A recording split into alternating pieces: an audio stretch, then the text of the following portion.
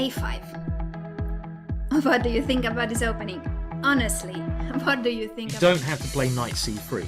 We can actually put a piece on d2, which is better, because then we avoid the potential doubling of our c-pawns. What you have to understand about practical endgames as a whole is that, just like in the middle game or the opening, you cannot rely solely on these general considerations.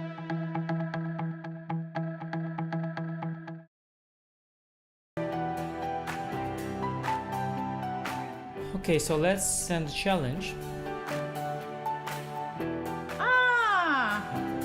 Here is challenging me. Nice graphics, easy to see.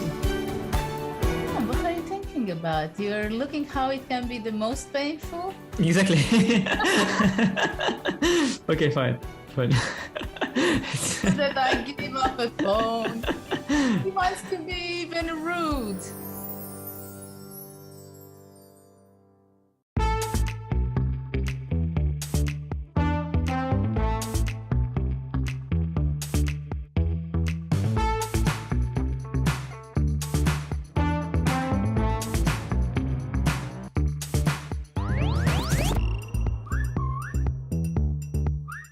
The Grunfeld is a very good opening for those of you who are striving to get a double edge. In this video, we're going to look at the latest developments in the 6 bishop g5 knight off. I'm gonna start with sort of my first official Stonewall game. The idea is not to fight against any opponent move, prevent everything, defend and so on. No, it's just to move.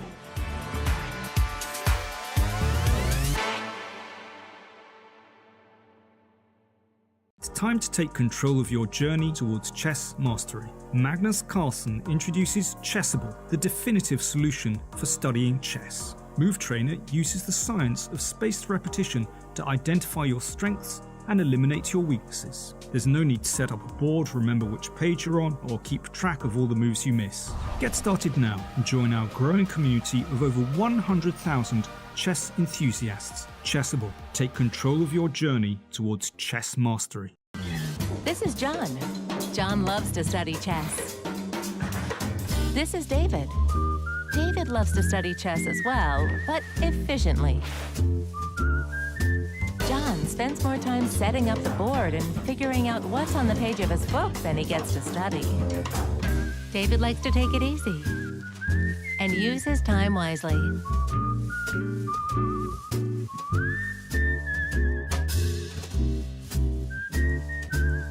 David has finished his exercise for today. John should try the same.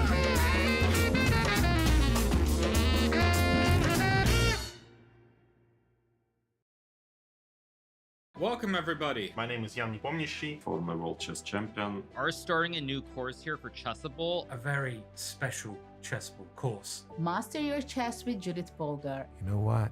I learned a lot.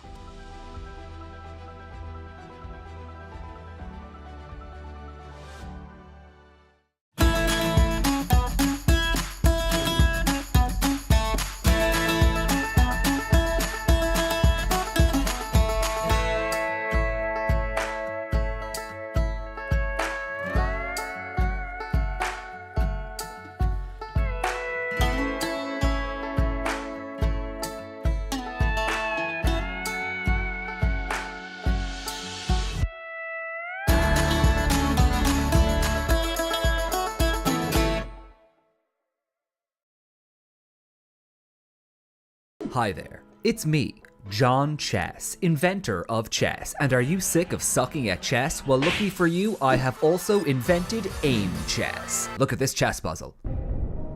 Did you solve it? Of course not, that's because you're not using Aimchess. Aimchess is a digital chess trainer that helps you improve by creating unique lessons based on your recent games. Just link your chess.com or VChess account and feel that brain wrinkle. Yeah, see, you shouldn't have blundered your queen just there. Now I know! Thanks, Aimchess! Now all that's left to figure out is how that funny horse moves. They even got acquired by that one chess player other than Hikaru, so you know it's good. Hi, it's me, that guy I just mentioned, and I am the best chess man in the world. But thanks to Aimchess, I also have a girlfriend now as well. This could be you! Personalized training, game reports and analysis, study plans, thick. luscious hair. Intuition Builder. All this and more available on Aimchess. Hello? Courtney, did you know that Aimchess users improve their ratings 43% faster than average? What? So what are you waiting for? Join Aimchess today. Links will be somewhere, probably. I don't know, I just made the video. Aimchess. Sign up now and get 50k silver and 2 free months off your VPN. Now that's what I call a Queen's Gambit.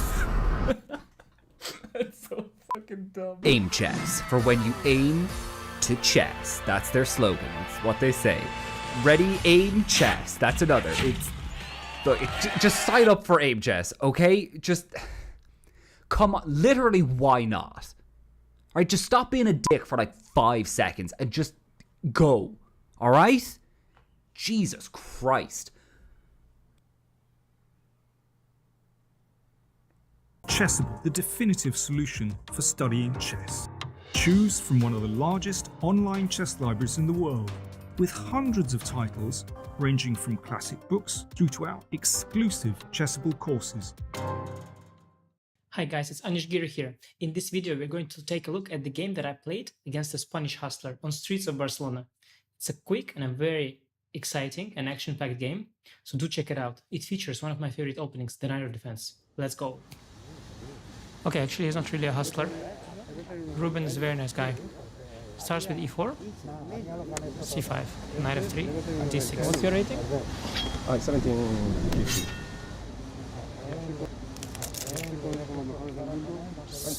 Opens to c-land. Ruben knows his stuff. Knight f6, knight c3, a6. I asked him what his rating was, just to be sure he doesn't know too much theory. Bishop e2, reasonable line, trying to castle. e5. Yeah, he knew his theory. Knight here. Bishop e7, castle, castle. Both sides castling now. He should develop the bishop, I should develop my bishop. Or he can go for the f4 plan, which eventually he does. King h1, preparing f4, going out of this diagonal. Rook e8, all theory, I was prepped. f4, bishop e3, f4 first, f4.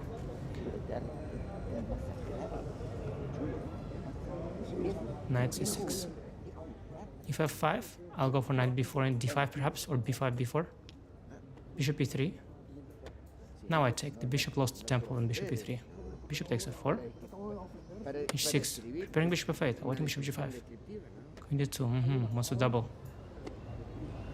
Bishop f8, rook d1, knight e5.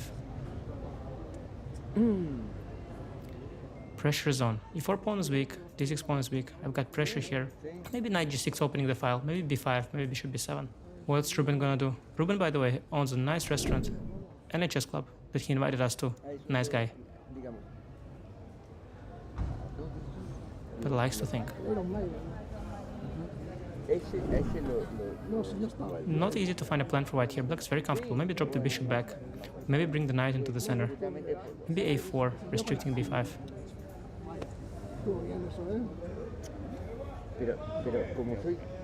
Which one is he gonna go for?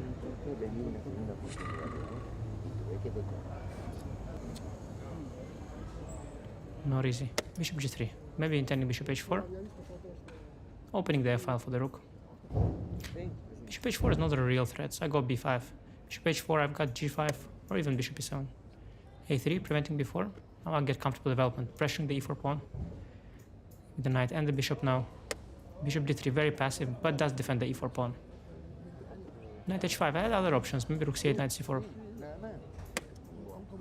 But knight h5 forces the bishop to do something. He takes. I could take with the pawn or with the rook, but now already I spotted a very nice idea.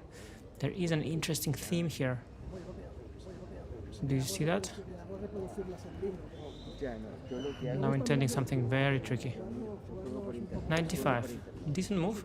Now the queen should probably go here, but I had a little dirty trick. Takes, takes, and queen b6, taking away the square from the king. And now I started praying. Look at this.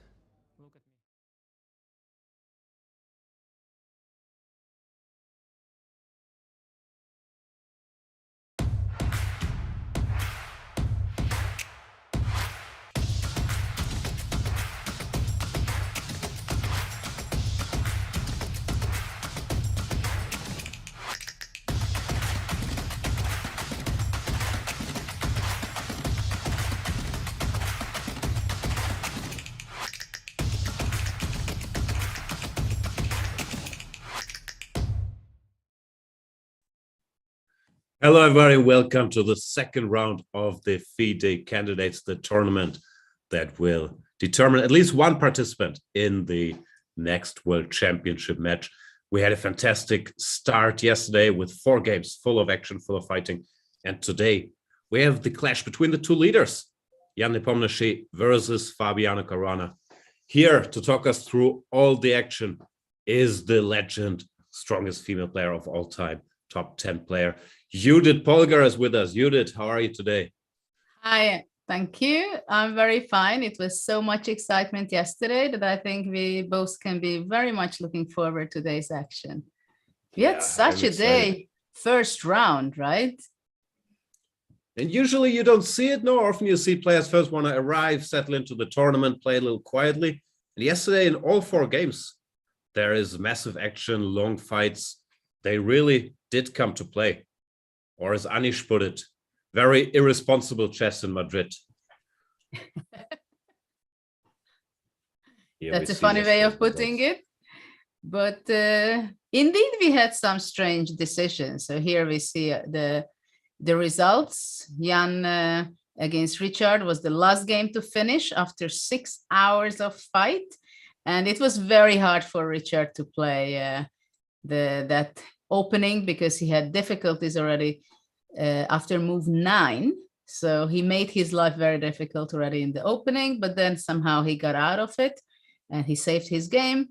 Ding Liren it seemed like he was in a very bad shape yesterday. Things went really badly after the opening for him.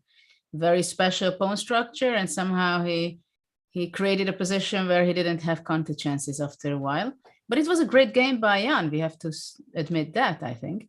Was a good game by Jan, but I have to say I was taking a look. I was analyzing the game for my YouTube channel, and Ding just played a lot of really bad moves, like uncharacteristically. Normally he's so precise, and there were so many bad moves. Some we spotted on air, like Queen D2 was just an obviously very strange decision. But also before that, the computer has complaints at pretty much every point. Early on in the game, he could take a pawn on e4. Then later he goes for this very slow knight maneuver, knight a4, and knight takes b2, which was wrong. And then he missed his chances to create counterplay with b5 at multiple times. So Ding looked a bit off. I saw some speculation that maybe he was jet-lagged. I think he arrived like 1 or 2 days before the tournament only. Could that be an explanation? Well, I think also his last months of preparation and playing nonstop, it was also something very unusual. Probably he had the toughest months of his life regarding playing chess. Within 4 weeks or 4.5 weeks, he played 26 or 28 games. 28, yeah. And suddenly from a mindset where he's going to be only an audience looking the candidates happening, actually suddenly he found himself being the participant of the candidates. So I think he went through a lot of things, a lot of tension, and also changing your mindset. I think it's extremely difficult, and he knows how difficult it's going to be the whole event. But somehow I felt yesterday that this opening choice, it was somehow he got a position where it was really something that his mindset was not ready for. Yes, position was good, but he wasn't ready to play it looked like, which is out of character for him. But what can you do? Let's see what we have today. There we can see the players on camera. I should mention that very sadly, I was informed just before the show that we won't have the cameras on the Twitch stream. They are on the YouTube stream and on the Chess24 side. So yeah. That's a great pity. Let us go through the matchups and maybe do some very quick predictions before we see the first moves. Oh, absolutely. So let's start with Hikaru against Radjabov. I don't know. I feel that Radjabov is in good shape. Played a good game yesterday, yeah. He played a good game yesterday. At the same time, of course, Nakamura is also someone who likes to punch back, right? So I would go with Nakamura that he wins. I'll go draw. We have liftoff, so we have to be super quick. Rapport, Ali Reza. I'll say 1-0. Why not? Let's spice it up. What do you got? Well, with Rapport, let's say he wins. Oh. Nepomniachtchi Caruana. 1e4 has just been played. Nepa wins. Oh, okay. And Duda versus Ding. Duda wins. Oh, you don't want any draws today. I'll say draw on that one as well. So let's jump into the action. We got to start with the leaders. Nepomniachtchi versus Caruana. Italian The open. good old Italian. That's a very understandable choice because Caruana against 3 bishop b5 against the Spanish, you don't really know what you'll get from him. Like, it's not like he will always play the Spanish or always play the Berlin. He can play anything. He can play the open Spanish. Sorry, always play the Marshall, always play Berlin. He can play the open Spanish, the Archangels. He has a broad repertoire. And bishop c4 maybe limits his choice a little bit. Well, it's for a long game. It's not so sharp opening choice. I guess he just wants to play it out and he thinks he'll be better. We'll find out. Knight to f6, that's the most popular move order nowadays. People aren't so afraid of knight g5 or d4. Well, if you start with bishop c5, you have to worry a little bit about c3 and d4. Not that that's winning, but most players prefer knight f6 now. d3, bishop c5. And we get a gioco piano or gioco pianissimo, I think it's called. One of the big trendy positions in modern chess. Yeah, it became somehow very fashionable, right, to play the Italian. Mainly the Berlin made the people to go to this direction, isn't it? I think that's the main reason. The Berlin is just so tough to beat that they feel there's more in the Italian. But also I think everybody switched because they were struggling to find a thing in the Berlin. And then it also turned out that the Italian is not simple at all. It's been popular for like 5 years at the top now, and you still see people getting good positions. There's not one unanimous solution to it. So it feels like it's here to stay. What is very interesting in today's round that all the games started with e4 and 3 of them is an e5 opening. It's an excellent move. My Chessable course, a complete e4, e5 repertoire explains you all the secrets. Maybe the guys have checked your course, I guess. That's the only explanation I have because Caruana is still following it. He went for this a6, bishop a7, which I also gave in my course. But I have to say, I cheated on my own course a bit. And recently, usually I was putting the pawn on a5, which has become more popular over the last year or two. After c3, black has a choice between many moves, of course, but a6 or a5 is a principal decision.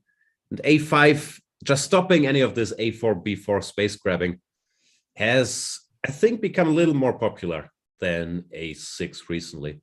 But a6 is also a very, very reasonable choice. I'm very curious to see what we'll get. Well, we have another game where actually that's the direction it went between Jan and Ding. So we're going to switch shortly, I guess. Oh, it's Italian Day. Exciting. Italian Day in Madrid. So after h6, is it already planning g5 or only against bishop g5? I think it's mainly people are a little afraid of castles, bishop g5. So you start with h6. And also h6 forces white to commit, because that's this trick. If after h6, white goes h3, then you're normally afraid of g5, followed by g4. Like, so after h6, white typically avoids that and goes knight bd2 first. But then at least you no longer have to worry about bishop e3 or whatever. So this is all very standard stuff. The problem with this move order with going h6 early is that now after castles, oh, and he's played g5. There we go. Fabi means business. I was just going to say, after castles, knight f1, you have a bad version. So you have to decide if you want to spice it up. Because here white can play without h3. But he means business. He goes g5 with the black pieces against Nepomniachtchi. That's, oof. I'm shocked how aggressive everybody's playing. This is a line I've looked at, but I could never get myself to play it. And Fabi doing it with black against Nepomniachtchi. It's just amazing. Wow. Well, it's obviously some home preparation stuff, right? And there is lot of ideas behind it. Of course. But it's not a simple position to play. And it's very, very risky. I think it could also just be tournament strategy that people think only first matters. I need to win games with the black pieces. Let's spice it up. Wow. Yeah, it's also an interesting strategy that in the beginning, when you have a lot of energy, you go out with a lot of energy, you collect a few wins, and then you look around and you're okay with to do some draws, right? And then you focus to the end of the tournament. I mean, probably Fabiano is the person who did some experiments, and he knows exactly. He has a lot of experience with playing candidates, right? So he knows how to change his strategies during the tournament, I think also. Yeah, he pointed out in his interview before the tournament that it's a marathon, not a sprint. One shouldn't try too hard early on, but maybe he was misleading us a little bit, and he very much intends to make this a sprint. Anyway, g5 on the board. I looked at this once. I looked at some weird stuff like pawn to b4, and I was trying pawn to g4 to win a pawn, but that doesn't quite work. Knight h4, knight takes e4, knight takes, queen h4, and some was like pawn to d4, and it was just too risky for black. Like I couldn't get it to work. Yeah, but you know how it is. It's a matter of engines also. Whether the engine believes in it, then people play it without any problem, right? Yeah, but I have engines. Engines really dislike this for black. So instead of g4, I think. Yeah, but I think g4 is not necessary at all. I don't know. So maybe I'm very curious what he will choose here. I don't know, queen e7, and then he goes for solid play. There are also these knight moves, like knight h5 might be possible. Then you always have to calculate knight takes e5, but I think this works seems for to be here. losing for the moment. Yeah, exactly. Bishop g4, bishop f7, king somewhere, and poor queen. So that could be an idea. I'm very curious. Also, b4 is not forced, of course, but it's a logical move. Well, at least after g5, he made Jan think for the moment. What do you think about the switching to Jan's game, Jan Ding, because they are in the middle game already by now? This is a theoretical position. Yeah, let's go there. Let's go here and go from start, okay, just to see how it developed. Also, the Another Italian. c3, b6, castle, and black played this other line, which you favor as well, right? To play it with a5, not to allow white to push with the pawns to b4, a4. Yeah, I change my mind every 3 days. Here, I've always been afraid of bishop g5, but Ding has never really minded it. So he castles and goes a5 without worrying about it. Duda does not want to go for it. I have to say, yeah, let's first look at how it went. h3, h6, this is still mainline stuff. Knight bd2, bishop e6. Bishop to b5 here with the pawn on a5. Generally, it's not considered anything special for white to take on e6. If the pawn is on a6 with black, then you exchange on e6, you go b4, a4, you say you're a bit better. But with the pawn on a5, white doesn't really have any pawn breaks if basically after this, there's nothing really, no space advantage. Yeah, it's still slightly worrying. We've seen it recently in Topalov, Carlsen, for example, similar structure. But with the pawn on a5, it's supposed to be all right for black. So people usually don't do it. And of course, the drawback of this pawn on a5 is that the bishop has the b5 square and it steps away. Dingo's queen b8.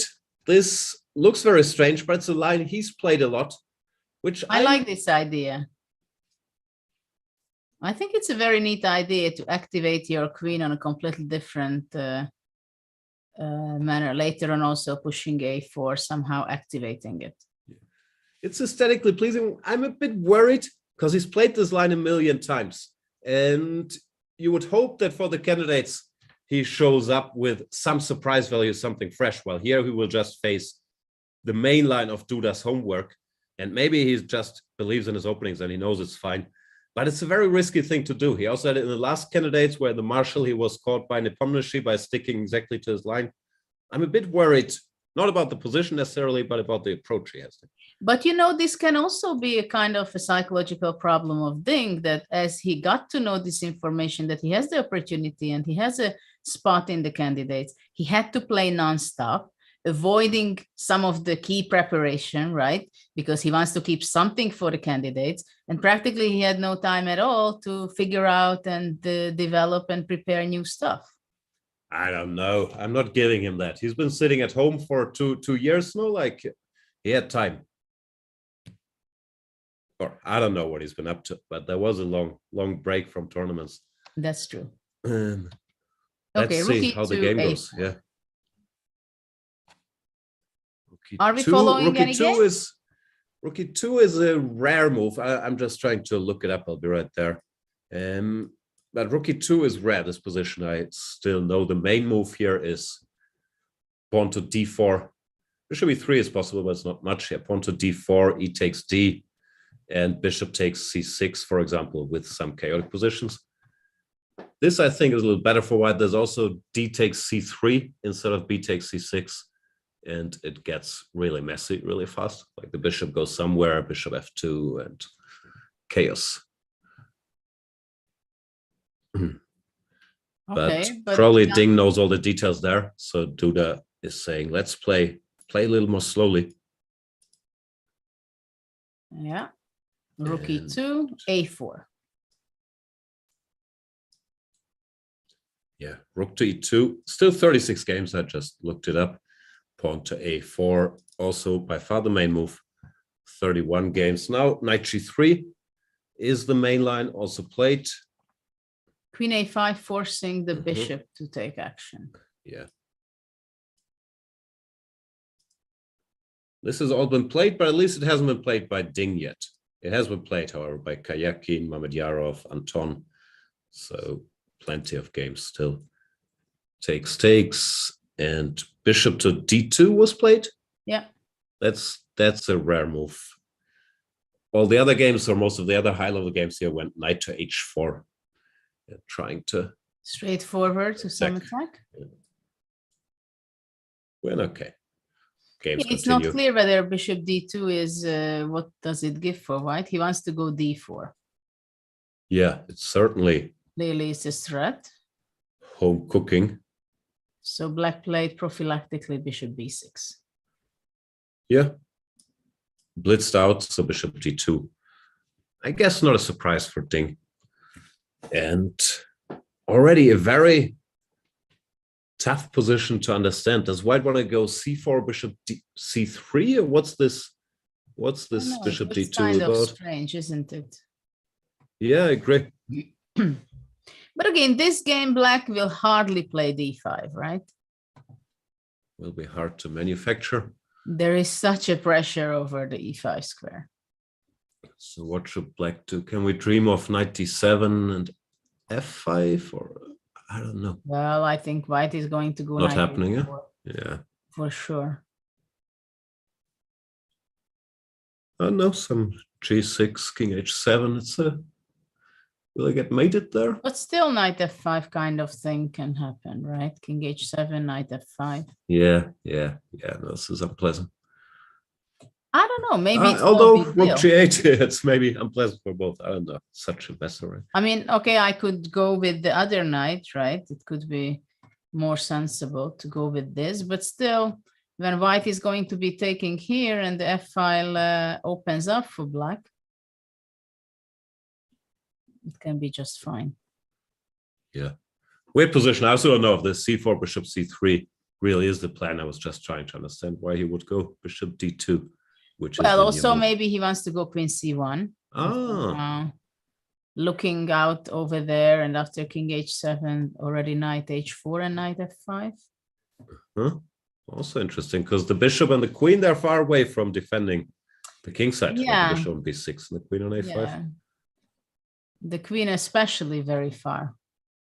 I mean, normally it's not so easy. Black can go knight g8 and cover everything as often as possible to mate there, but it's still a lot of attackers.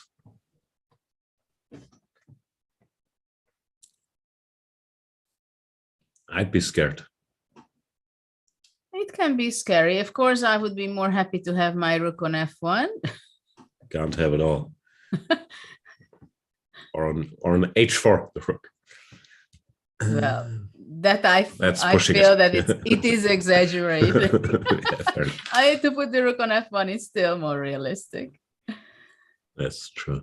But it looks unpleasant for black. It's a little bit tied up. Yeah, I don't know. I would guess it's objectively fine, but I really don't like that Ding keeps repeating his lines and keeps asking for opponents, okay, give it your best shot.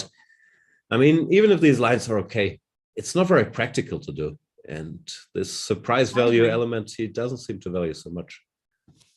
I agree with that. Okay, so let's move on to the next game, because we haven't seen Hikaru's game and Richard's game. Let's go to Hikaru against Timur Radjabov. They are also only at the move 8. It was e4, e5, knight f3, knight c6. Finally, brave bishop b5 going to the right, Lopez, but of course, Berlin stops happiness. And Hikaru, of course, plays the Berlin himself, but that doesn't mean that it's an advantage for him to get it. Every top player, of course, has Actually, it's interesting, I think, when you play against your own system. Of course, against the Berlin, it can happen many times, right? Because it's only move 3. But generally speaking, I think there is a very interesting psychology behind it, man. You have to play it with both colors, and in some ways, you are actually playing against your own preparation.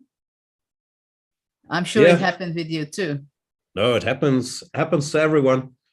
I normally don't mind it, because if you've looked at something, then at least you know a little something about it and you have a file on it.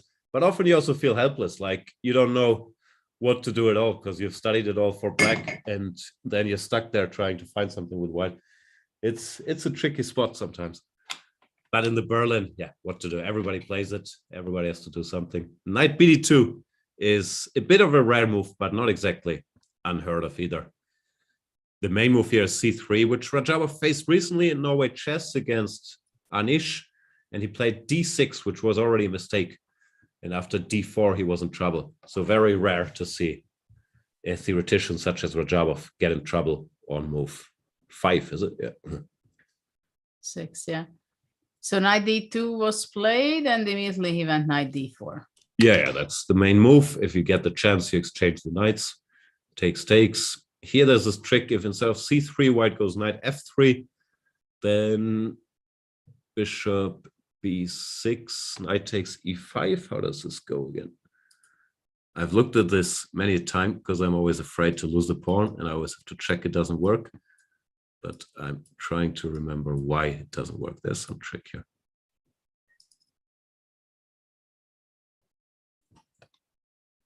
No, I think the trick is knight takes e5 and queen e7. That was it. Oh. I always forget, and then I look it up again. And queen b4 check. Yeah. But okay. I will remember this one. Yeah, it's so easy to forget. I always have to check. Okay, so c3, bishop b6, d4. Yeah, still known stuff. So what do they play here? Queen e7 or? I think he goes c6. Yeah, c6 is the main move. And then you can get this weird position with d e5, cb5, exactly. This is not supposed to be anything, but it's a strange looking position. d6 and bishop g4? I'm just checking the database. ef6, queen f6. Normally they castle, not knight f3, but I guess it's similar. Yeah, some games with knight f3 as well. Yeah, just castle, knight f3, d6, and what a strange pawn structure. Very confusing. Games tend to end in a draw after some long theoretical debates. There was a recent game between Jorn van Foreest and Anish, where they blitzed out all the computer first moves and made a draw. So people have looked at this for sure. Rook e1, bishop g4, and it continues. Yeah, it looks very active for black. Yeah. No, the line, continues. Forever bishop e3 and... But what about if after c6, d4, c6, let's say not d takes e5, but can't white move away with the bishop? And after where? Or d5 is a must? I think d5 is a must, because if you go away, black gets a good version. because black hasn't even played d6 yet. For example, I think bishop d3, d5, it's already tricky. Oh. So after takes knight g4. I think so, yeah. Yeah, it doesn't look too good for white. No, I'm curious. Radjabov is thinking he probably knows this and is trying to figure out where the surprise is waiting. It's not an uncommon line. He got surprised quite a bit in Norway chess in the opening.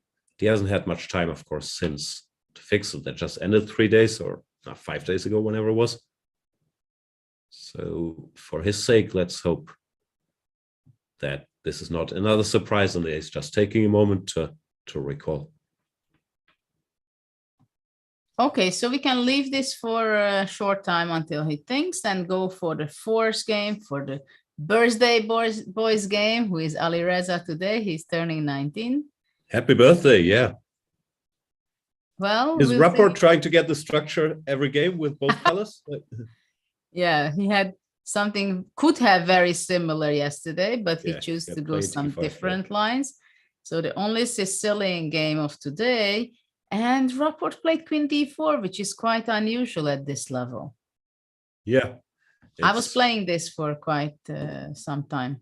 Bishop b5, but the main old line is bishop d7, right? Takes, develop the knight to c3. After that, to develop the bishop g5 and go long castle. Yeah. But here a6. Yes, bishop d7.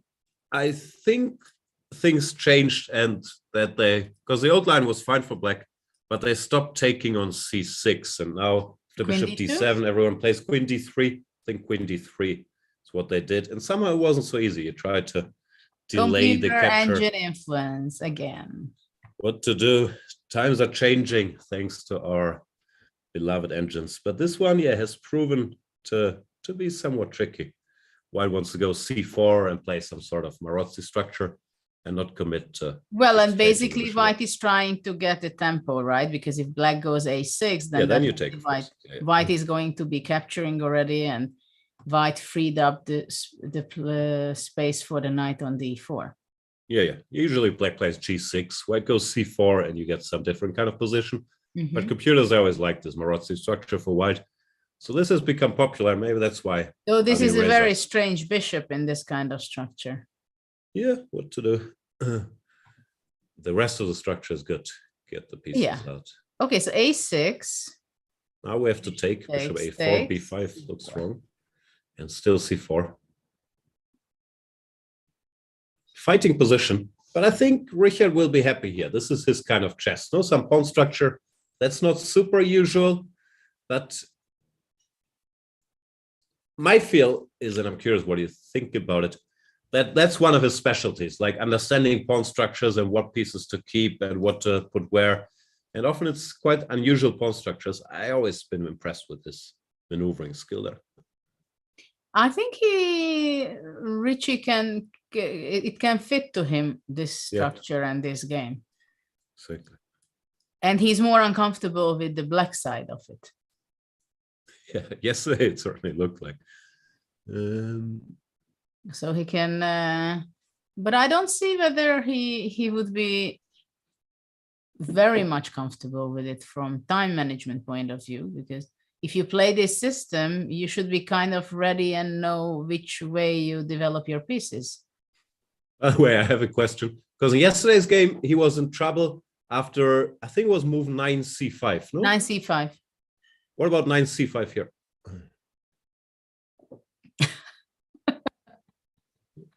That's a funny way of saying it. So, okay, let's say I just go queen a5. Knight c3 or no. Takes. Bishop e3.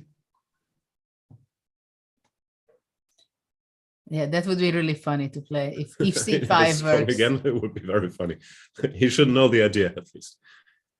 Well, yesterday they showed it to him, but okay, it's not something it doesn't occur to him. No, of course. Okay, so let's see. Yeah, it's interesting. What about queen b4? Yeah, I wanted a3, but then queen b8. Queen I don't have b8. anything direct yet, so maybe a3 is stupid.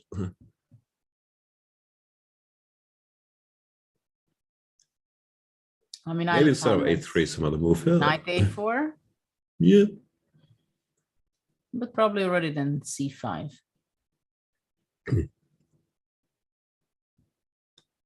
No. Felt dangerous for black. Maybe instead of a3. Isn't there nothing? What about long castle? Long castle, yeah.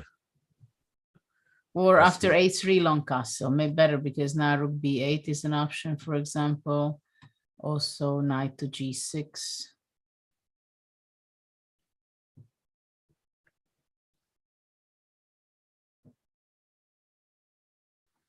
I don't see a breakthrough, but it's a lot of tempi. It feels dangerous. After Yeah, queen but on the other b4 hand, especially. if black has one more move, bishop e6 or something, then he just Yeah, of course. Could just also the be lost. pawn up with bishop pair and happily living after. We shall see. But what about a3? I go a3, queen b8, a8. then castle, Knight g6. knight g6, and now, for example, well, the good thing for black that after bishop c5 you have knight f4. Yeah. But even that's even not that continues, queen somewhere, but doesn't look too bad for black, at least. Bishop though g4. I don't know, maybe bishop yeah, g4. it's looks stable.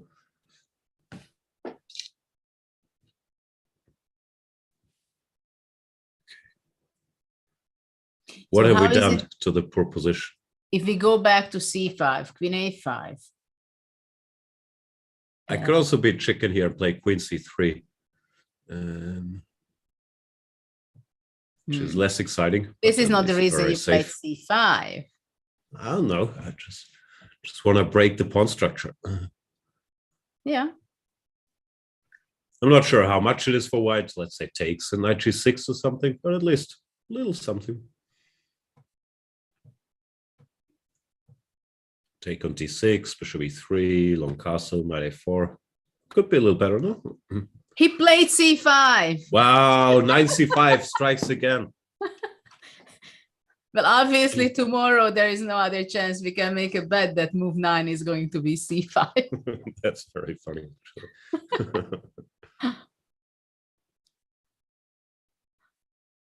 Well, he thought if it worked for his opponent yesterday, it will work for him too.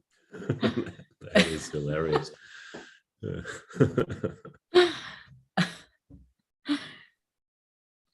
All right. But generally speaking, it seems like queen a5 should be the. Is it the only move after c5? Knight g6 I can do, no, like the same. Yeah, but I'm not yeah. sure. CD, queen d6, maybe it's a. I'm not sure how the tempi Maybe work. black Or bishop is winning takes. some tempis, right? Yeah, maybe it's faster.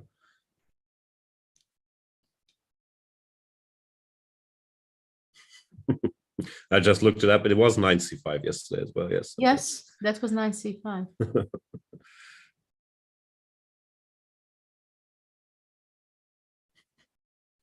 I'm not sure if white has to take on c6, you know. I'm wondering if bishop e3 or something possible. And d5, I was hoping if I don't get punished. But if CD is the best move, then really queen d6, white is going to be, well, probably exchanging on d6, not other. Yeah. Move away, then black develops bishop slow, or something. So takes, knight c3. Well, it doesn't look too bad for black. I don't know. I mean, I agree, but I'd still be happy with white. Bishop e3, long castles. Pawns are a little weak. c5 square is there. Just for you not to long castle. I'll still do it. Bishop e3. I knew it that you're gonna do this, but now the fun part starts, right? Bishop a3, and I resign. Knight b1, like knight b1. Bishop c5. Bishop c5 is also there. Nice draw immediately after bishop. Rook b4. Yeah, that's a forced draw already. That's a great way to end the game without having the 40 move rule. Rook b2, king c1. I'd be happy with this game. Oh, black can take this first. Yeah, that's King B1, King A1, Rook B3. No, okay, we're playing with fire. Yeah. No, we are we're messing it up. Exaggerating things. A little bit. Rook C3. Yeah. Yeah, this makes it over. Bishop A3, Knight B1. Bishop A3, Knight B1. Okay, here. Takes and you want to chase King B2, and we claim we have great compensation.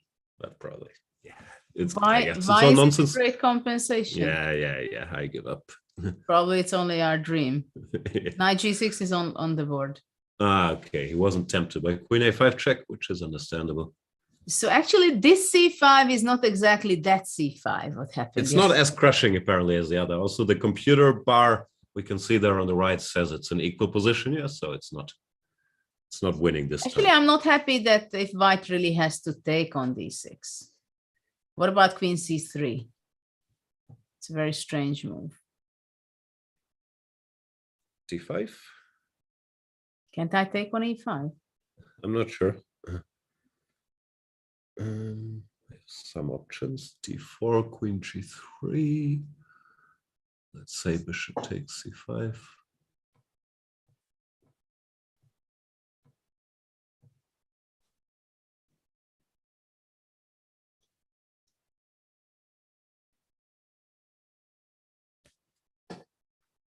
Very strange position as usual.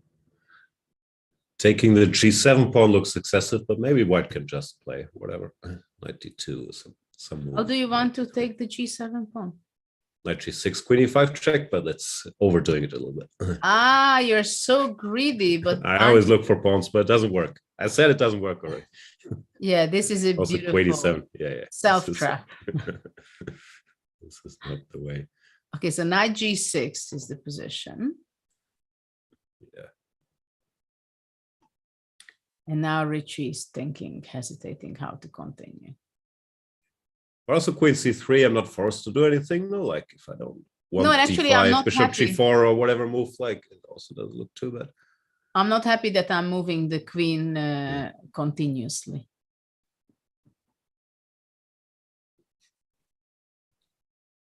Rapport thinking about it.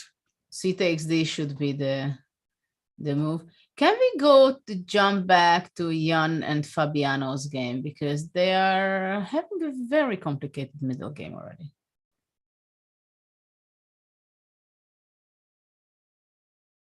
This is where we stopped after G5, B4. And Fabi played Knight G4, not the idea Knight H5, which we were considering. So immediately Did come prepared, didn't he? going for attack. Up to now, he was using less than 5 minutes. I love it. Even in the driest of Italians, he's come prepared with some super sharp stuff. It's amazing. Knight G4 I've never seen before, but in this position. Queen F6.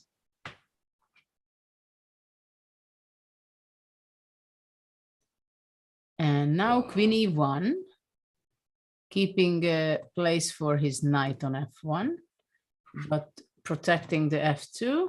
Queen G7, look at this. Okay, Queen G7 was necessary, so after H3, Black can move back his knight to F6. That's the reason. Knight F1.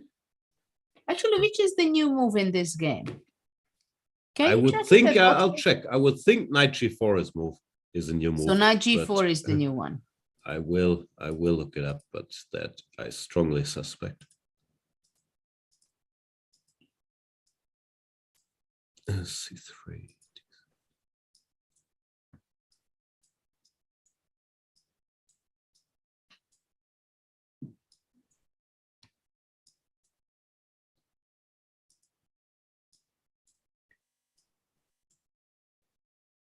Yeah, Knight G4 is new.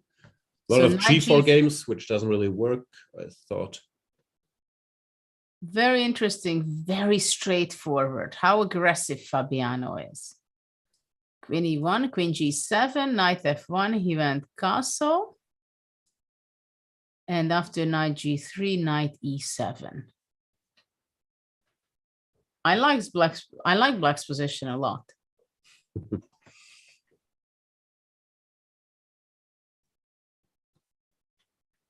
Well, probably black's plan is, well, first of all, to go knight g6 and knight f4, right? It looks pretty frightening at first if the knight is on f4 already.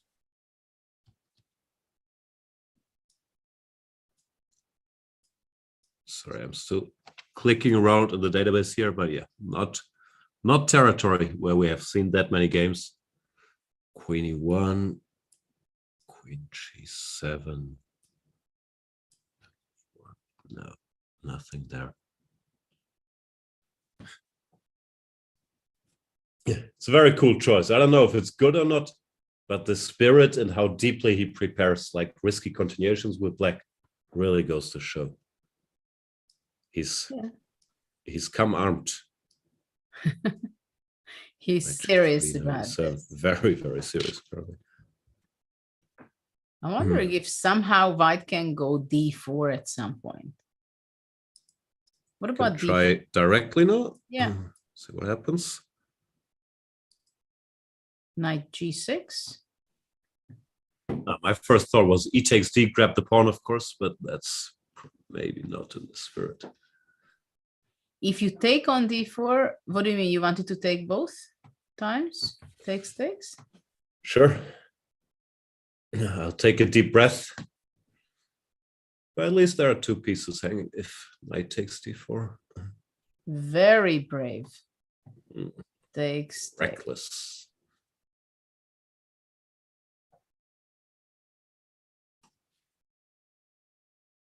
Well, it seems like I'm losing material here. So after bishop d4, let's say I would be just going away with the rook.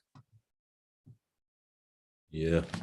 What is this position? Or I'm telling you different. What about playing knight h5? Are you going? Queen h8, I guess I have to play. Queen g6. Bishop. Queen g6 is there. That looks better. Yeah. Takes h3. This doesn't look so bad. No, 95. No, black is in business. Well, black is excellent, huh? Yeah.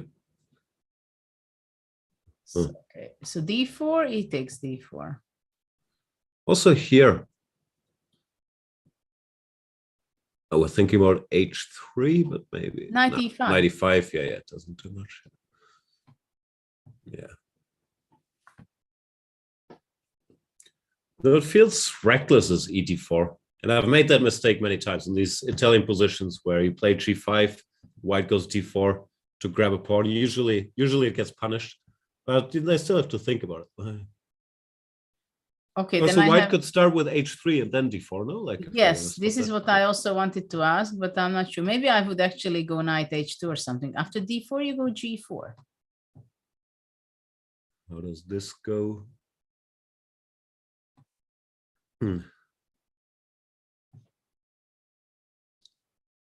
HG, you take with the bishop, or not many options? Huh? Also, I'm thinking whether knight e5 is possible. But then DE and GH, no? G3. It's a funny line. I don't know if it works. It's just a crazy tactics going on. Like after, this is what we're talking about, G3, right? Yeah. It is very funny. So after knight f6, d4, g4, white has to move away with the knight. We take some pawn, probably GH. Yeah.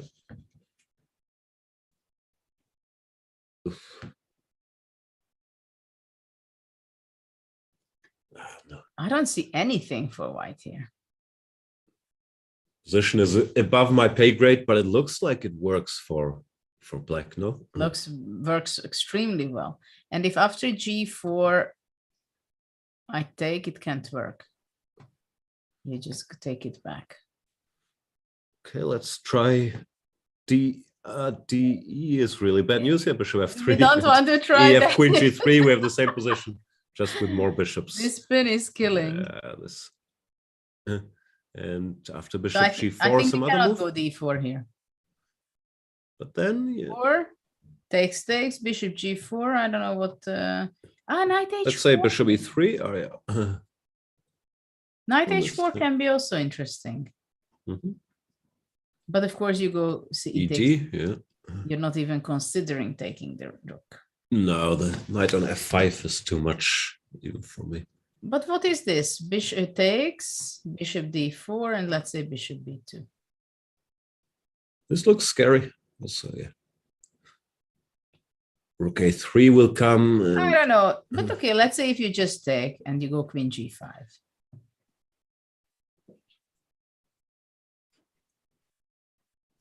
Yeah. Instead of bishop b2, could white go rook a3? Just trying to get more attackers there. Yeah, this is much better. Here, I'd be very scared somehow. Now, rook a3 is excellent because it's also defending finally Yeah. the knight on g3, apart from the fact that it can also show up on g3 one day. Okay, it's total chaos. The great news for Fabi is he probably spent a week analyzing all these positions in the quiet of his own home. But it's not an easy decision for white. I mean, it's brave Not thing at to all. do it for Fabi, but as he analyzed it quite a lot, I guess. And white has to make maybe serious decision here, whether d4 or maybe if he does something else, he's worse. Yeah, also, if you're playing against home prep, like all these lines, even if they look promising, does he really want to play them against the computer with d4, rook a3, pawn down, whatever? Like, it's a very tricky spot for Nepomniachtchi. And I'm just so impressed with Fabiano's preparation that even in the mainstream lines, the Italian that has been played a million times in the last 5 years, he finds D4. sharp ideas and fresh positions with black. d4. Nepo is Jan, not a chicken. not afraid.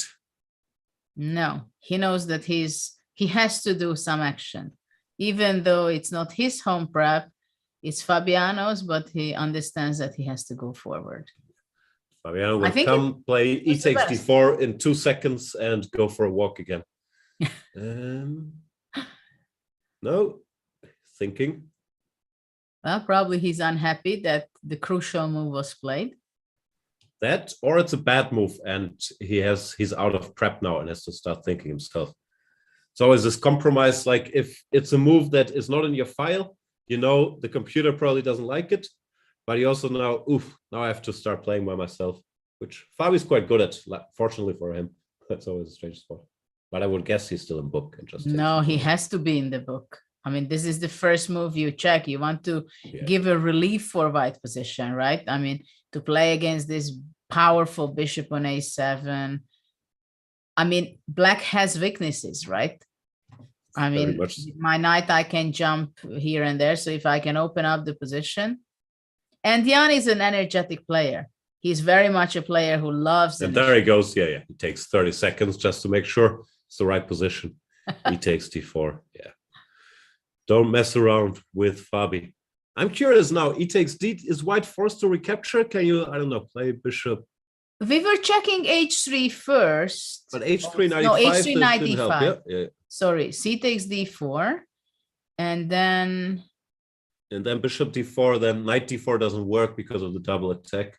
We go to k3. Here, still some rook a3, but yeah. Here black is more compact somehow, no, than in his other line. Even bishop a7 back. Is there anything special? You can go knight then also. bishop Why not b2, knight yeah. e5? Knight d4. Let's see. 4.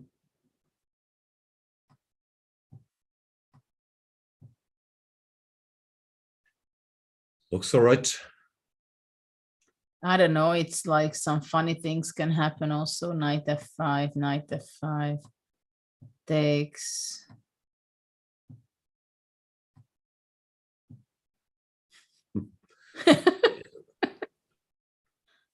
What a mess.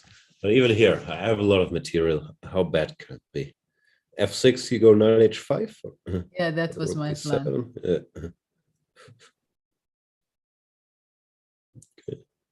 I mean, your knight on a3. A little scary. Yeah, it's not contributing much. And queen h8 is not a move I was dreaming of. Well, yeah, this is not the dream move one has in mind. No. Maybe I don't queen know. h7 at least. But after Is it queen checkmate? h7, maybe rook e8.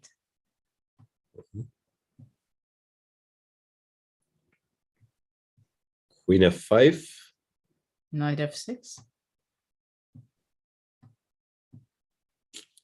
Things will not end well for me, will they? King f7. You don't mind queen e7 and queen h7? I missed queen h7. But I was hoping for queen f8, queen b1, but queen h7 ends my dreams. Unusual, mate. Pretty, very pretty. How did you do this? I don't know. I have the mouse, I make the moves. We're checking knight e5. And knight f5 I played. It's such a mess. Okay. Knight takes looks normal. No, bishop takes. I don't know if that does anything.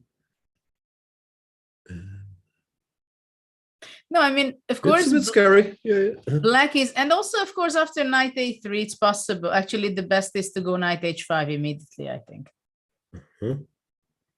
Though queen a1 can be the move.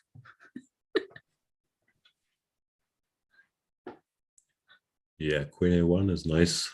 Queen a1 is a good defense. Unless. So bishop b2. I'm sure Fabi's database has this line.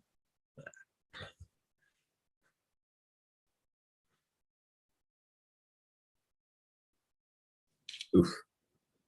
But this does look legit scary somehow. Queen h7, rook e8. I don't have a move there. Yeah, like I'm still Queen h7. coming to terms with it. This is what we had. Rook e8. Here, there's no way out.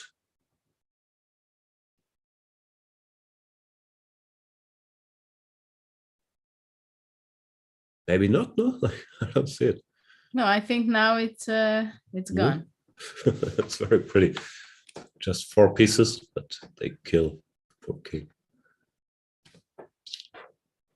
Okay, they've played something else. Let's have a look at the game. D4, E takes D, knight C6. C takes D, and he blitzes out knight to C6. Ah, Fabi knows his stuff.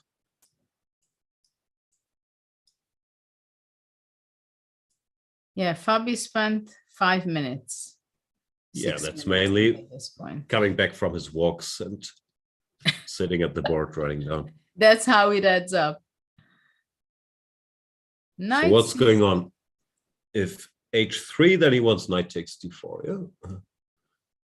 I would guess. Incredible that this is possible to do with black, I must say. I'm very surprised. Doesn't look right, but computers, and he puts so much pressure. I mean, I go bishop b2, okay? So what do you do? Okay. Knight d4? Knight d4, I guess, yeah.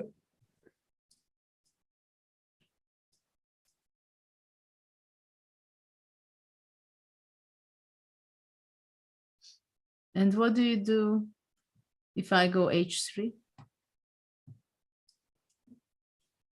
Take on f3, right?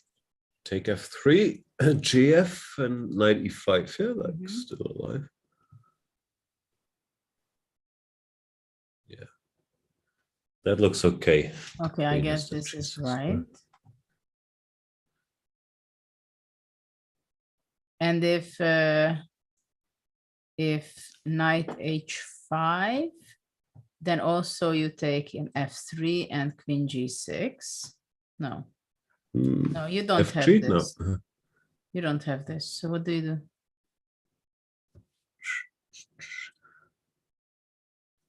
Can I go knight Now that e2 you and want to queen go with g6? queen I'm h- greedy, as usual. queen No, I g- want to take on e2. Or maybe queen g6. No, but why not take on e2? Takes. Queen g6.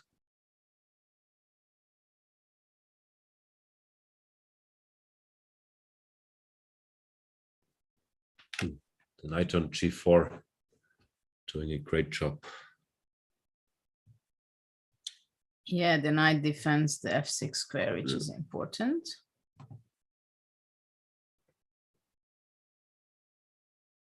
Nepo is, he's holding Deep his thought. head. Yeah. Okay, so knight h5 is not possible, it seems.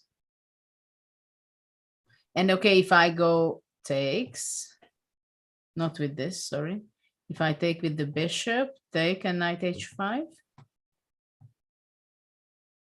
I guess still queen g6.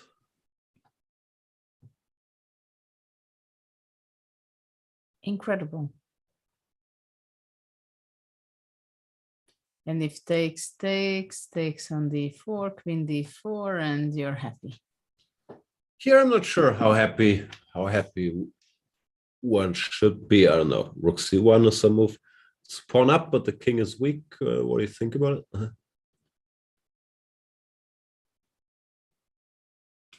Well, knight e5 is not possible because of rook d2, right? And then okay. Yeah, the queen doesn't want to go to a7.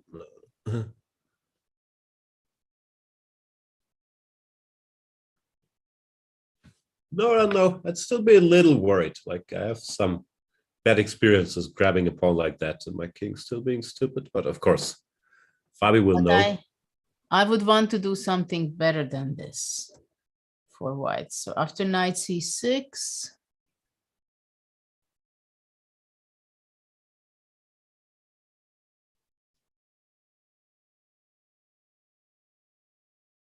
if h3,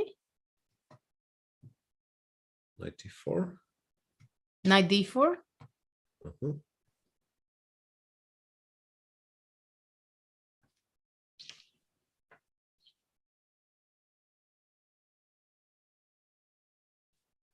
Knight takes d4. I'm not sure if bishop or queen. Let's try. Here, bishop b2. Well, Queen c4. Yeah. No, I guess it's fine too. Black is doing fine here, no? Takes and bishop takes it. Yeah. No, this I don't like. So h3, knight d4.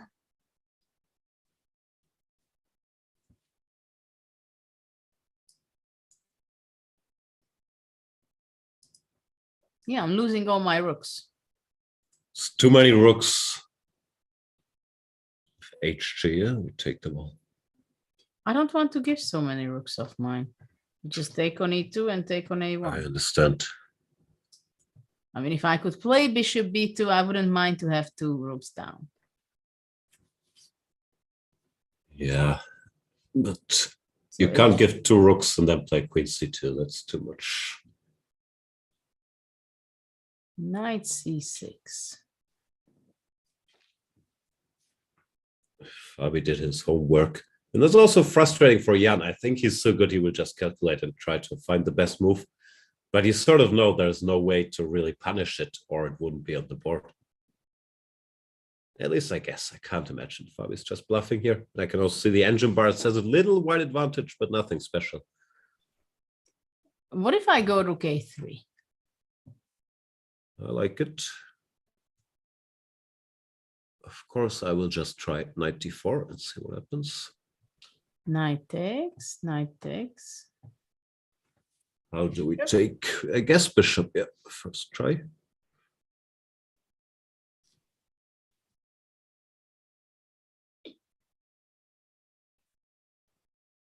h3, knight e5. It's quite stable, isn't it?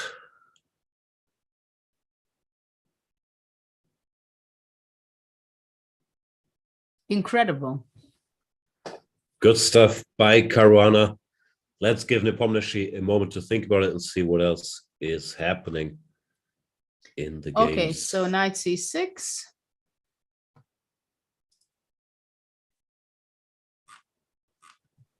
Let's see what happens with Hikaru. Yeah, they played this line apparently.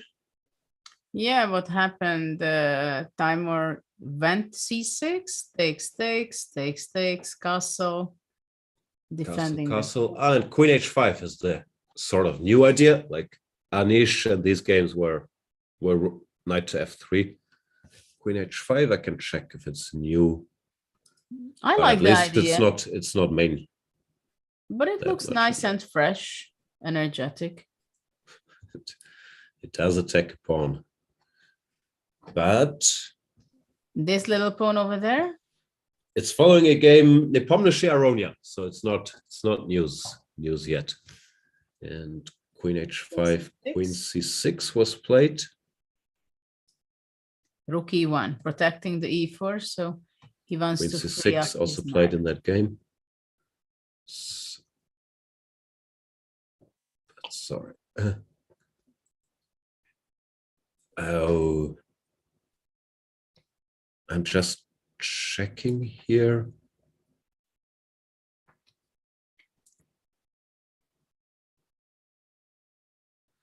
Queen c6 is still the game between Nepomniachtchi and Aronia, but Well, rook e1 seems logical. Is there anything else white can do? E5? no, I mainly, let me switch on the computer for a second.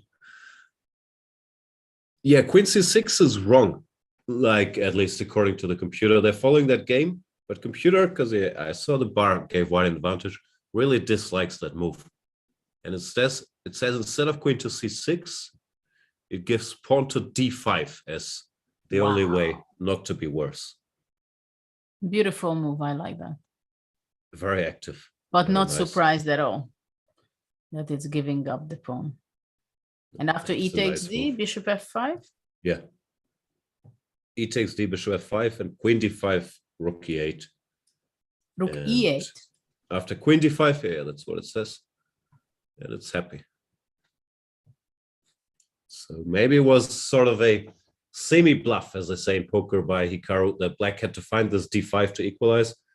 And if he doesn't, Yeah, then but the it's better for strange white. thing is that it's kind of, you should be knowing this, no? If you play this line with black. Yeah, there are so many lines, but there was also Radjabov's problem in Norway chess. He just misremembered his repertoire and he got tricked in some unpleasant spots. And it seems like this trend continues. Because a move like d5, it's also it's nice and active, but it's better to know, no, if this is his repertoire, I agree. Well, you have to know it exactly. Why is it Yeah, so? yeah. Because after rook Yeah. d5, rook d8 would be the natural move. Actually, there are different moves here. So the Or computer bishop running bishop G4. g4, it says is also fine. Yeah. Or pawn to b4. It gives all kinds of stuff with the usual 0-0. But after Zero. queen c6, yeah, as usual. But So after he queen c6, it's very happy for white, or quite happy for white after queen c6, rook e1? e1. He went rook e8 and it's white's turn. Yeah, rook e8, also not the favorite of our computer friend who wanted f5 here. But okay, I'll switch it off. I just wanted to check this queen c6 and why the bar jumped. d5, very nice. But now rook e8, knight f3, and white is much better currently. And after rook e4, bishop d2. Bishop d2 and resigns, yeah. Or, Resigns already. well, the computer says it's winning. Yeah. Wow. It's just too many threats. If d5, knight g5, and h6, rook e4 and rook e1, and over. Okay. Wow. Engine off, but Hikaru's experiment seems to have worked. He got Radjabov out of book. He's also down to 108 Radjabov again, while Hikaru still has 150. And the position is better for white. So he did once again manage to have Radjabov fail the memory test. Look at his Nakamura's. We have the camera on his face and he's like ticking with his hand. What is it? What is it? It's really so good. I checked this. Looks confident. Knight f3. Let me double check. Rook e4, bishop d2. No, but you can see on the players sometimes, right? When they Yeah. are sitting in front of the board, and then you see the eyes are moving and they are like searching in their brain. Yeah. probably thinking, what was in my file? Then? Rook e1, what was the move that it gave He there? goes knight D6, f3. it was it. But he goes knight f3. He goes knight f3. And it's not a fun spot for Radjabov. Knight g5, already a threat. Well, not a deadly threat. Still, queen g6 is possible. Yeah, fair enough. But we can't go d6, at least then it's more powerful. Well, I don't know what black should be doing, but it is an uncomfortable situation by now. Maybe h6?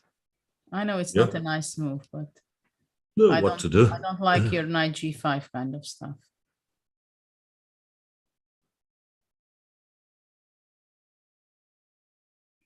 What does white do? Still bishop d2? Stop this. I don't know, maybe you just go bishop e3. Should be 3 also possible? Yeah.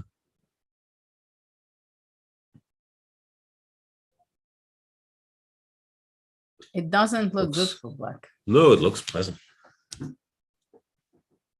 So I can still keep my prediction that Naka wins. Ah, you said 1-0. Yeah, that's true. Looks like chances are good. Radjabov returns to the board after knight f3.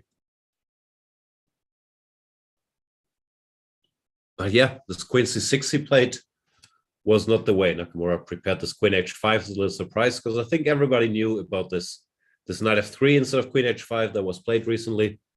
But after queen h5, the way to play for black was d5. And after he missed that, now he's under pressure.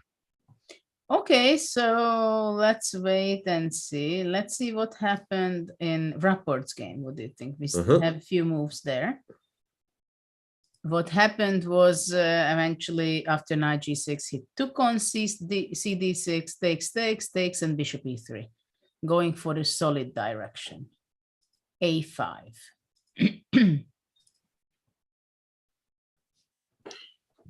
Looks equal to me, frankly. Like black has the stupid pawns, but the two bishops. If you go f6, how bad can it be? Well, it's a question why black played a5. Is he want to move his bishop to a6 for sure, or the other idea is just he wants to go keep in mind and push his pawn? Yeah. Also, rook a6, if the c6 pawn ever gets attacked, just grabbing some space. Looks nice. So, okay, let's say knight c3. Doesn't want to go to c3 or maybe d2, c4? Yeah, that's a question, but I still have in mind to go knight a4. Okay, but if I go a4, stopping your jump. I understand.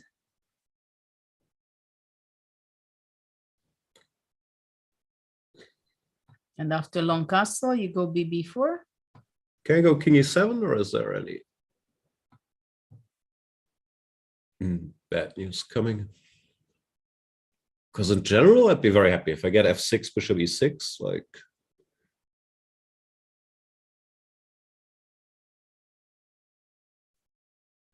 I don't know, rook d2. Yeah.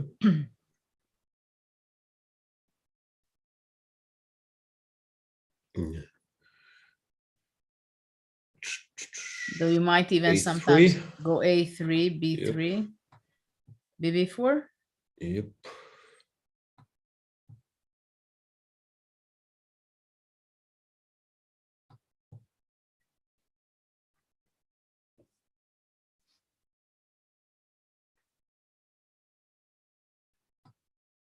Bishop a6, trying to go to d3. I think black is doing very well once the bishops are out. Like, I like this bishop a6 then. Why doesn't have time to stabilize easily? Yeah, this is why I like for black a5 to keep pushing a4. Yeah. White is not in time, but if you go knight bd2, bishop a6, yeah, no, c1. But it's not clear because white, where is he going to go with his king? Yeah, I would want to start with castles, short castles with white, just to not have to worry about it. Then rook c1, and then we see where to put the knight.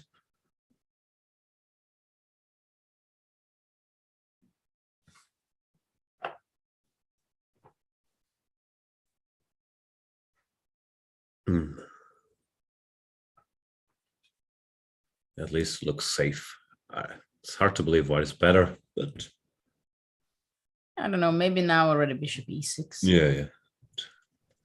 Knight bd2. Because the king is also or going rook to be c1 far first. away, right? Yeah, but it's still the slide square bishop is too annoying to put it on e2 or somewhere.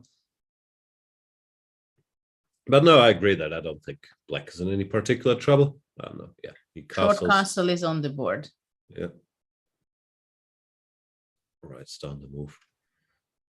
But sorry, Richie, this is not exciting enough for us to stay here. Let's see the game. Ooh, See, Ding, look that what looks happened funny. with Ding. He just played c5.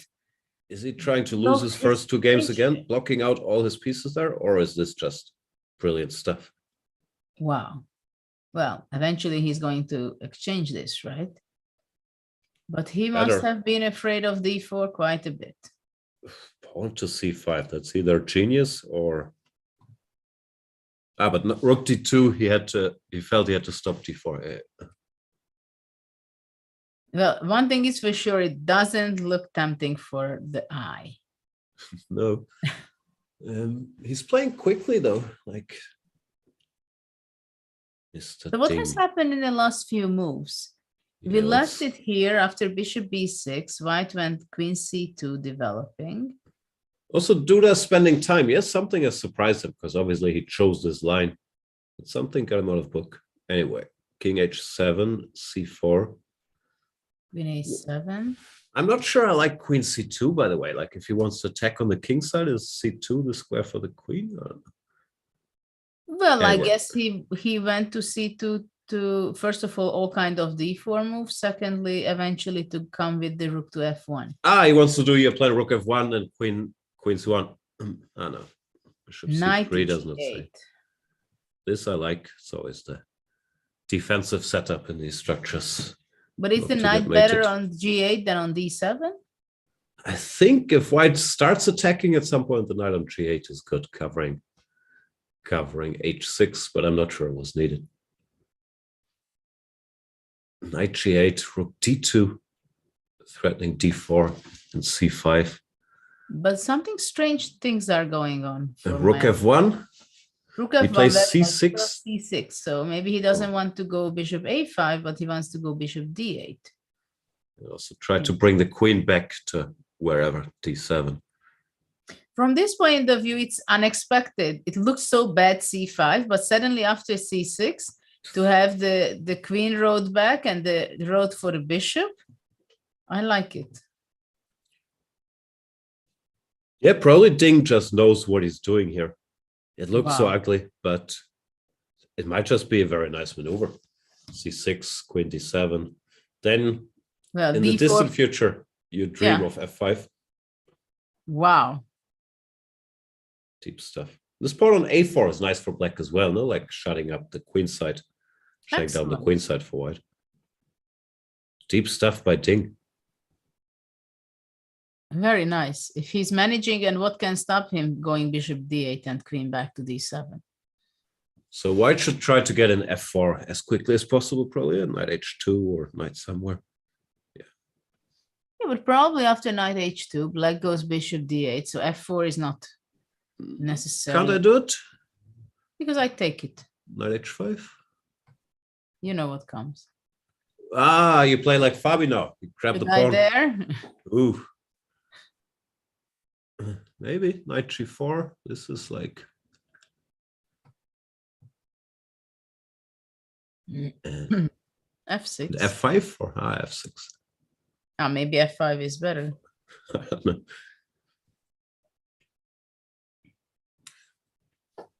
Why not? Okay, we managed to make it messy for Duda. I gave his pawn for no reason. Could work though, or even f6. Yeah, I'm not sure what I was doing. Queen f7. And if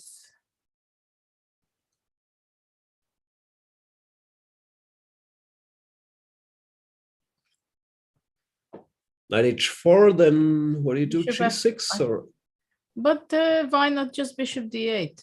Knight F5. f5, queen d7. f4?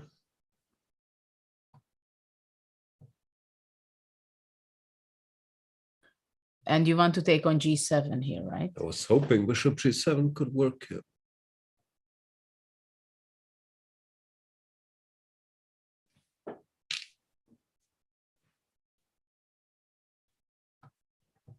Takes.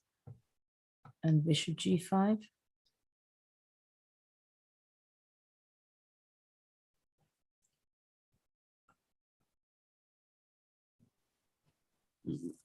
Queen c3, just for the cheapo. That's a cheapo. I can go bishop f6, for example, and take the bishop back, but I can go also f6. Yeah, queen c3 makes no sense. So what is this? Bishop d6, bishop d2, bishop f5. Yeah, rook takes. Well, if I just don't care about the d2, I take the bishop. Oops, sorry. King g6. No, looks fine for black, no? Also, one day you might care about the d2. All my rooks are still hanging. Eventually, yes. The question, I think white is in a huge rush. If white cannot... Long term, he's lost, no? Like queen d7, bishop d8, g6, f5, and you reside. So he has to do something. A very nice maneuver by Ding, actually, this pawn to c5 and pawn to c6. It's so crazy if you think about it that Jan-Krzysztof simply forced him to do this. Yeah, rook d2. I mean, it's tempting, but it's probably just wrong, no? Because once you see the c5, c6, the black position all of a sudden makes a lot of sense.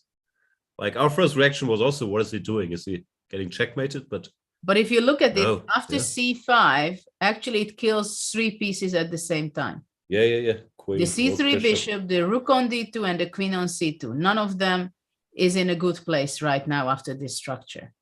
And black is just much quicker getting his pieces. We're also dead back into business. Yes, c6, queen over, bishop d8.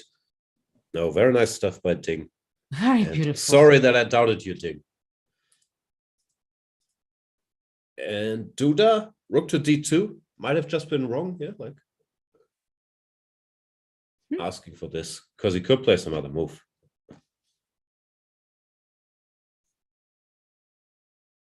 What an unexpected turning. Also took Ding to play c6 until we understood that his position makes sense. I still thought he wanted bishop a5 and bail out, but no need. Yeah, because I thought at first that the b6 bishop is so bad that it's still good to exchange it for the c3. Yeah, for sure. Which is the fact that it's horrible b6 bishop, but there is another channel to go, and it's the d8. And now it's the opposite. Yes, bishop on c3 has absolutely nothing to do unless f4 happens. So. Well, actually, for f4, it stands not bad. Knight h2. Yeah, he plays knight h2. Well, I think there was nothing else. Knight had to be moving away to play f4 in one way or another. I'm curious to see how Ding's gonna handle it. Yeah, if he goes bishop d8.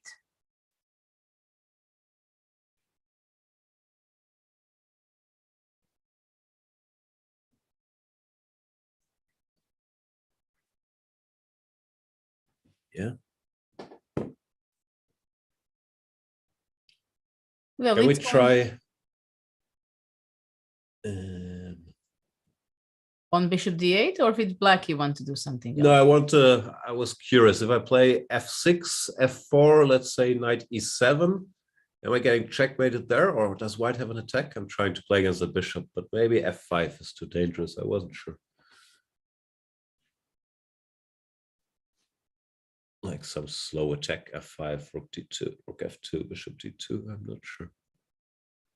Well, if black is going with f6, then the b6 bishop will not get a very good placement either. Yeah, it's true. Maybe it's not friendly to him. If he I was hoping some d5 and we break all the pieces open. Yeah, but after d5 I can leave it, I guess. Yeah.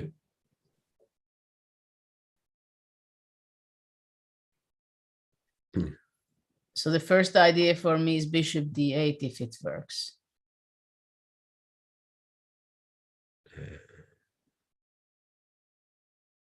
F4 still feels like the move, but yeah, we've already been here. The EF, also rook F4, bishop G5, I have nothing.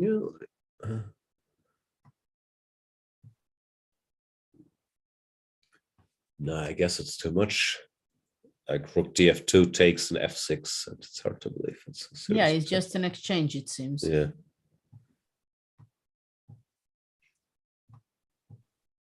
Yeah, this looks good. Can't be. Well, the question is whether after EF, we check the knight H5. G5 and weirdness.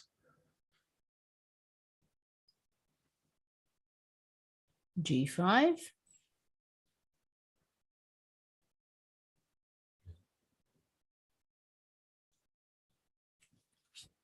Still don't see it.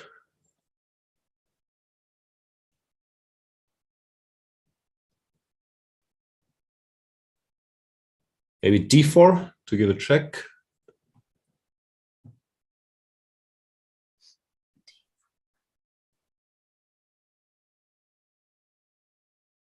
I was hoping CD, bishop D4, C5, E5 check would end well, but What about CD yeah, bishop takes. and bishop B6? E5, king H8. Yeah. Oh. Still, this looks interesting. Queen C3. Queen C3, D5. No, Queen C3, I take. Ah, rook D4D. Sorry, I pinned myself.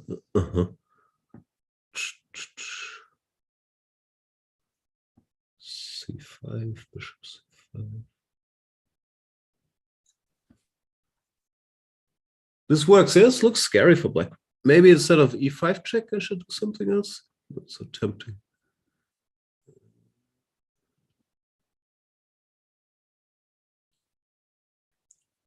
Some move rook FD1 or whatever first. Yeah, let's try rook FD1. In the other hand, then why you just don't take on B6 and go King H1? Also, yeah. What will it bring to you that you just defend on D4?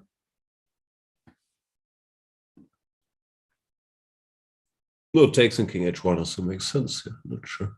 But I think I would take and go King H8, maybe. Hmm.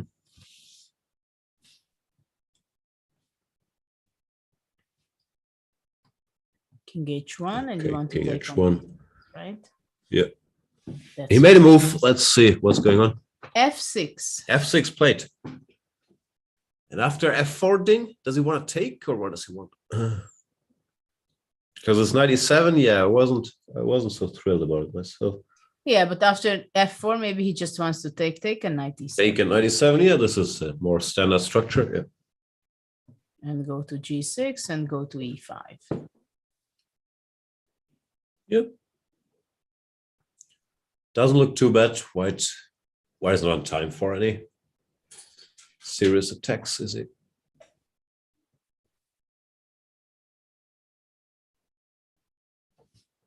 Ding looking good, playing quickly as well. He still has 127 on the clock. It's already moved 20 something, 22.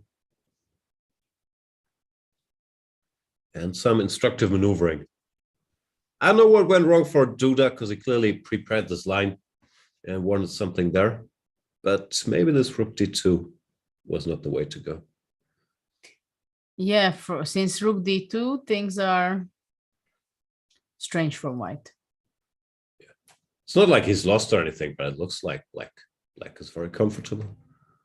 Yeah, this is a big question that who is better here? Or is anybody better already? Because, for example, after knight F5, if white goes, I think you just go D5 or takes first and then D5. It's double attack now. Okay, B3 white can play, but that gives black the A file. It's black threatening D4 and DC, so I guess B3. Well, I guess after the b3, black can go just a simple d4. The pawn froze on the way to b3. This happens sometimes. I guess you have to restart the program. We can use that as an excuse to take a very little break. The opening phase is over, and we'll be right back. After that, you have to restart this live chess viewer and share again. So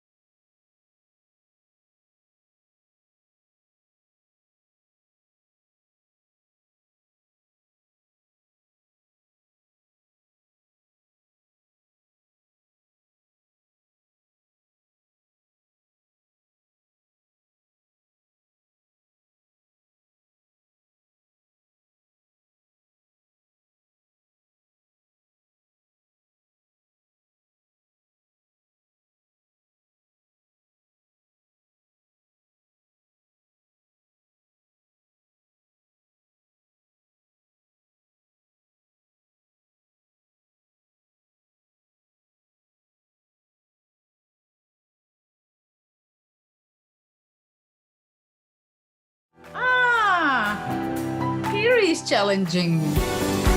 Nice graphics, easy to see. What are you thinking about? You're looking how it can be the most painful? Exactly. Okay, fine. So that I give up a phone. He wants to be even rude.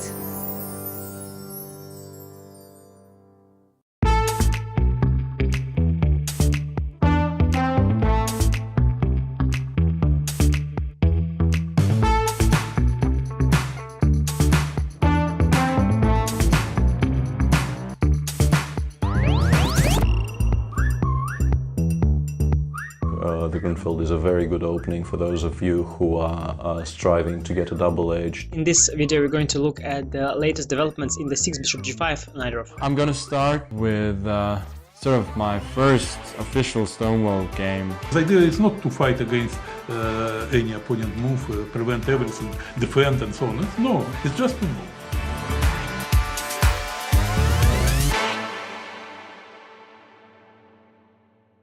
It's time to take control of your journey towards chess mastery. Magnus Carlsen introduces Chessable, the definitive solution for studying chess. Move Trainer uses the science of spaced repetition to identify your strengths and eliminate your weaknesses. There's no need to set up a board, remember which page you're on, or keep track of all the moves you miss. Get started now and join our growing community of over 100,000 chess enthusiasts. Chessable. Take control of your journey towards chess mastery.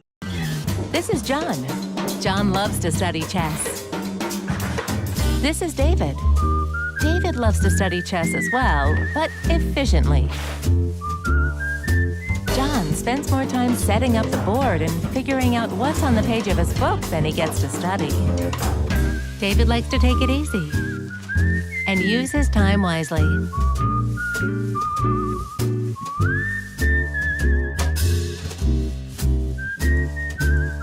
David has finished his exercise for today. John should try the same.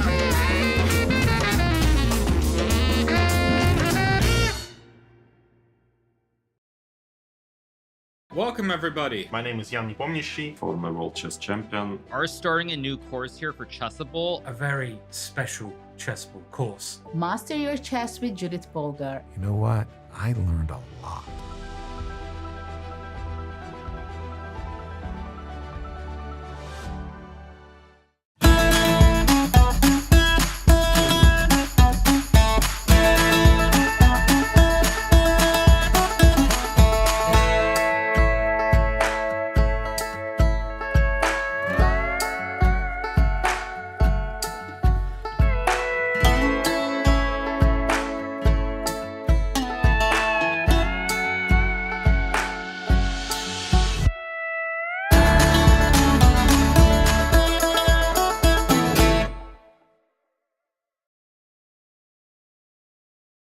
Hi there, it's me, John Chess, inventor of chess. And are you sick of sucking at chess? Well, lucky for you, I have also invented Aimchess. Look at this chess puzzle. Did you solve it? Of course not, that's because you're not using Aimchess. Aimchess is a digital chess trainer that helps you improve by creating unique lessons based on your recent games. Just link your chess.com or VChess account and feel that brain wrinkle. Yeah, see, you shouldn't have blundered your queen just there. Now I know! Thanks, Aimchess! Now all that's left to figure out is how that funny horse moves. They even got acquired by that one chess player other than Hikaru, so you know it's good. Hi, it's me, that guy I just mentioned, and I am the best chess man in the world. But thanks to Aimchess, I also have a girlfriend now as well. This could be you! Personalized training, game reports and analysis disease, study plans, thick, luscious hair, intuition builder, all this and more available on Aimchess. Hello? Courtney, did you know that Aimchess users improve their ratings 43% faster than average? What? So what are you waiting for? Join Aimchess today. Links will be somewhere, probably. I don't know, I just made the video. Aimchess. Sign up now and get 50k silver and 2 free months off your VPN. Now that's what I call a queen's gambit. That's so fucking dumb. Aimchess, for when you aim to chess. That's their slogan. It's what they say. Ready, aim, chess. That's another. It's... Look, just sign up for Aimchess, okay? Just, come on, literally, why not? Alright, just stop being a dick for like 5 seconds and just go, alright? Jesus Christ.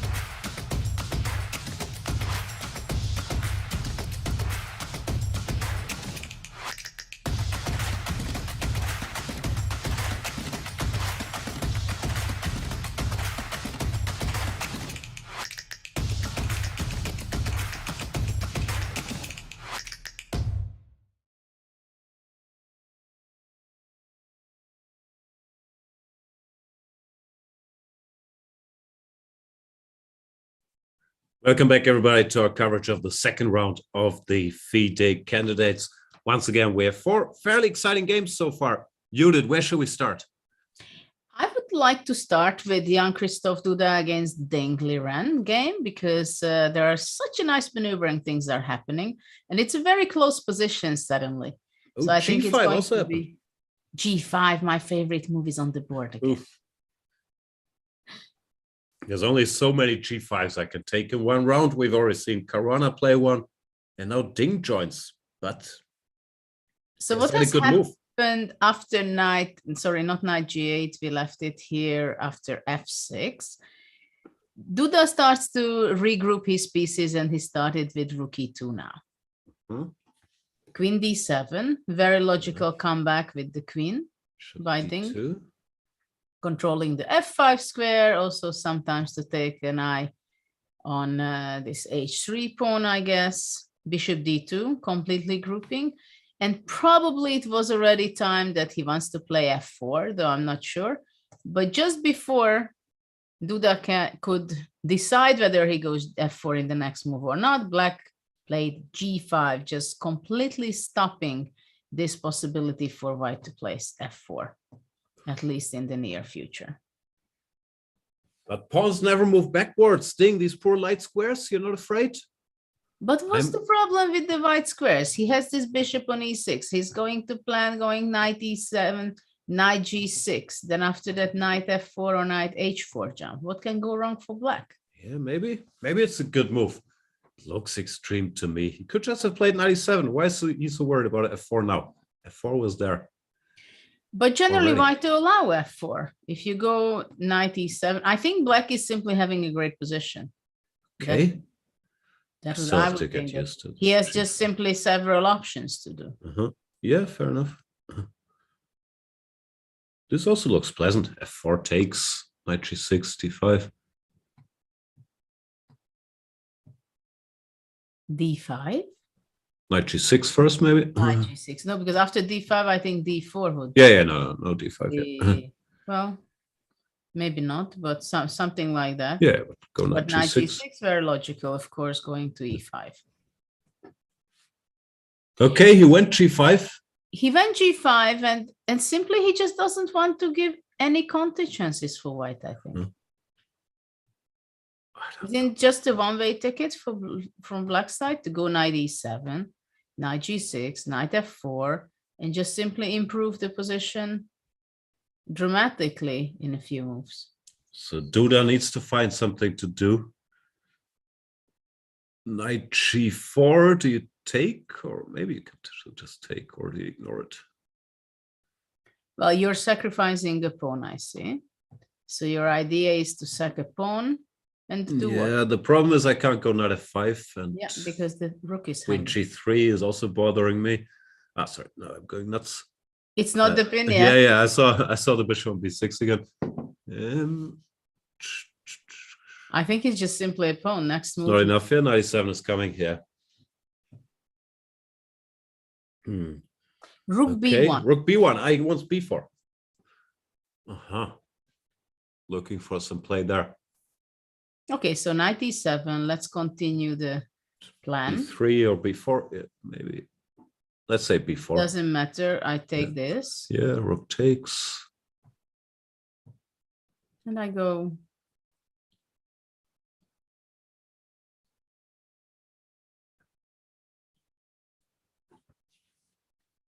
Let's say rook A6, okay? Let's say rook A6. With. Guess I'll try to bring the other, or maybe queen B2 directly. Yeah. Fine. Or queen B1, I'm not sure what's better, but maybe queen B1 was better. I can go there, or I can go here for the time being, and I want to go rook A8, knight G6. Yeah, no, let me take back queen B2. I'll go queen B1 instead, just so. Because you want to move your bishop and rook B2. Yeah. Triple your. Okay, I go bishop C7. Build what's called Ayechin's gun, no? It's not the prettiest Ayechin's gun, but. So what's this position? Rook B7. I don't know, after, can't I go simply queen d8 and then I move back?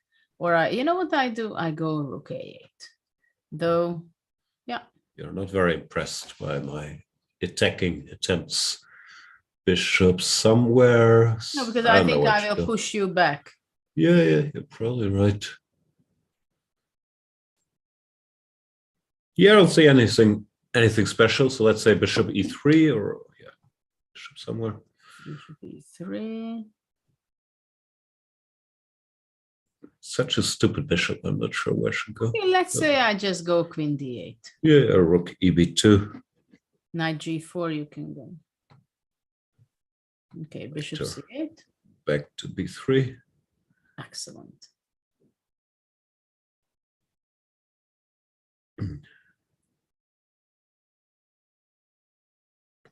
Okay. Wow. Why did I put my bishop on e3? I need that square for the knight. But you can go queen d1 maybe, but so what? It's only a check.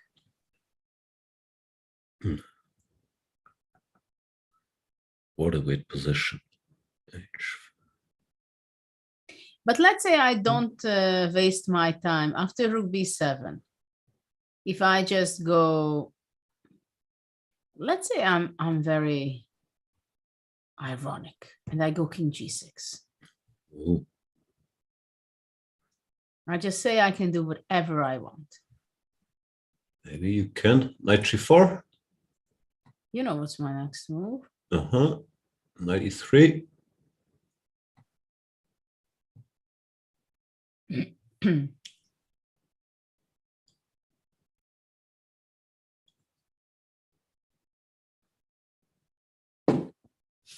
I like that at least white has some play. I'm not sure if he's doing well or not, but this rook b1, b4 idea looks nice. And b4 on the board, so we don't suffer for nothing.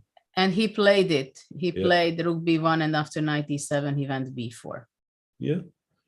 Okay, so what if I take with the not b3, but I take b4? I guess bishop takes. So you want to threaten to take on d6 now? I want to play like Richie. Play c5 and get the structure Richie gets every game. And if I don't take, I don't do anything, and I go knight g6, you're gonna go b5? Not sure. Can I play bishop e3?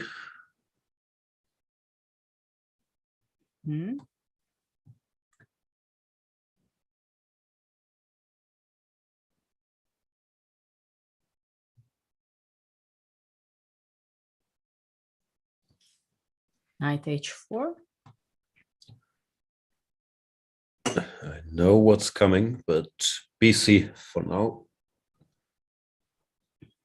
BC5. Maybe I'm gonna be slow. I know. Takes. Now, who's better and why? Yes, a move. Yeah, it's crazy that it's not clear who is better and why. But actually, after bishop e3, what happens if I go knight f4? Yeah, that one I was. I think this even more afraid of. I have to admit, yeah. Yeah, maybe bishop e3 is too slow. So, what are the options? b5 looks nice positionally, but also very slow. No. Yeah, but after knight f4, it's a question what you do. Yeah. Big question. How is this if I just take it? Let's say bishop f4. Take on c6. Always. Knight f5.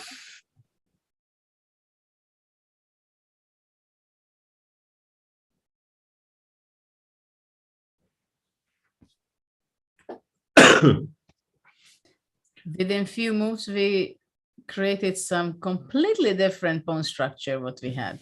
Yeah, we're messing it up for both sides. But it's such like a complex position to understand. Yeah, I still don't know. incredible. What is better or worse? Like, it could be anything. And probably one move he's better and the next move he's worse. We change it every move. Because this b6 bishop is quite irritating. Yeah, it doesn't do much. So of course it's very tempting. The most tempting is after b4 to take c takes b4. And what about after bishop b4 if I go bishop d4? My approach would be bishop c3. You know what I'm gonna do? I go, let's say rook b8 or rook a6. Rook a6, I can go c5, no? Though I'm not crazy about rook a6.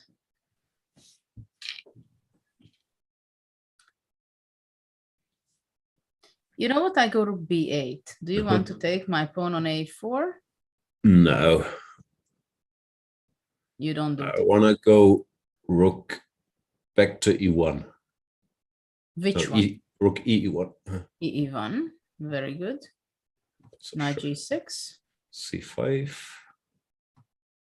I can just take it, no? I take on a2 at the end. You're starting to do the pawn grabbing. That's my job normally.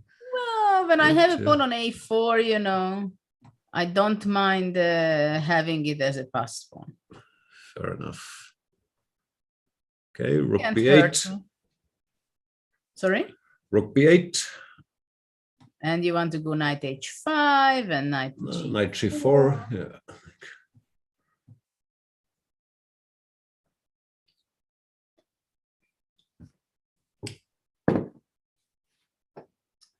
Yeah. Not so easy. Some tricks. Knight f6 I have. The queen yeah, f7. you have some tricks. Because of my b8 rook also. Huh. Okay, here you have a counterplay, I have to admit. Okay, we made random moves anyway. Let's see what they will come up with. But it's a very complicated position where either side could be better. I'm still not sure I like Ding's g5 because his king just long term is so weak. If now after the queen side opened, I'm not convinced. I will find out. Let's see how Hikaru's doing. He's a pawn up. Also, Fabi is a crazy position. Well, let's quickly look at Hikaru and then go to Fabi. Yeah, Hikaru has a pawn up because what happened is after knight f3, finally d5 was. I checked in the break. The computer wanted queen takes d5 here. Yeah, it's white is much better. Queen takes. Rook e1, knight e1, something like. I think why rook e1? Why not bg4? I do not know. I just remember the computer line. I guess bishop e3.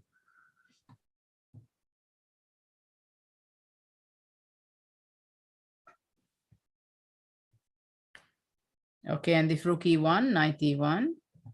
Yeah, the line was something weird, like bishop f5 here, bishop e3, takes, I think bishop e4, and a4, and it was claiming white was much better, something strange like this.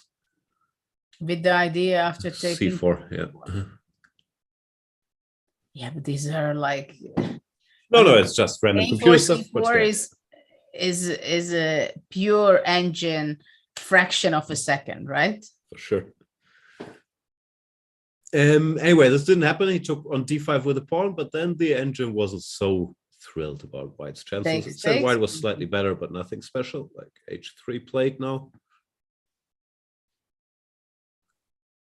And what's going on here? This I haven't looked at. So bishop d7? d7 looks normal. Yeah, he played it. Well, without queens, it would have been safer for white. Yeah. I mean, here things can go wrong too. Very much so. Is there time for knight c2? Looks like a strange move. Nah, it's too slow. Queen d3 or something. I'm dreaming of bishop e3 exchanging and putting the knight there, but it won't happen.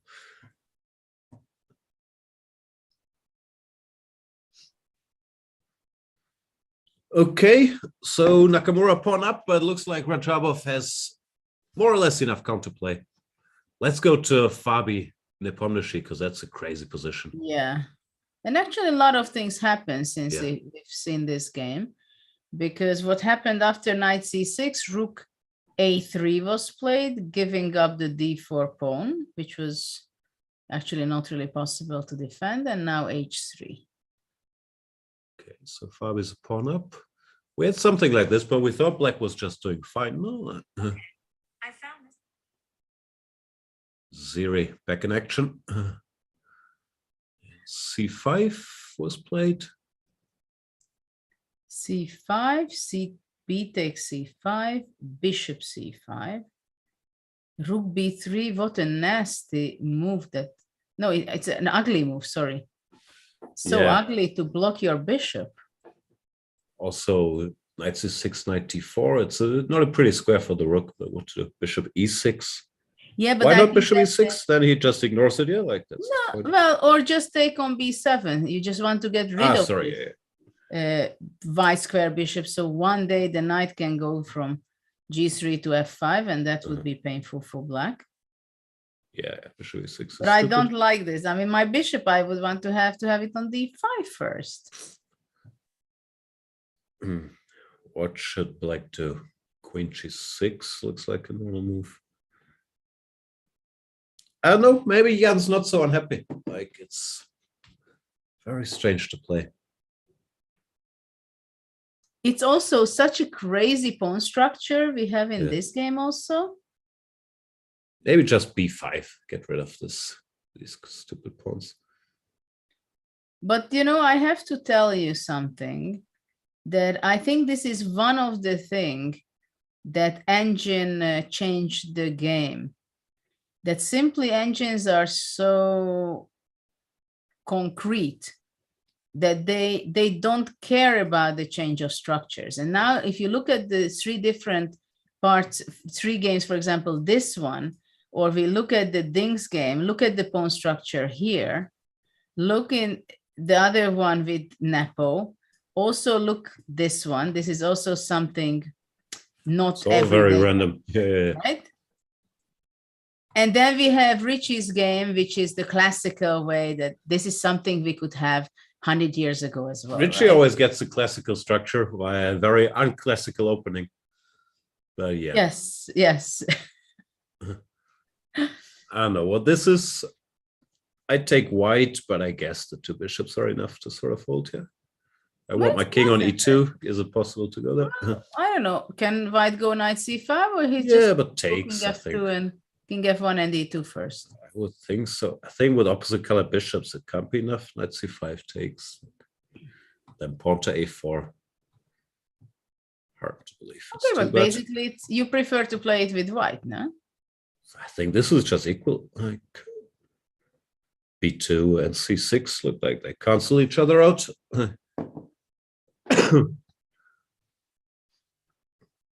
Well, probably after rook d8, why not to play king f1? Yeah. Just bring the king, see what happens. And then look around. Yeah. No, not much. I guess you choose white, but nothing special. This pawn on a4 is always a good source of counterplay. Yeah, but black is completely fine. Yeah, I agree. It's not much.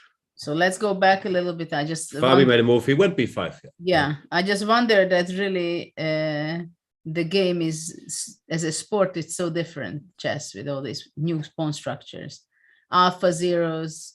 Yeah, just a lot more lines and positions are possible. If the computer says 0-0 and people check it, they can just. And people believe it, right? Everyone believes the computer. Yeah. b5 plate. b5. I like b5. Me too. Just getting rid of any potential weaknesses, and if it takes twice, then there's bishop a6. One moment question I have. After bishop c5, wasn't it possible to give up the exchange and to play something like this?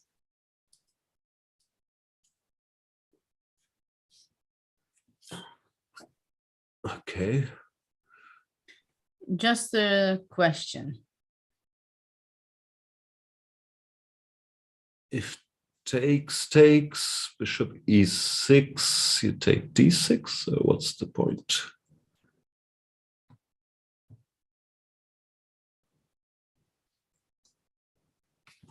You want to say one square on f5 is not enough? Well, I don't know if you get the square. No. Bishop d6, rook d8. Looks like too much. Yeah. Okay, let's go back to the game. I just simply don't like rook b3 so much. I went knight f5. Wow, this gets interesting. And I can see the engine bar dropped after knight f5. Also looks strange. Look, I would just take. Takes on a4. Yeah.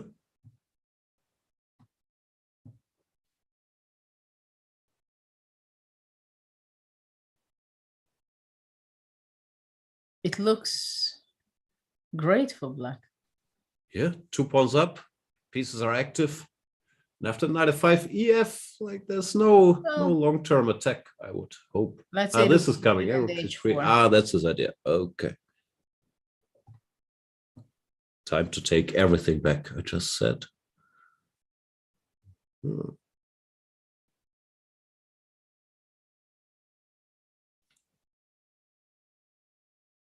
Yeah, not as easy as I was hoping yet. Huh.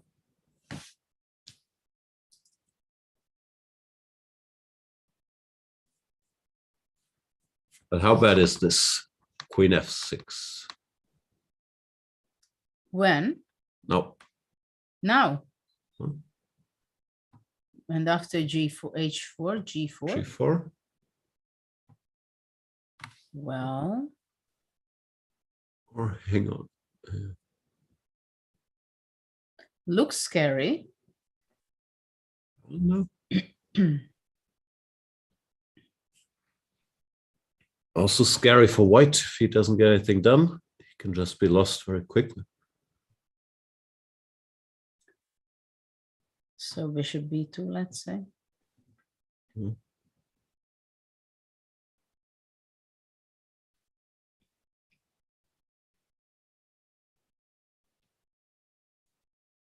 If I play h5.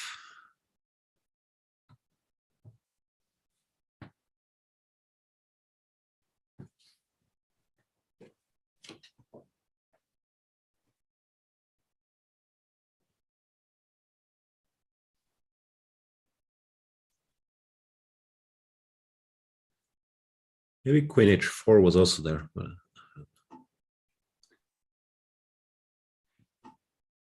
And if I go bishop f4 instead, just to keep an eye on this diagonal also?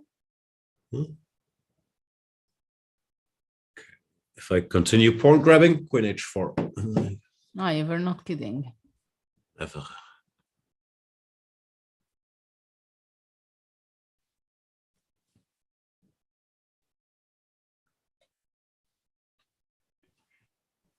I don't know.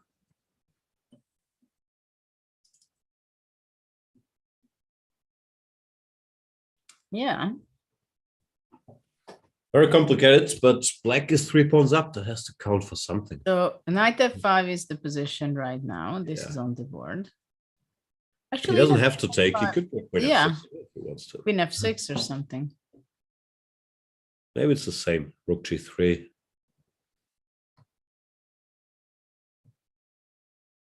And what about if black takes and takes the pawn?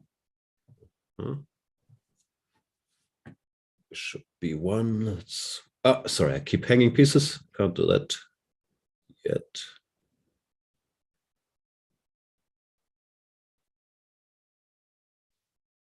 Yeah, I don't see it. But I think black has a nice position and he has to make a choice now. Whether queen f6 is better or... it's also possible, by the way, or isn't it? Can black go bishop e6? Or there is some problem? I was hoping that h6 would be a threat. Not sure it really is.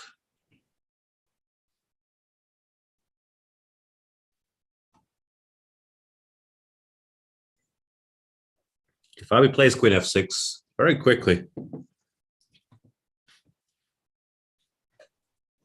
So what does he have in mind after rook g3?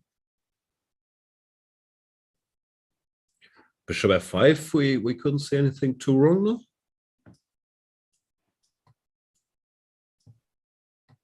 Takes.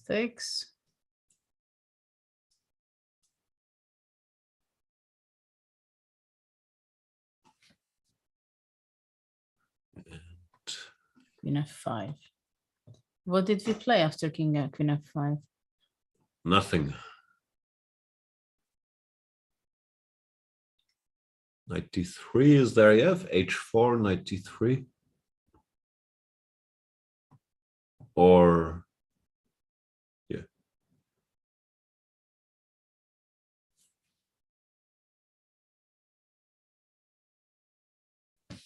Seems to work now, more or less. Knight to d3. After knight d3, can't I go this move? Yeah, this is what I was wondering about.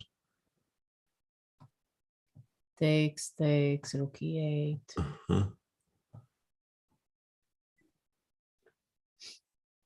Takes.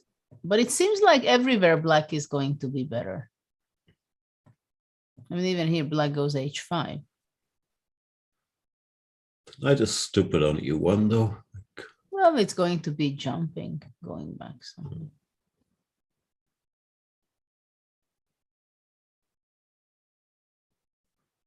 I don't know, AB and G6 or something. This looks like white shouldn't lose. Yeah, white can save, I also believe here. And actually, it's only one pawn down. Yeah. So, okay, back here after queen f6. Is there anything else then? Rook g3. So natural. What else could be his point with knight f5? You know what he can do? Can he go h4? Okay, bishop f5, then hg. Hg.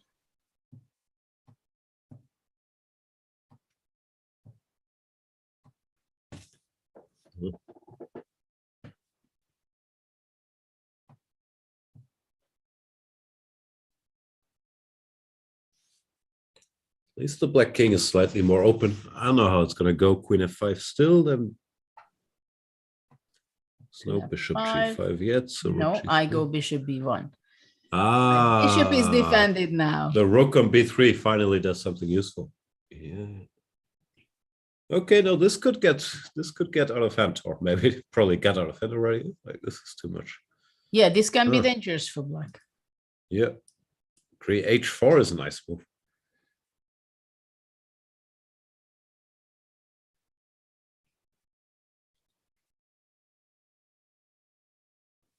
Oof. Maybe queen f6 was not so good. Yeah, also the type of move that Jan can find. Yeah, especially if he dislikes rook g3. So is bishop f5 forced? Well, hg is a threat.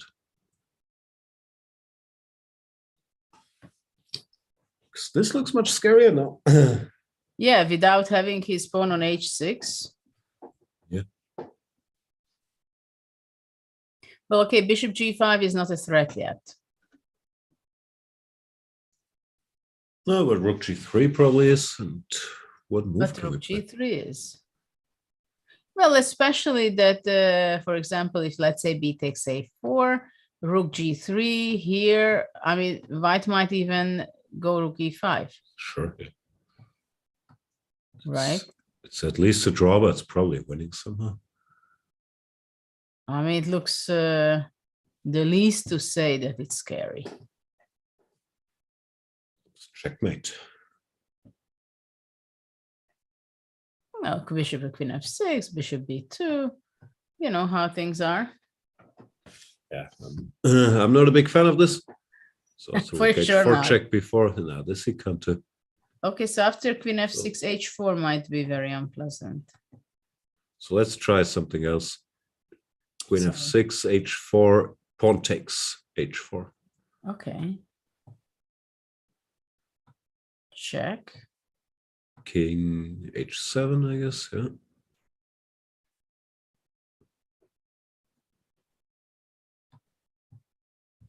I go back. And I have a wonderful square for my rook. Yeah, the takes and rook g8 to have some counter chances. And after rook h3, you want to go rook g4. Yep. So this is why here I'm going to go rook e4 first.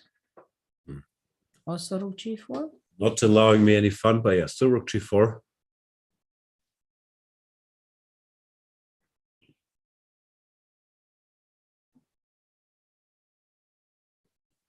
Here I'm happy again. All the pieces are doing stuff at least. Yeah. Is coming. I understand your point. So I go rook h3, rook g8.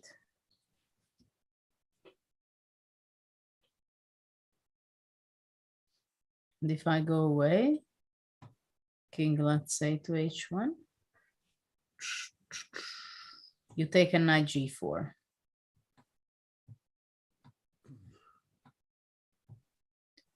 Not Right? sure I would have spotted it, but it looks good. No, this looks like Maybe king f1. really.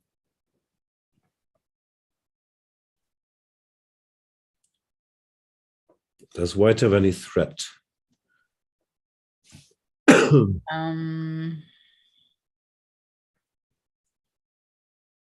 Maybe f4.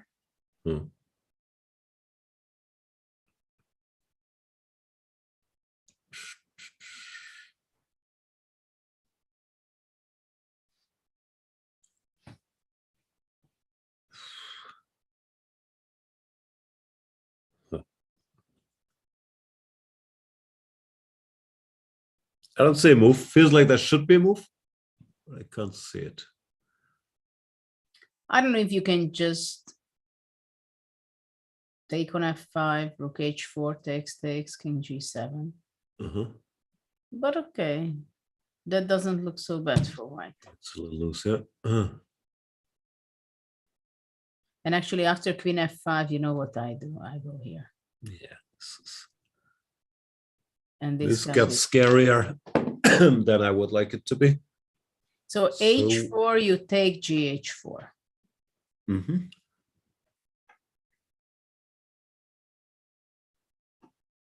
I was happy for a while, but then something went wrong. Well, I think it's much better than it was before without taking it. Yeah, the other line looked horrible, no, with his hg. And Jan played something. He played just king h2. King h2. All the time in the world, preparing f4 maybe. Sorry. King h2 did not come to mind. Very slow. Interesting idea. Hard to believe that we have time for everything.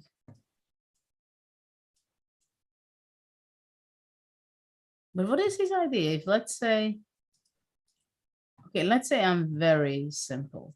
I take it.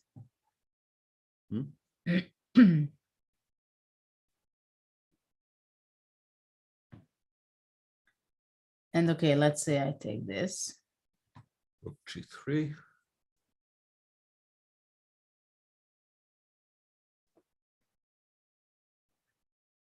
King h8. You go f4. Hang on.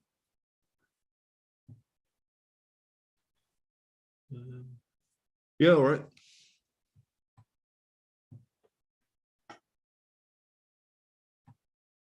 Takes.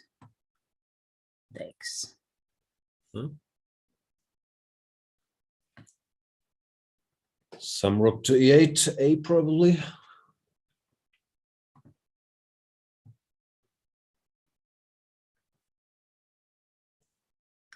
Let's say I wouldn't like to play this with white against the computer.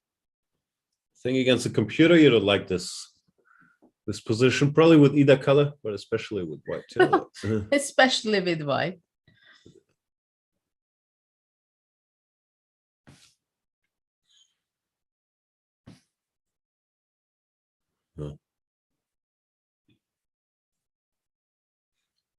Fabi's thinking about it. So, but let's see if instead of bishop f5, what else there is for black, because I think There are several options. For example, what about d5? Is it completely out of any sense? The poor pieces, they lose their anchor. I thought that maybe bishop d6 can be after taking on f5. Oh, okay. That's what I thought. But of course, there are so many other moves which are tempting, like bishop e6.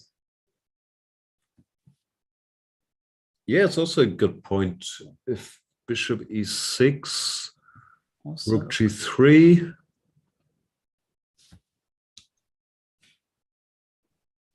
And okay, now it's knight h6, I think, is a threat.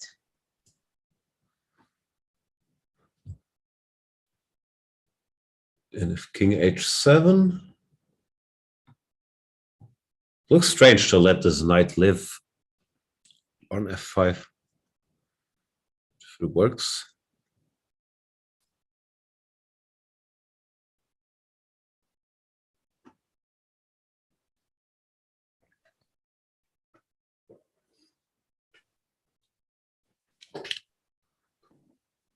Caruana already refused to take it last move, so it would be sort of consistent if he just says okay.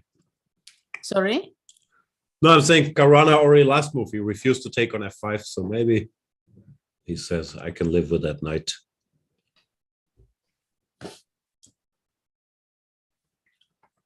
They're really not holding back here with black. He goes for this g5, Nepa she sacrifices a pawn. Board is completely on fire. It's not like some small maneuvering. White is maybe slightly better. Black makes some good moves and it's a draw. Yeah, we haven't seen this kind of game at all. Like it's all just tough fights. This is incredible messy game. Yeah.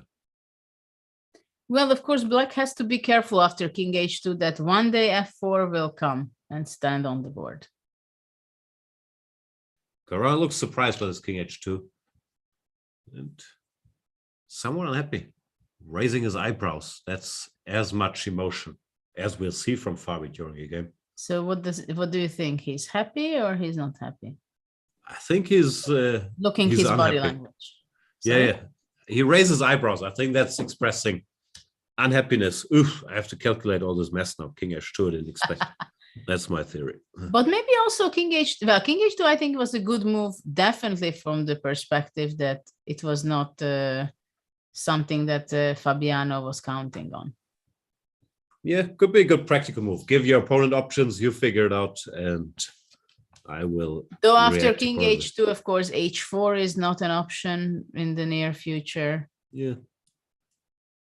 But f4, of course, it makes a lot of sense to threat with that move. Interesting move. Right. Shall we switch back to Mr. Ding Liren? And let's see what they are doing, because there's some maneuvering going on. Here, after b4, black took en passant, a takes b3, rook takes b3, and he went back bishop c7. Bishop e3. Bishop e3. Queen e8. So probably after queen e8, black wants to go h5.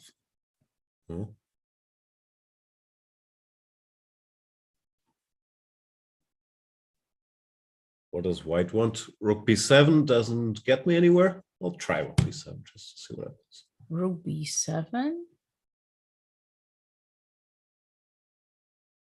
Well, maybe black would go queen c8. Okay, but now at least I stopped h5. Queen b1. I go king g6. Can't stop h5 forever. Yeah.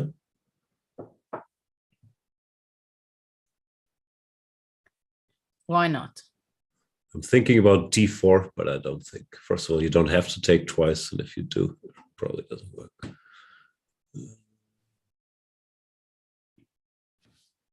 No, I think I'm happy to take twice, because after e5, I can go f5.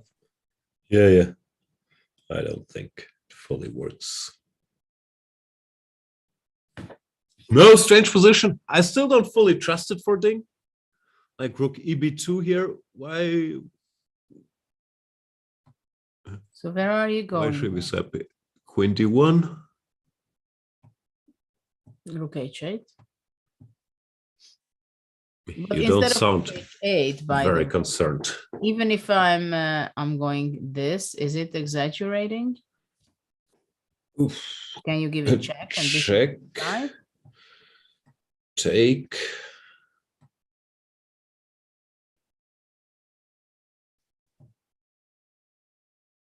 No, even this. You're not buying my bluff. I'm not buying it. That's a great pity. Instead of bishop G5, if knight F5.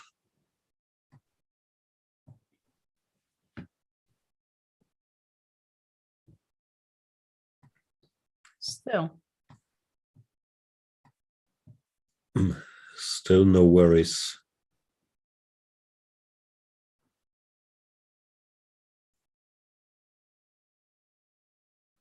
Bishop G5. Can I go to H8 still? Queen F3 was my big point. And you want to sack? No, I want to take C6. Oh, sorry, I forgot about that. Oops.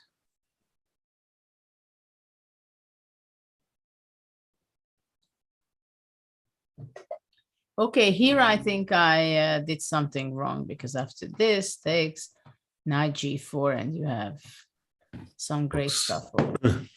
Looks dangerous, yeah, of course. Yeah, but actually Random I don't moves. wish to allow you Queen H5. This was Fair just a detour. Now the real program.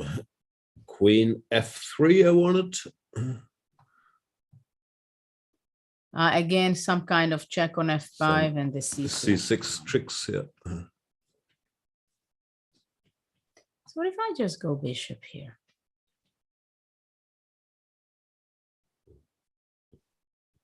By the way, I'm sorry, but I can just take this pawn. Oof. And knight F5, you don't care. Knight F5 still.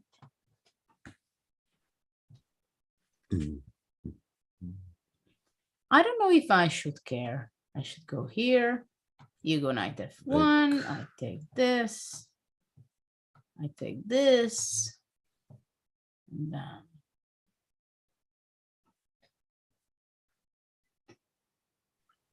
let's say I go this. What do we do to poor Duda's position? Yeah, this looks fine for you. He played differently. He played Queen D8. Queen D8. Okay, he's less committed to. He wants to go Bishop C8 H5. next, I think. Yeah. So he says, okay, I had enough of your rook from the 7th. I go Bishop C8 next move, and then you can forget about it. I will go, let's say, I don't know what you do with it right now. I'm going to go Bishop C8 first, and after that, I can go back finally to A8 and push my pawn to H5. But I still don't like Ding's position that much. Let's go Queen D1. Some prophylactical stuff. Rook B3. Rook B2. Rook EB2. Yeah.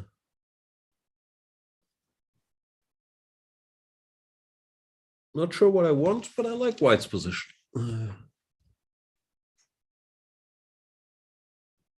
For the moment, you can stop me playing H5. That's clear. Exactly. And in the future, if the knights get to some squares like this, some hope.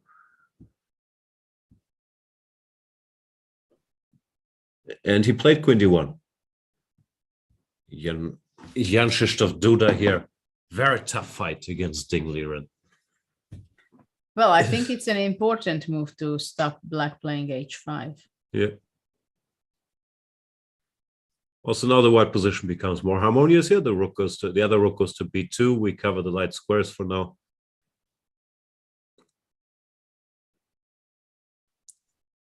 I have a feeling this could go wrong for Ding.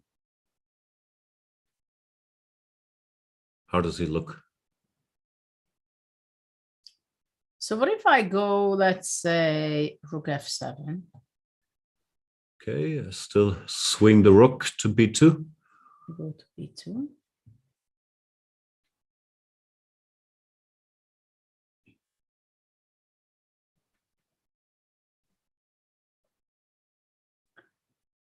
I want to see what you do. Bishop c8. You go back to Wait. Queen h5. I had. some intermediate stuff. Zwischenzug, as we say in German. Okay. Makes a lot of sense. Yeah. Actually, I don't like what Ding did. This Yeah, I mean, d8 and queen d8. Also, it doesn't look like everything's according to plan. If he goes one move there, then he has to go But back. why did he go queen e8 then? Yeah. If he I goes get rook it. b7, queen d8. Maybe he thought he was in time and he missed this queen d1, but no, he's not. And No, in the last two moves, I think there is a huge improvement for white. I agree. Now the white position is very harmonious all of a sudden, like all the pieces. Yeah. more or less do b7 something. rook is active. White is finally controlling the important these white squares on the d1 h5 diagonal. Sometimes knight g4, sometimes queen h5, sometimes knight h5. But most importantly, black is not playing h5. Yeah.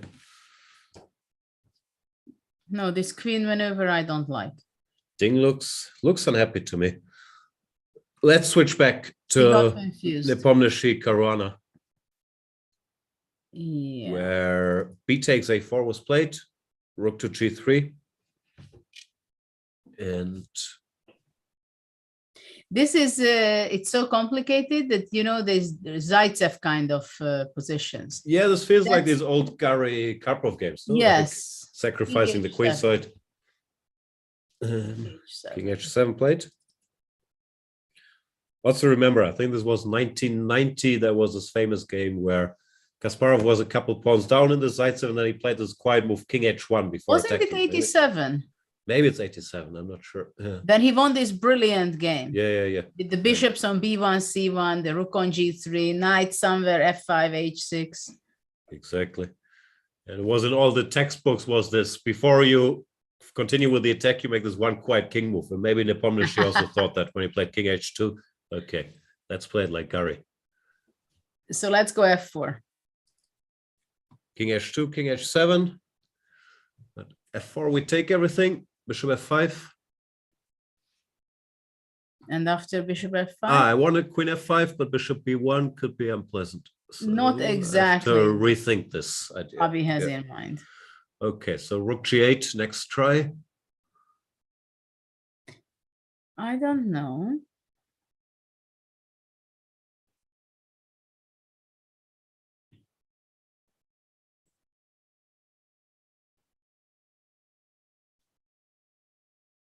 Can you go rook e5 or?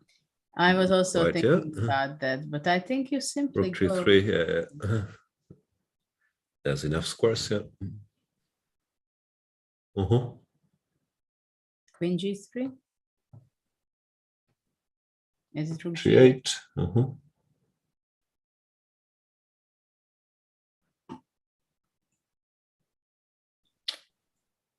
Oof, what a mess.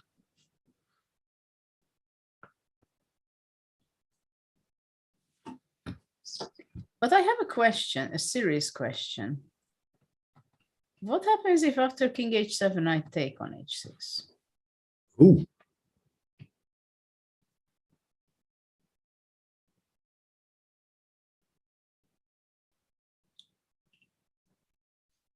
I told you it's a serious question. Yeah.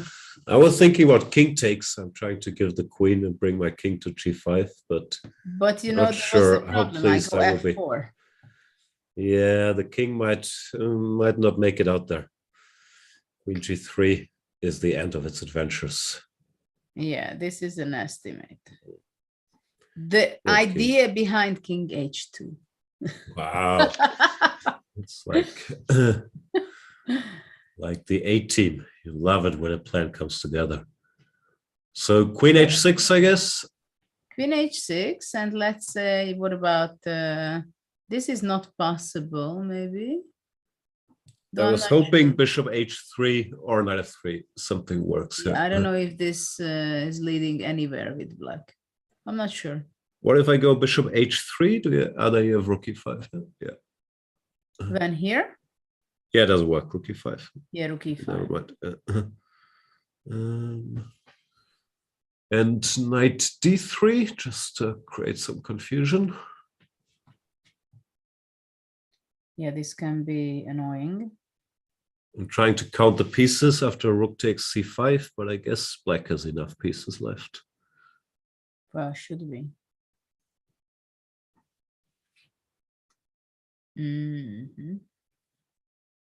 Okay, so after all, I take with the bishop. Anyway, that was my original plan.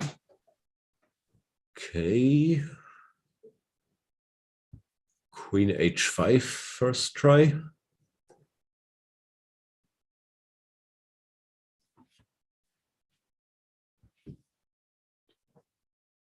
Yeah, and after f4, you want to go knight g4. Knight g4.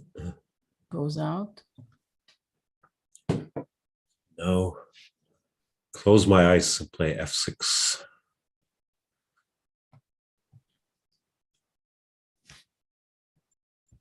Yeah. So in this position,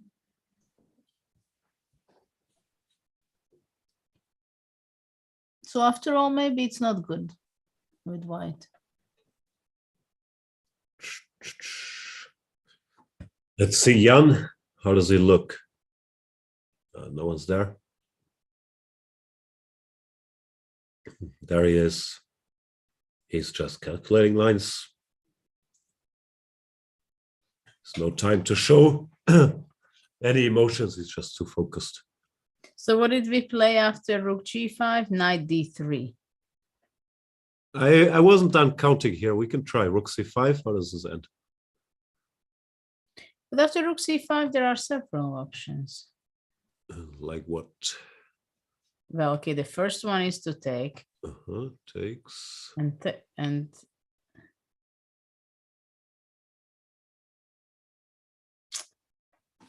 yeah, if takes, then rook c6, right? Or rook d5. Rook somewhere, yeah. Rook c3. I wasn't sure where. But maybe that's still okay for black. We started with quite some material up. Rook c3, I don't know. Knight g2 and bishop e6 or something.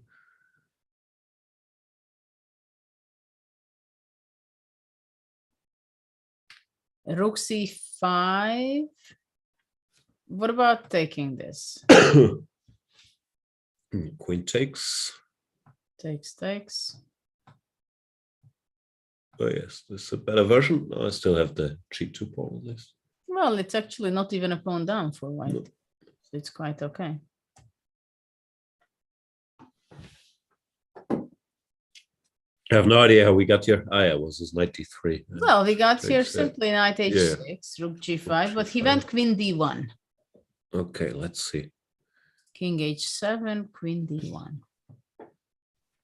Another slow-looking move. It's like this Ding maneuver. Queen e8 and then queen d8. He goes queen e1, then queen d1. Which one is it, guys?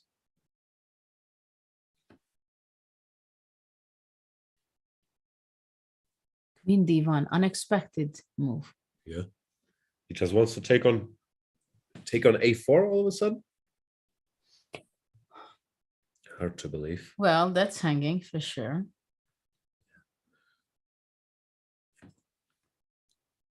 But if black plays, whatever. Okay, not so easy to come up with whatever move. Well, there are many moves for black. I mean, also, if I go, let's say, just bishop e6, you just take queen a4 or what? No, I guess that's the idea.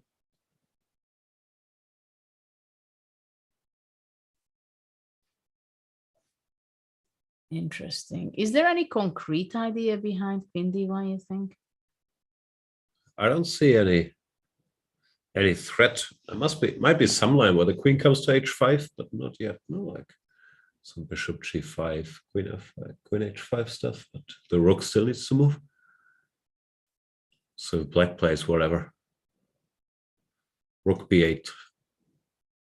Cats to But learn. rook b8, and let's say he just takes. Yeah.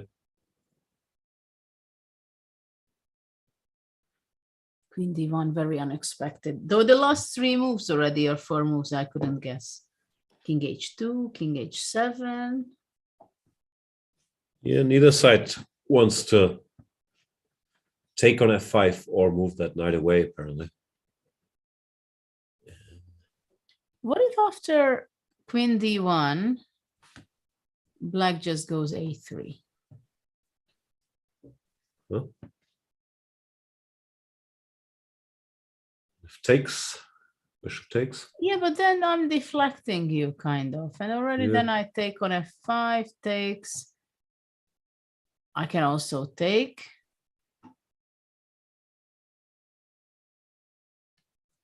Yeah, looks fine for black. The knight on e5 is powerful. Yeah. But I don't see what else, what the point is of queen d1. Or does he want to play another? Maybe he wants to play some move like rook c2 after a3.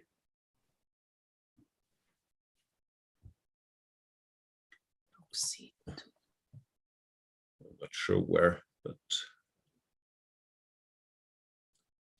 finally threatening bishop g5. Well, I think eventually black is going to take on f5. But okay, let's see queen d1.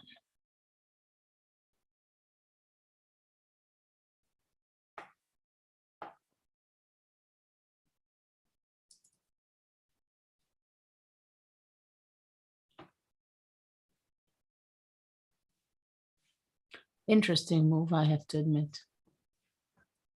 Black could also take directly, saying, no, I've had enough of this knight. Takes, takes. Takes, takes. a3 is still possible, or some. What about just playing rook e8? Yeah, some normal rook move, yeah. So indirectly, I'm defending the a4 because queen a4, knight f3.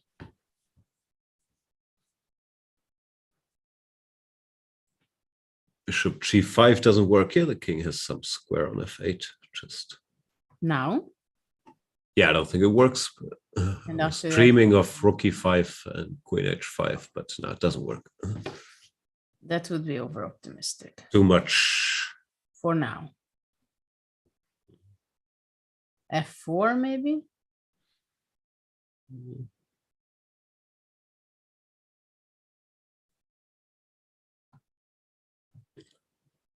Let's try. Takes, takes. We had something similar, but black was a tempo up or something with rook g8, or maybe we had it with a queen on e1. Let's still try rook g8.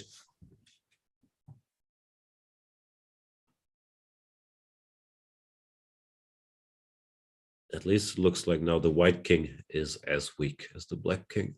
At least. Yeah.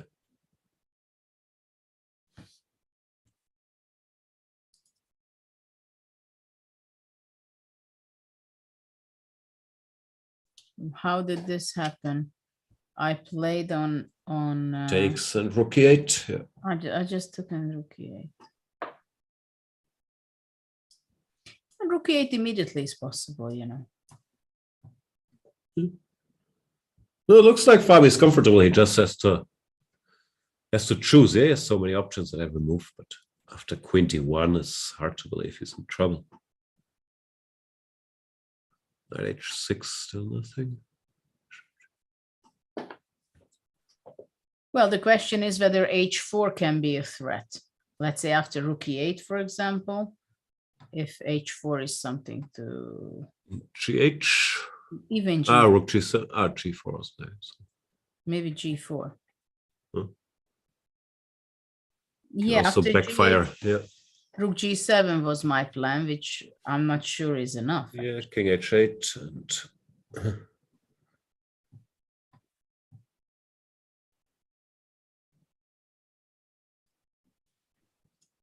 right, it doesn't. There might be too many defenders here, but sure, f5 just big threat. I'm curious what Fabi is going to be playing, because now we were talking bishop f5 as an alternative, a3. going rook b8 or something. Yeah, there's any move. No, bishop d7, bishop e6. Like he has like 7 serious Well, candidate moves. this is why it's very difficult to make a choice. Yeah. And he also likes to calculate. He's not just going to play one move that looks logical. He likes to calculate and try to find the best move. So he sometimes ends up in time trouble. But he's talked about this, that he's a perfectionist. He wants to make the best move. And sometimes it hurts his practical play. You mean Fabi is a perfectionist? Yeah, he wants to find the best move. He's not trying to simplify or be practical all the time. And sometimes it does get him into time trouble. But it also makes him incredibly dangerous in tactical positions. But I wouldn't be surprised if he spent quite some time here.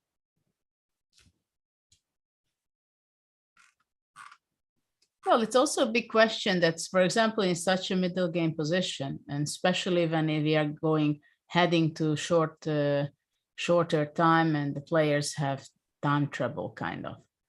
Is it the best to make the objectively the best move? I mean, we are not talking about the winning position, right? But for example, here in this position with black, is it better to play the objective best move or better to play, give a chance and keep it complicated? No, I think both Fabi and Nepa like to keep it complicated.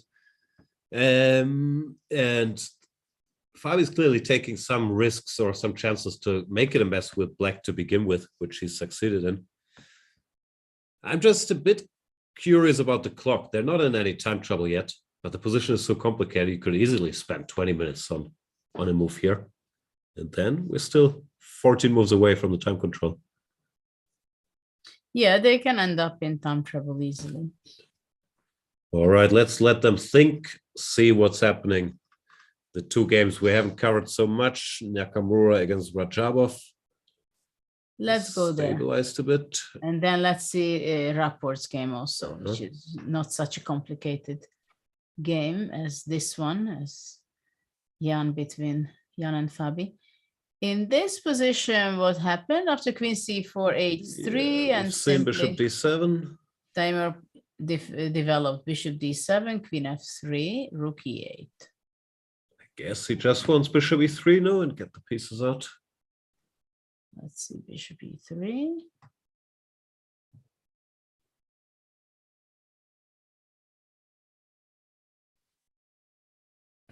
Right, it's still a pawn up at least. That's true.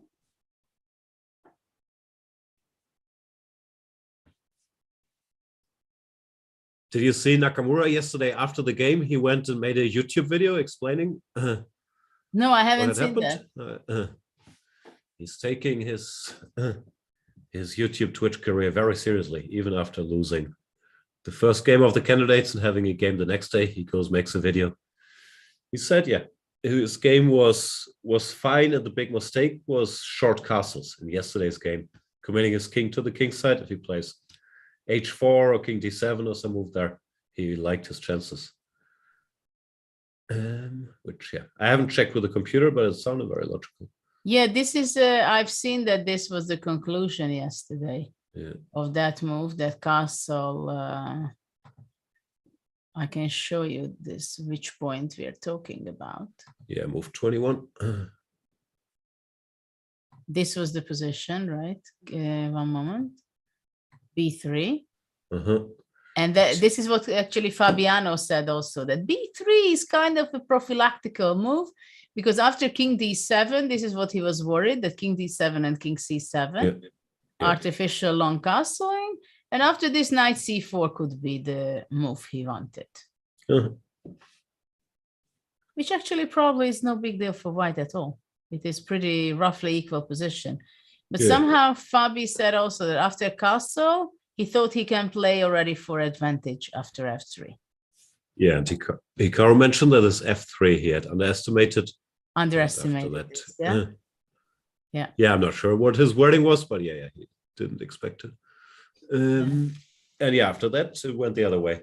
But also instead of king d7, some other move he mentioned, like h4 or rook g8, black also was doing instead fine, of castle, right? Yeah. Yeah. Which But also look sounds at this, believable. here also strange pawn structure. Always, every game is strange pawn structures, strange king positions. It's not the same number of pawns. It's a mess. Yeah, I mean, yesterday we were also discussing the pawn structure of Dingo as well. Yeah. But okay, now let's go back to Hikaru game, and you say that bishop e3. Yeah. Bishop e3 looks normal. What's the clock? Ah, they have more or less the same time, but it's only move 19. Okay, the position is not so complicated. I guess it will be established in the next 5, 6, 7 moves. Well, we have so far 2 hours, 45 minutes from this round was played. So we are heavily in the third hour. So what do we think here? Is white better? Is it equal? Like, I Well, don't see a white way should to be get the better, pawn. right? Yeah. White should be better, but it's not so clear how white will be able to get this rook out because it's defending this a2 pawn for the moment, right? Can black play b4, try to go active quickly? Yeah, takes. Queen takes.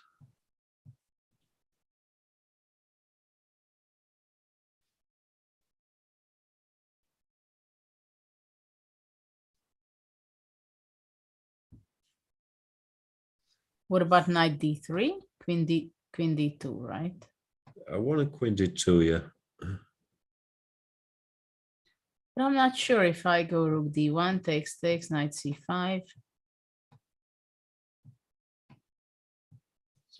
The d pawn is coming.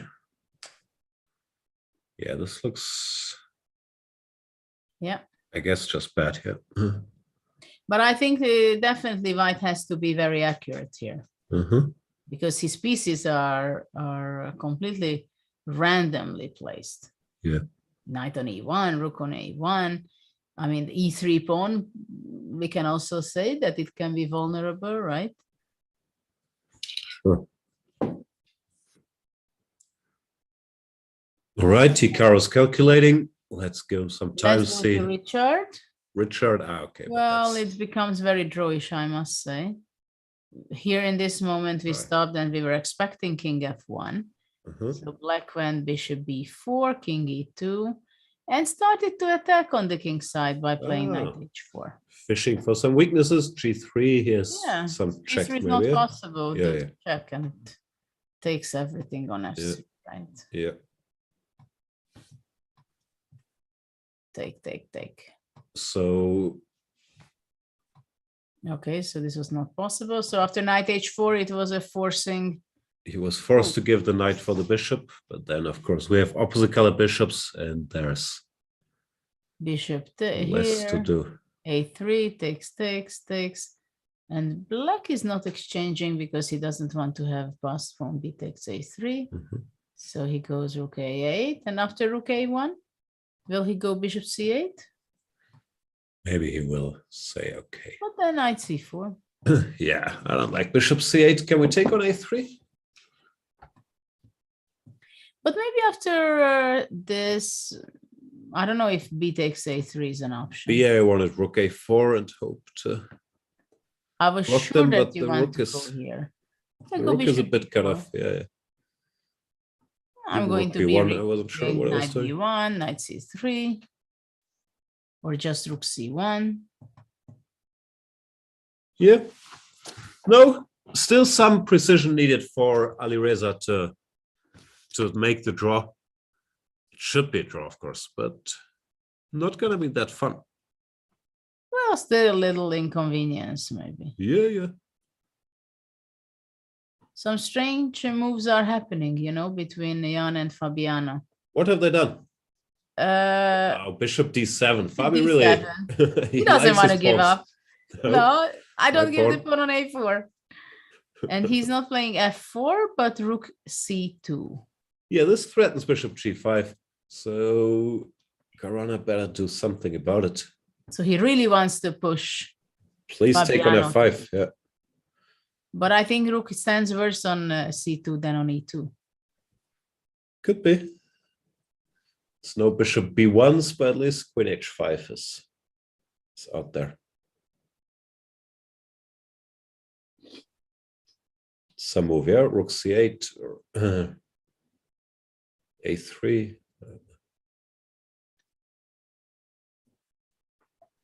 Can black keep ignoring the knight? Because Fabi doesn't want to take it.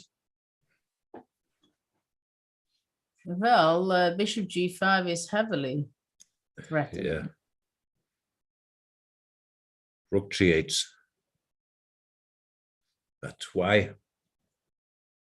Why commit the work?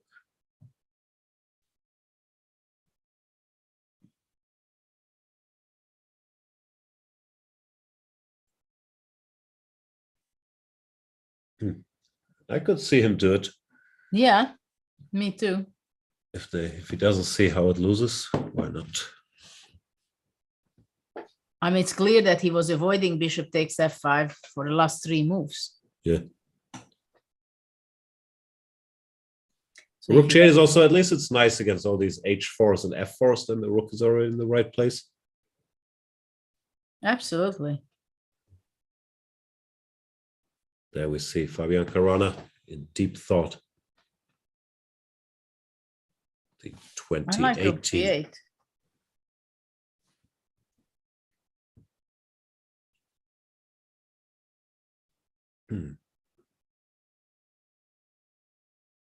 How old is Fabi? He's not 30 yet, right? He's been around forever. He's 32 or something. Is he 32?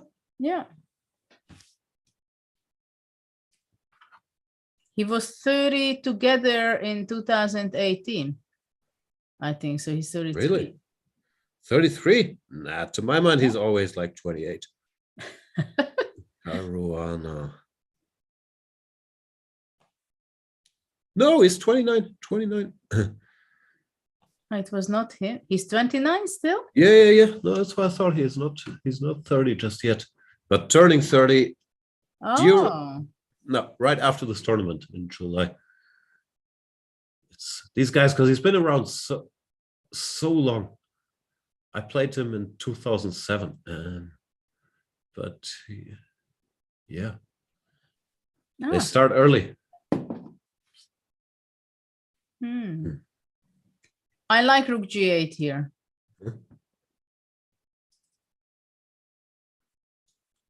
A lot. I don't know what white wants to do after rook g8.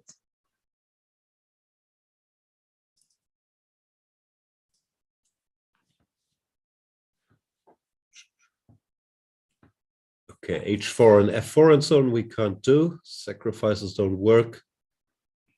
Rook c5, dc is nothing. Well, There's not so many h4 moves. maybe can be still a move.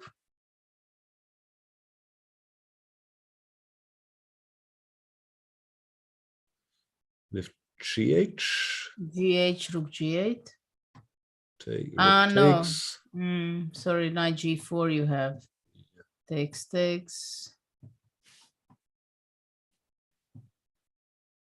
Knight h6. Well, even you can just go knight g4 also. No? Yeah. I I was don't see wondering if I can do better, like bishop f2 anything or whatever, wrong but with not needed. Yeah. If you would ask me now who is going to be winning this game, I would put my bet on Fabi already. What do you If think? he makes a move, he has to make a move at some point. But yeah, his position. Also, if we don't see a way for white to play after rook g8.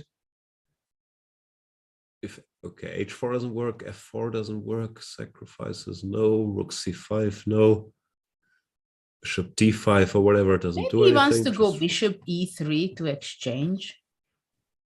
Oh. But now bishop f5. Finally, there is a moment when bishop f5 is done. Okay, if we can get rid of the bishop, that looks safe now.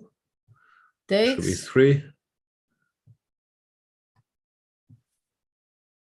Now, some move. G4. Now if g4 or rook a b8 looks nice for black now. Well, it's very nice for black. Yeah. Okay, until he's thinking and what he's going to make a move, let's jump to Ding's game because finally the position is opening up there. So what happened is after bishop c8, rook b3, queen e8 went back, rook b2, Well, this we queen saw. g6. He went Knight f5. Yeah, he prepared f5.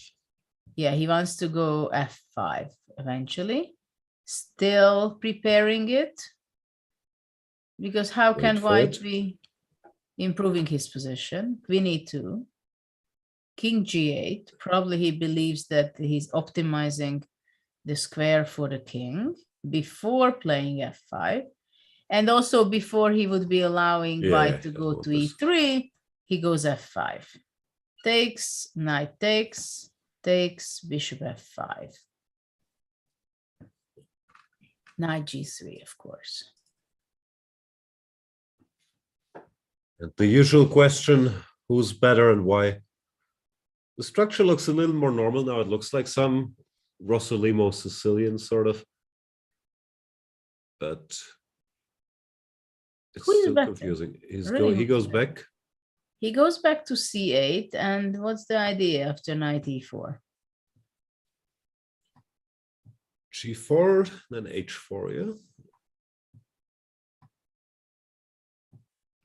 Yeah, this doesn't help if I don't have g3, I'm just weakening.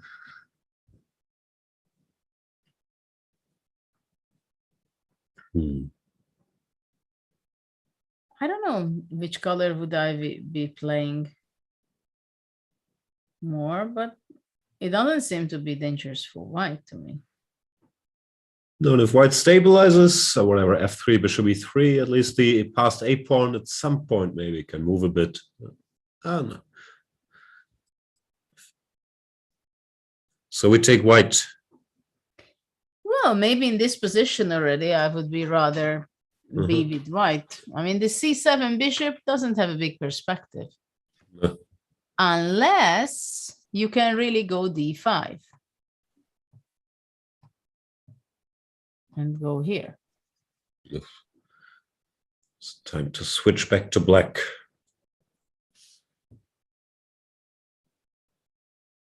No? Yeah. Of course, d5 is the big question. Yeah. Also, 94 wasn't forced, right?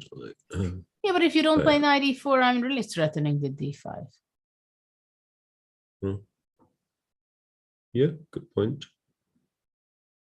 So I think the main question is really if knight e4 is possible and it stops d5, or actually it's not stopping it, but it's provoking it and it's something good. So let's say knight c5, queen d6, bishop b4, e4, g3.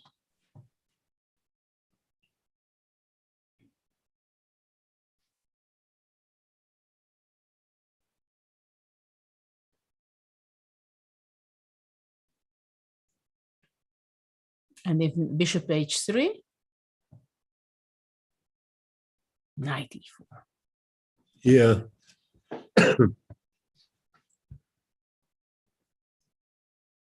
Even this, who knows what's happening? Queen g6. Queen g6, yeah, white has to be moving Normal away. Marshall position. I mean, it looks dangerous for white. Yeah, yeah. Okay, f8 maybe.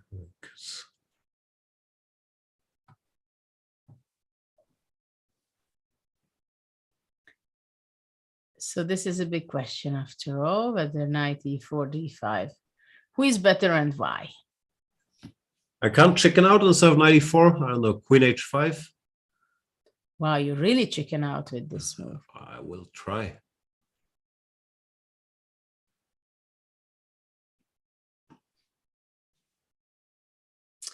Okay, but on this, what if I just take, and I go d5 anyway? Yeah, yeah. I'm not saying I'm trying to crush, trying to chicken out. Bishop e3. Though I'm not sure you cannot take and rook b5. Too active. Too active? Bishop d6 and bishop f8, right? Yeah. But no, because rook b6, bishop f8, knight f6, and the d5 can be vulnerable.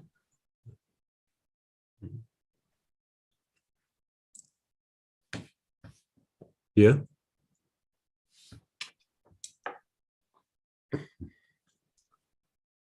Queen h5 is unexpected, kind of. You know what? After queen h5, I go king g7 or king h7. Yeah, no, I'm not trying to win or takes on g6 and knight e4. Just trying to avoid being checkmated.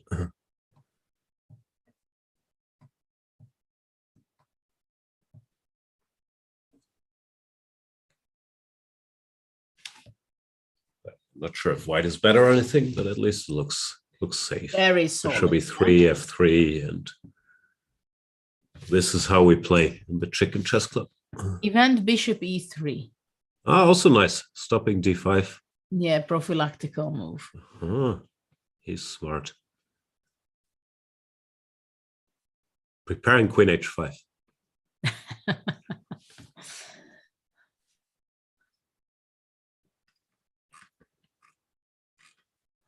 All right, this has stabilized a little bit. What's the verdict?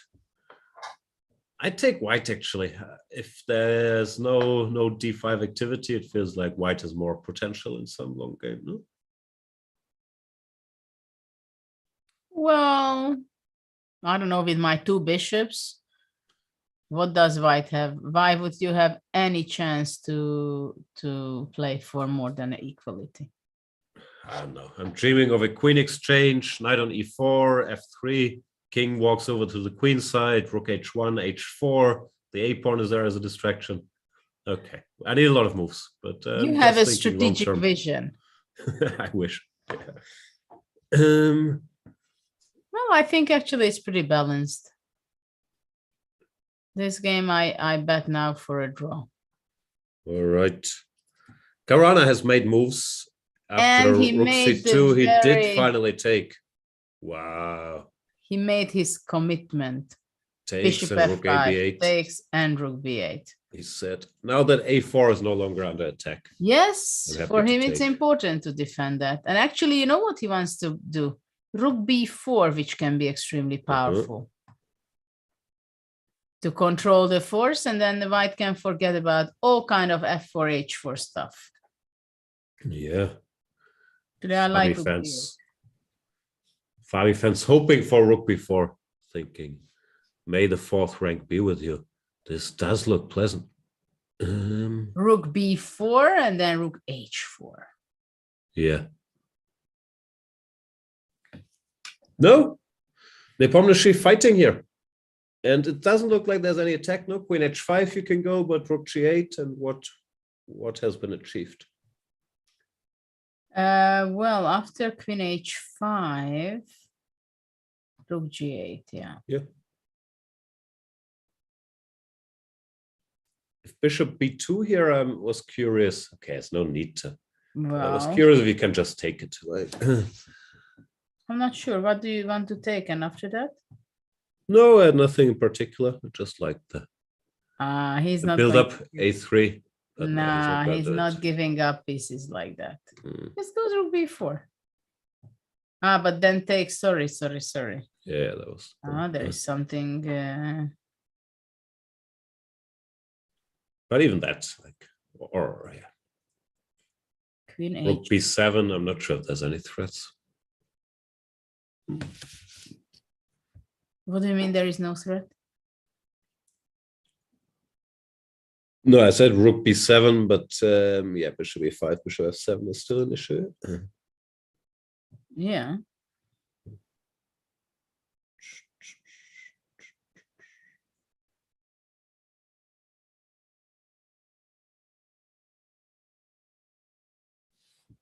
How do we get here? A queen h5, rook g8, which look normal. Yeah, bishop b2. Can't you take queen f5? Or now bishop Maybe. e1? Now we have to calculate.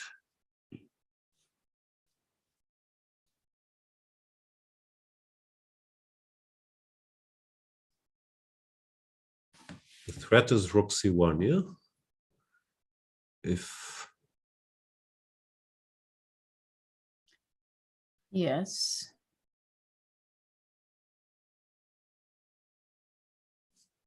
Maybe knight g6.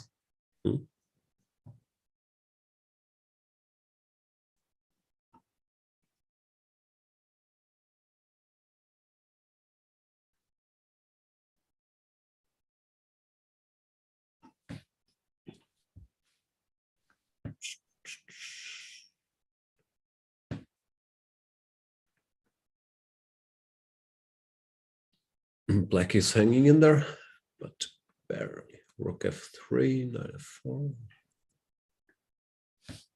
I'm not very convinced by what I'm saying. Rook f3, knight f4 is not good because rook c1 or rook c5.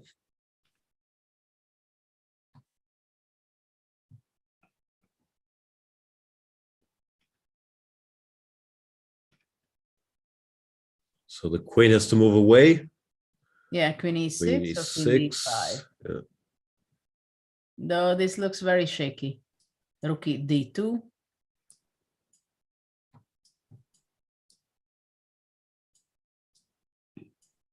No, here something is fishy. So queen h5. We said rook g8 and bishop b2. Very interesting. Just take it, Fabi. Stupid bishop. Take on b2, a3. Sit there. All your pieces are But stable. why would you be better here? Why not? Rook My pieces look b7. great.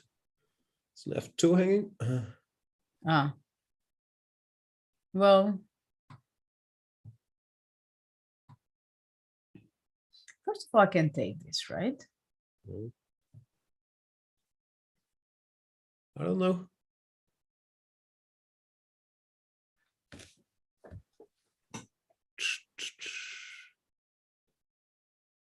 Now bishop f7 is a threat. Yeah. I was hoping g4 and I start a lethal attack. No, because suddenly all But- of my pieces are very active. So g4, bishop f7, yeah. g3, king h1, there's nothing.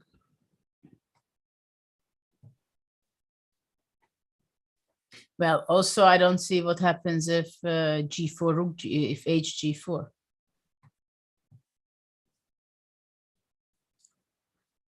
Knight takes and king h3. Or, Takes with the knight.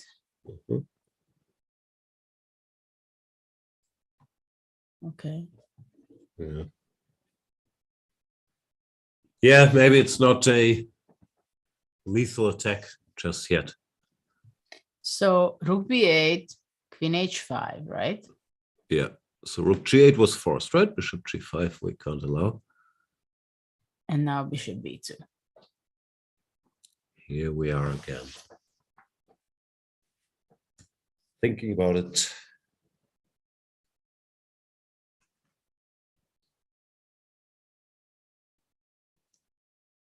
Let me see what's happening on the other boards real quick. Hikaru, he played bishop e3, takes, rook e5, and he went Well, d6. there are some action going on, right? Yeah. In the Hikaru game, he went bishop e3, bishop e3, f takes e3, rook e5 was played, attacking the pawn. And now d6 on the board. Hitting b7, if bishop c6, what's happening? Okay. Yeah, he Yeah, just with wants such to a pawn- lure the bishop away. Such a pawn on d6, it's sometimes a question whether is it going to be a weakness or it's a great pass pawn. No, because if it disappears, black can be better easily as well all of a sudden. Oh, well, if there is no d6 pawn, then this is not the position we Suffering. want. That's Yeah. for sure. Bishop c6, queen g3.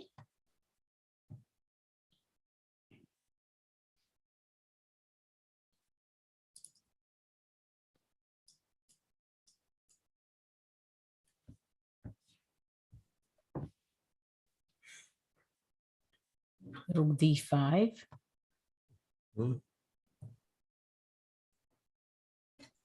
D7, it's not checkmate. Bishop Yeah, D7. bishop takes. Yeah, yeah. Mhm.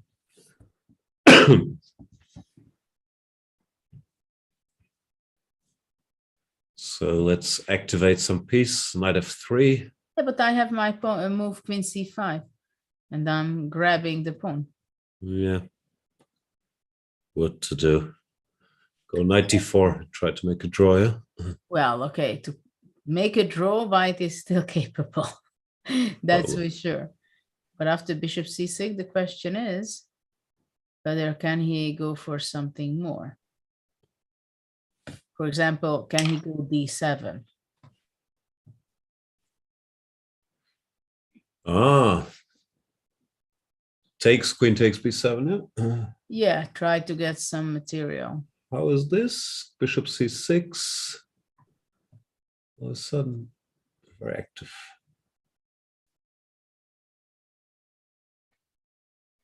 But maybe queen a7. I don't see a punishment yet.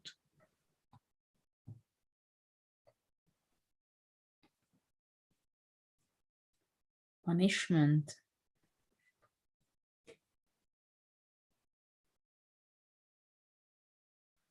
Yeah. Next move, queen d4, and we still have some pawns. So d7 unless, yeah, the thing is that after queen d5 you can go to d1. Yeah. Is this a 37 queen d5? Funny move. And what about instead of bishop d6 to go rook d5?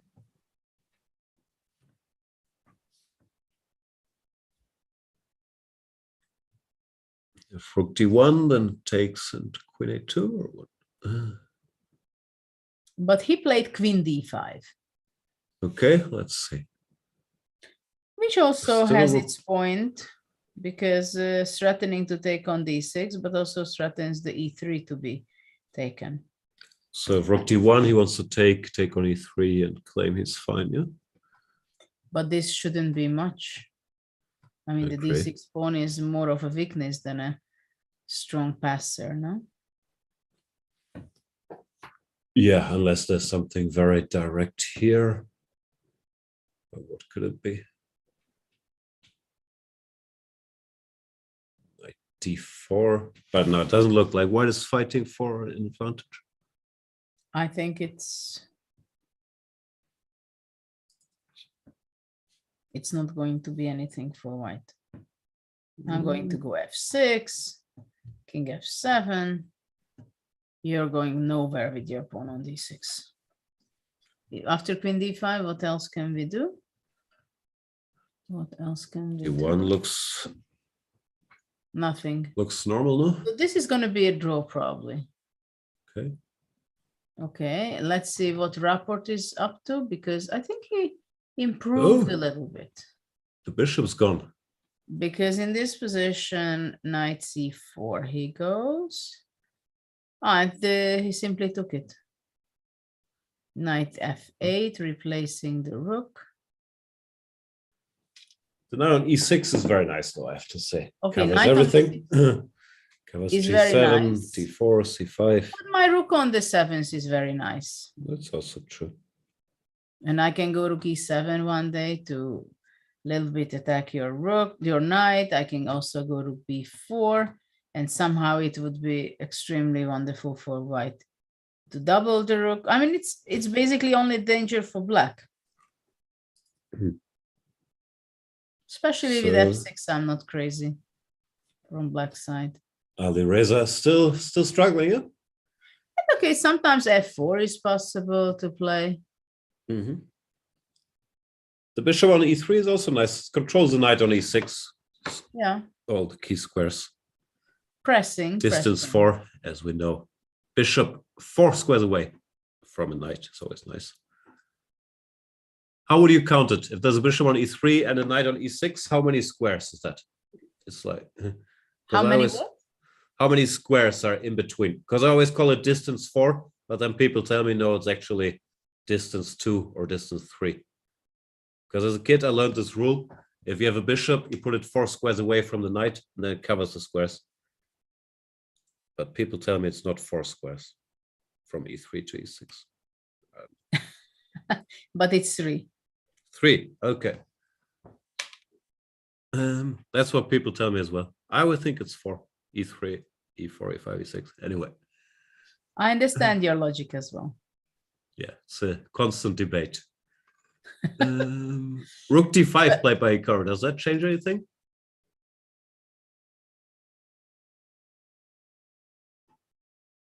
Well, he wants to go rook c5. I understand there is a great trick now. So let's say f6 to stop knight e5. And then if he goes rook c5. King. King then rook c7. No, but now after f6 already, this works. No, knight d4. Knight d4. Yeah. Sorry about that. No. f6, rook c5. Bishop c6. I can take, no? Take on c6.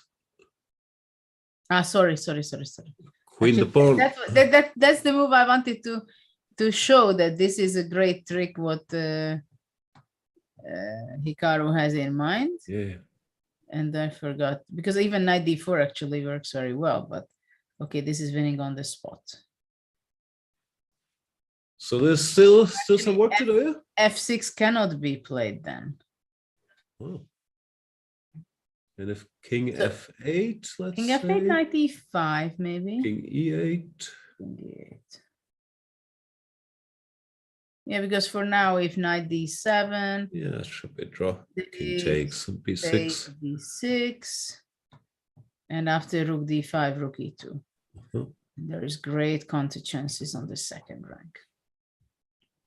Right?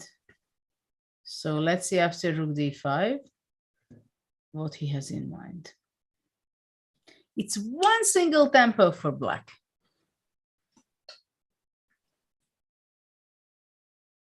So what happens if king f8? Knight e5. King e8.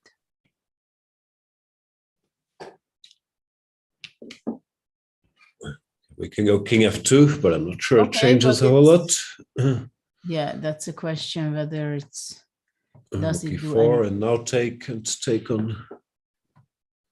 He's played f6. Hang on, f6 on the board. What's going on? What are we missing? Well, maybe after rook c5 he wants to go king f7. Okay, but knight d4. Or no, after rook c5 he wants to go maybe e6 maybe. e6. Yeah. Okay. Yeah, this is maybe solid enough. Yeah. That is the answer. Well, probably that's what he wants. And if f6, knight d4. King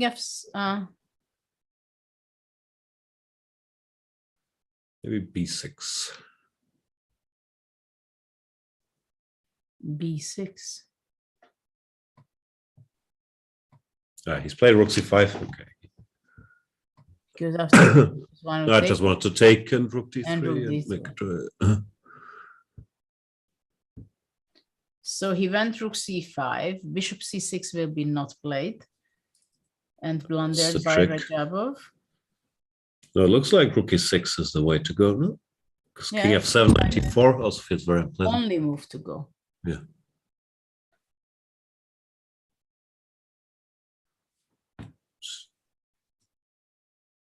But good enough. Yes.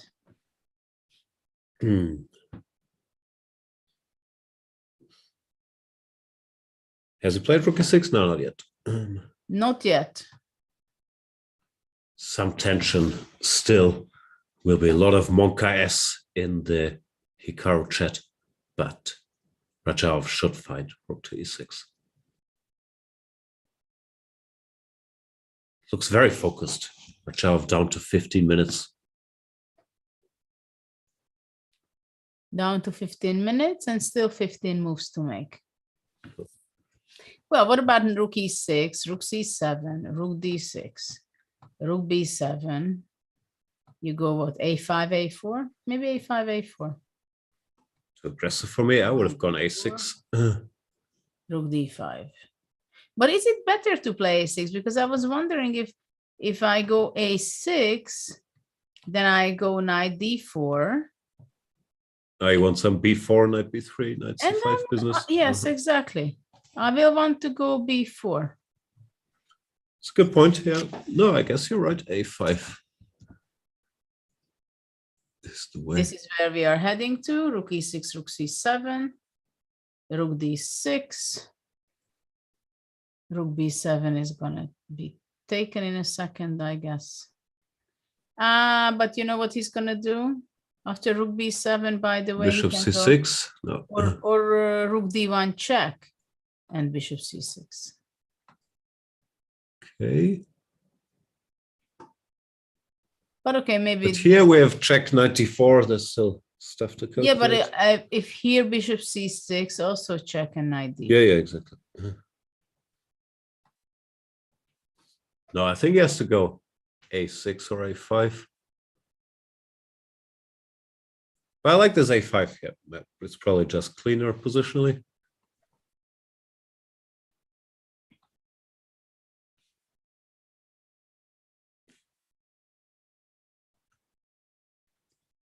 He should hold, no? The king comes. So we have 2 endgames already.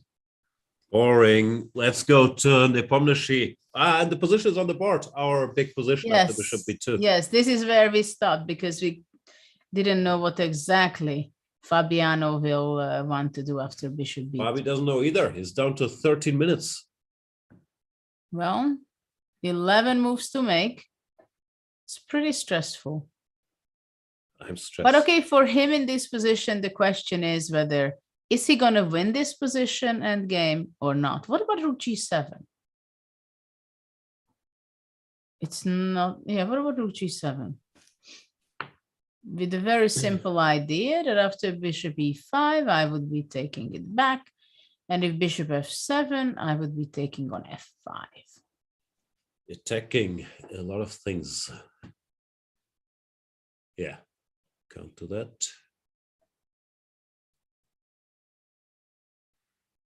Or hang on, after queen f5, did I have bishop c4? Bishop c4. Chippos. With some nasty trick and move with bishop d3. And what about bishop f2?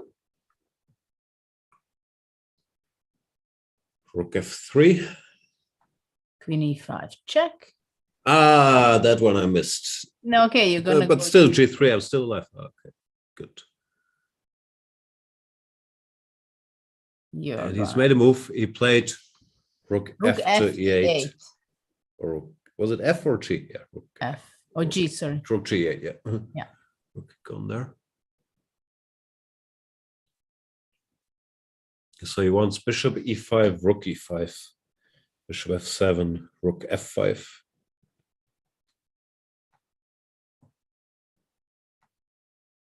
Fair enough.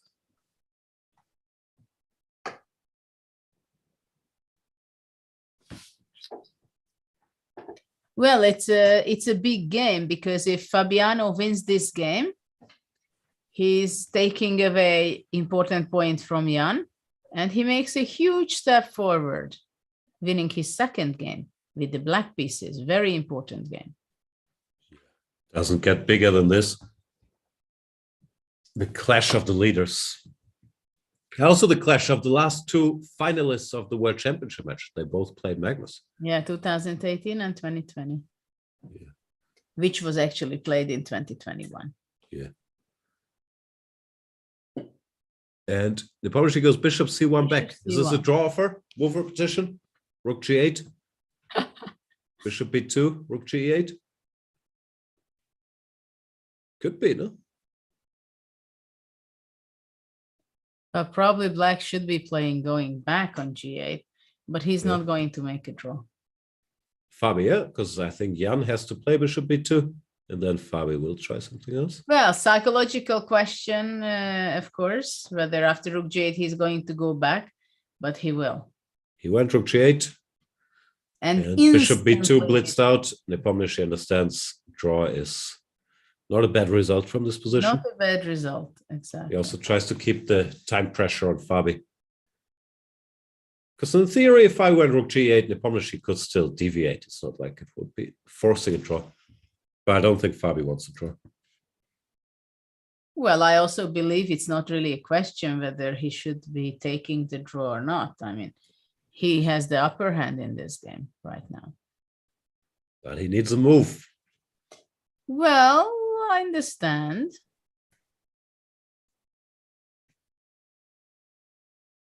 Rook G7 probably isn't that the only move? I still want to take the bishop, but it's not going to happen. And he has to make Fabi a move likes rooks. shortly because then only 9 moves to go. 8. You can see him. Looks a little stressed. No, he understands this is a big moment. 11 minutes. Look how he's watching the clock, of course. That is always keeping in mind because you have to be very much alert in such a situation. You can see that he's little nervous, right? Yeah. He understands he has a draw and he feels he should be better, but he can't see the way to do it. It's a big moment. But normally he's not one to chicken out and repeat moves. He will look for some way to keep it going. Fabiano Caruana.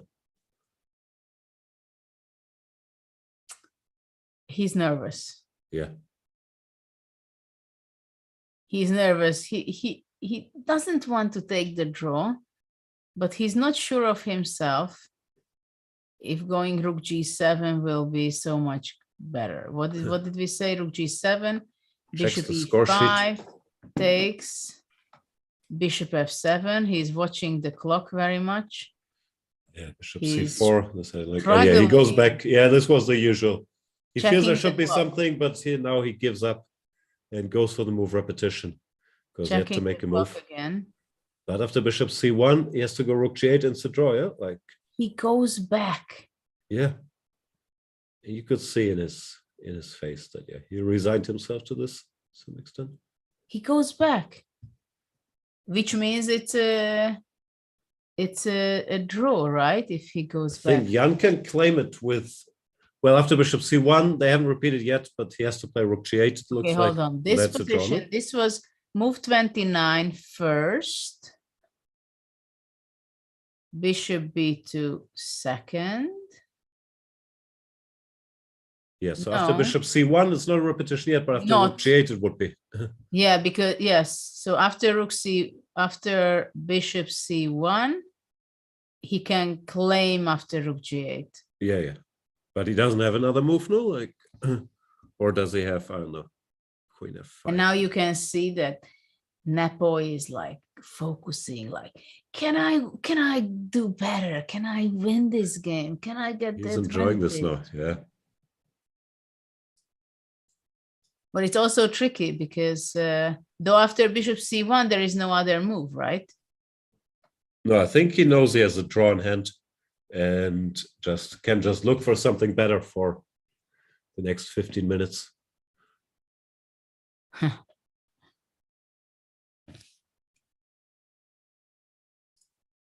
Is there any other move for black? Nothing. Yeah, after Bishop C1. Queen F5, but that looks...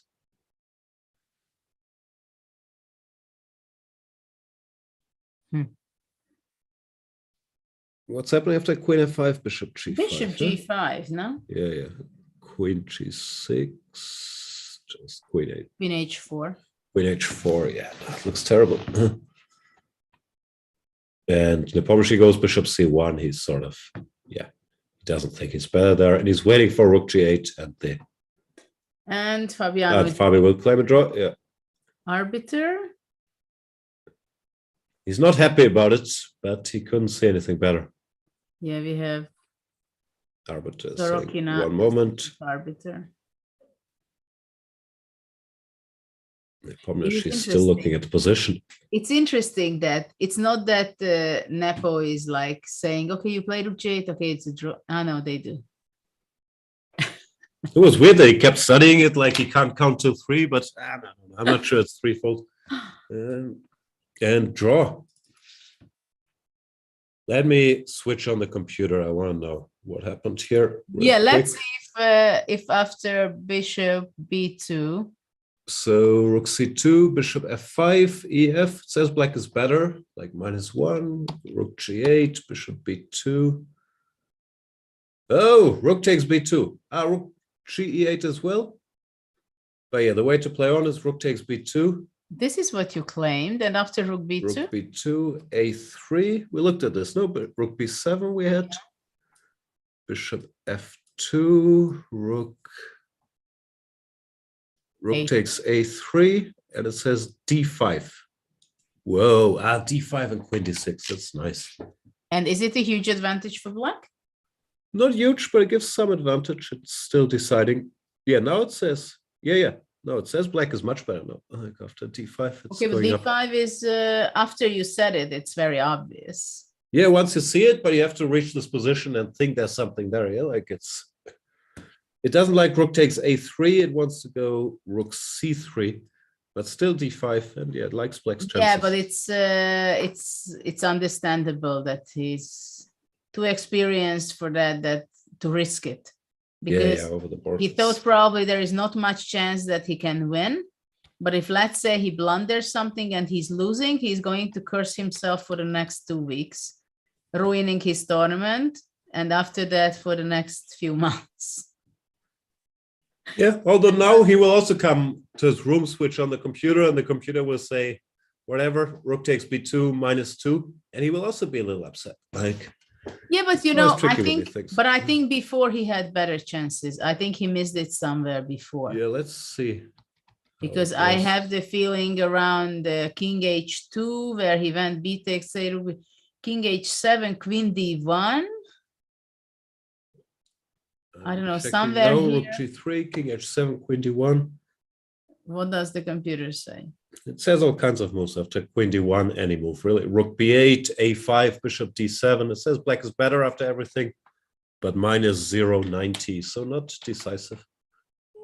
Yeah. But any move.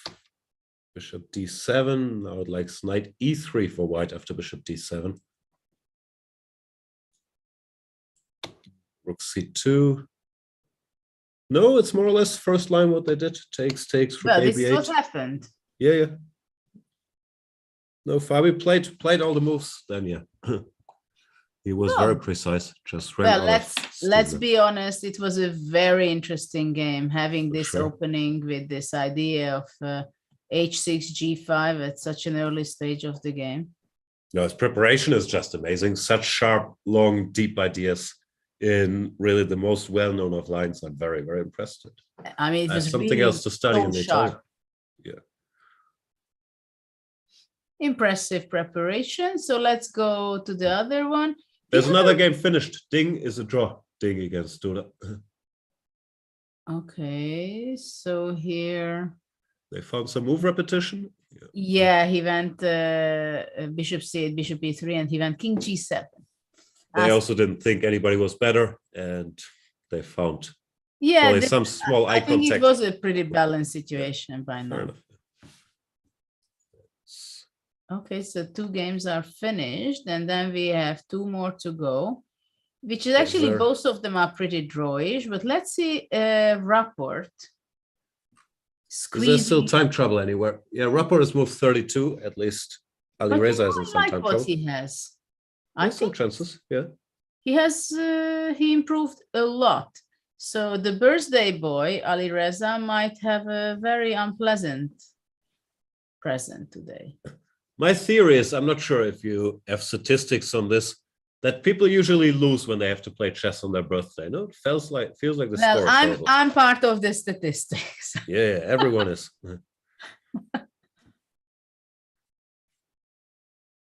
Poor Ali Reza. But how bad is it? Let's have a look. King d2, rook a1. I don't know, but it looks very, very, very strange. What happens if I just take on c6? No, rook h1, rook c7. No? But it looks like something. Something. Takes. Wow. What do you do? King h8? Yeah, I guess you have to. No, but this is cooked. This is over. No, this cannot be. What else? Rook c6, rook h1 on the board. But what is this? Let's see. Rook c7, king Rook h. c7 is there. Check, you have to go. King d3. Yeah, king h8, you have to go sooner or But later. what king h8, rook g7 I go? Rook g8. Rook g8. So I just take and I start pushing b4. I cannot believe that this is not deadly winning. Probably is. It's like it's just I mean the rook is cutting completely. It's typical Rapport style, this game. Typical. He gets a drawish endgame and then somehow he shuffles his cards that his opponent realizes that he's in big trouble. And I see on Richard's body language also that He's I'm happy, no? winning this game. Yeah. What else can Blake do? You can play g6. G6 is possible. I agree on that. But then I think still white goes check. King h8. King h8, and I go b4. Rook h3, let's say. I'm not happy, but what to do? No, you're right. G6 is the move. Hold on. After Well, this was- G6, after G6, maybe. Okay, B4, rook I think it's still H3. fine. And yeah. I go rook D7. Okay, takes. If you take, I think all this should be lost. No, I meant takes on g3. Like. Okay, sorry. Takes on G3, of course. King D4. But yeah, there's no other move yet. Takes, rook takes, and is this lost? We have to count. You mean to But take the king this? is cut. Where else? No. H5, B5. 5, B5, H4. 6, rook B3, B7, and wins it. It's over. H3, rook D8. Yeah.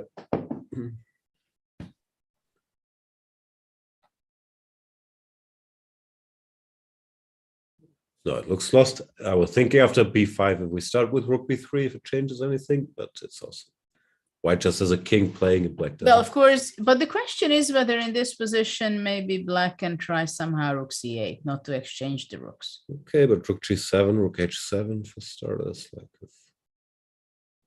looks fairly hopeless, I thought. No, this is not possible for him. No, maybe it's just lost. G6 has been played. Yes, well, that was clearly the only chance, right? Well, this, well, probably rook g7 first. Or, no. Yeah. Actually, it's a question whether to include rook g7, because rook g7, king h8, and now b4. I like this, because now if rook h3. Rook h3, rook d7. So it's. This is what we had, no? Yeah. He played e5. He played e5. Hang on, what's going on? e5 looks strange. Maybe it's good, just surprising. e5 takes. So rook h3. Rook h3. I wants to win with e pawn, yeah? e6. But he's rook not going to g3, win king with c4. I think king e4 maybe.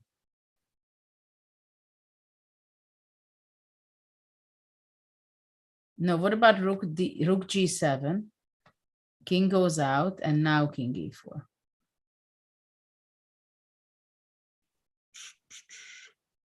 d3.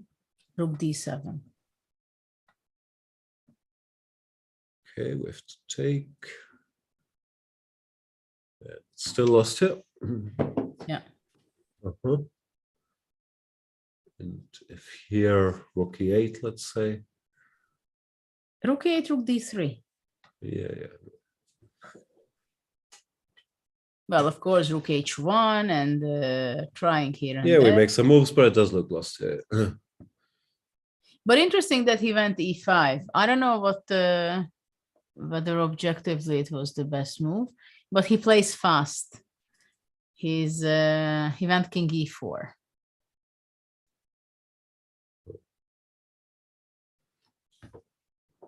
It's very surprising to me. Like he might just have calculated everything, but e5, I would never dare to split up the pawns. It feels like black has a lot more chances, but yeah, but he thinks probably that he just wants to push the. But I don't know why king e4. After king e4, rook g3, I can go. And if e6 is rook e3, No, anyway, so he goes check, and then he can simply take Takes. this because after check, he goes king f4. King g8. G8. It's just 2 pawns left. Well, he can go check here, takes, but okay.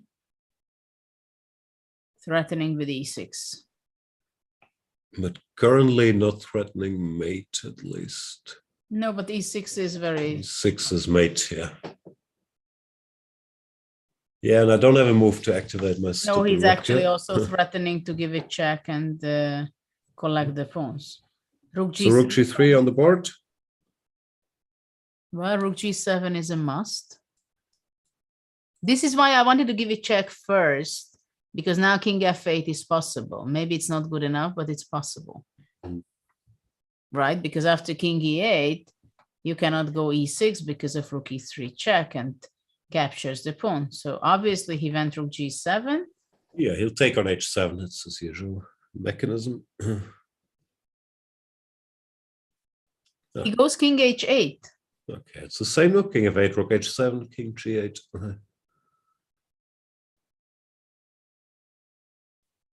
But now he's going to take on h7, king g8. He goes rook g7 with the other one. And after king f8, he's going to go king f4. Rook e3.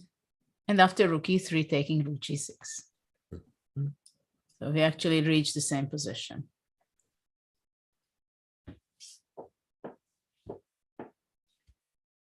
Rook e8. On rook e8, you get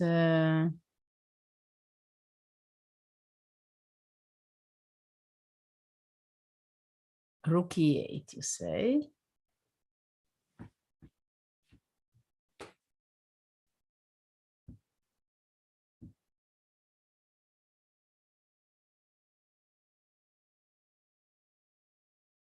Unpleasant surprise. If this Richie will not win, it will be a big problem for him. Because it was completely winning now, I feel like, yeah. But I go check. Yeah, king f7. King f7, I go check. King e7. I go check. Oh. Can I go here? So mate. Ah, we have a lot of checks as well. Rook e4.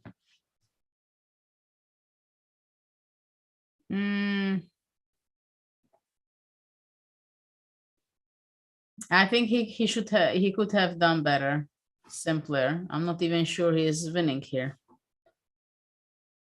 If he has to exchange rooks, there's might Well, might if be a draw. he's I think king is too exchanging close. rooks, Yeah, like rook f6. let's say takes.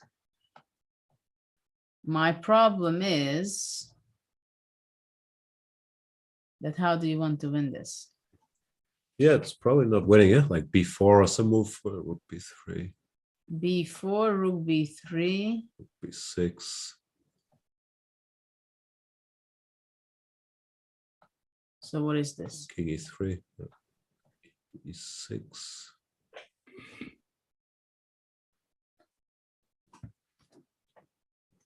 How to make progress. It looks like a draw, no? Like e6, b5, and then I can't make any other moves. But you know what is possible? Tell me. What about to go rook g7 check, not. I go king f4 first. Rook e3. Rook e3. Well, you can go elsewhere also, but let's say here. And to go king g5.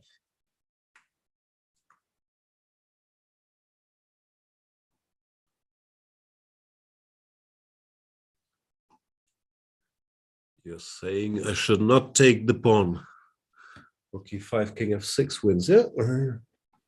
Yeah. But the problem is you have this move.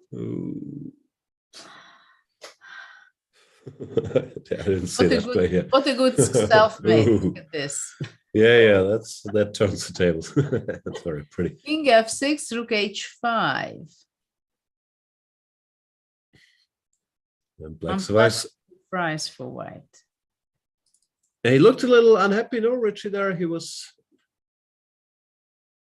Because earlier it looked like it's game over. Let's just make the final moves, but no, it wasn't. But you know what he can do? No, he's still... though I'm not sure. If now rook d7.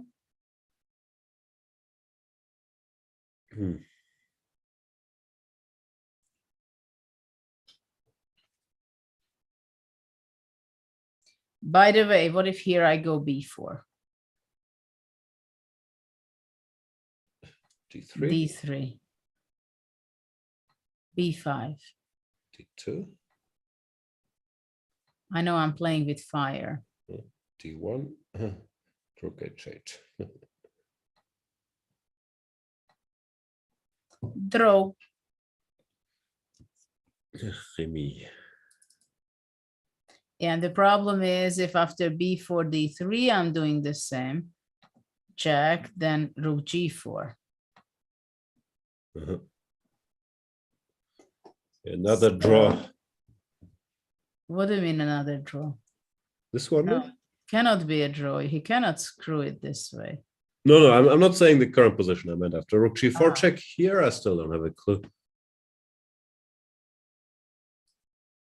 But yeah, that would be tough for Rapport because it looked completely winning some moves earlier. And I think it was. Yeah. No, because he didn't play first. Couldn't he play, what was it, here?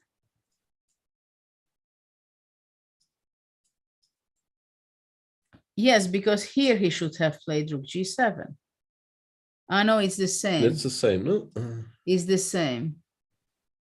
No, you know what he could do here? To go rook g7, and after king h8 to go rook d7.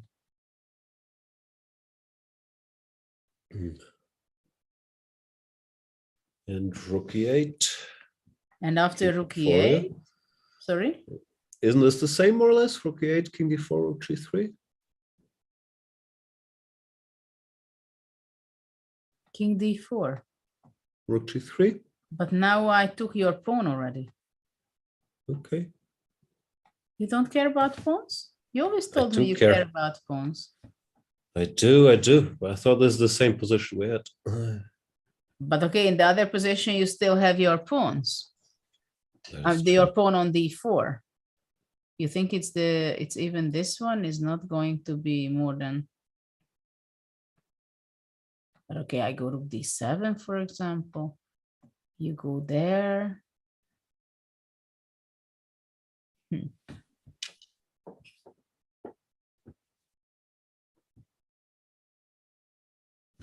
Very strange. So let's. I'm not sure, but he missed something. No, he made his life a lot tougher somewhere.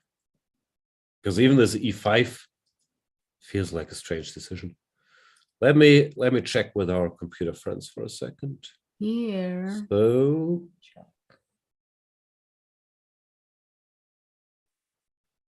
move 35 after g6. Yeah, computer says just rook g7, king h8, b4, and it's quite happy. This is what we looked, no? Yeah, this is what king we looked h8, exactly. b4, rook h3. Rook h3 and king c4. It doesn't care. King c4. I wanted to go rook d7. That is not good. Rook d7 is also good. Like rook g3, king d4. Yeah, it's also winning. Yep, it's winning. And what does it say now? Takes, king e4, rook g3 here, check. Hang on, e5, takes, rook h3. Says this is still winning with rook g7 check, as you said, I think. King h8, rook g d7. What do you mean, king f8? I meant after, sorry. I should look here. After e5, fe, rook h3 instead of king e4, rook g7 was winning. Again, I'm sorry, in this position, instead of king e4, rook g7 check, this is apparently winning. Okay, king h8. And rook g d7. Ah, yeah, of course. Rook g3, king d4. And king d4. The black is not in time. And if after rook g7, king f8? Then it's made rook bf7 and e6. Ah, yes. Yes. Yeah, because here nice. king can go out somewhere, I guess. Yeah, e2 and e1. e1, f2, yeah. And nobody can stop this checkmate next move. Anyway, let's see now. So king e4, rook g3. Check, king h8, rook h7, king g8.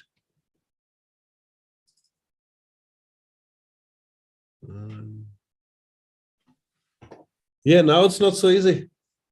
Like check, king f8.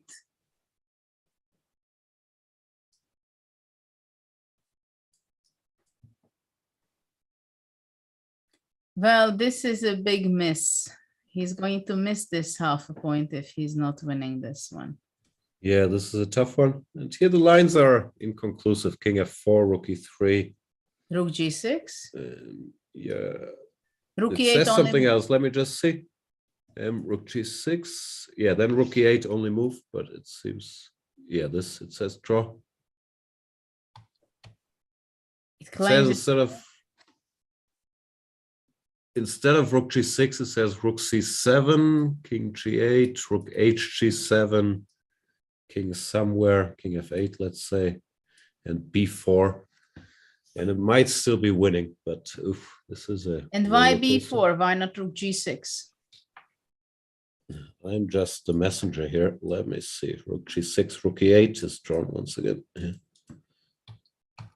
Yeah, it's a pity that rook e8, there is this move.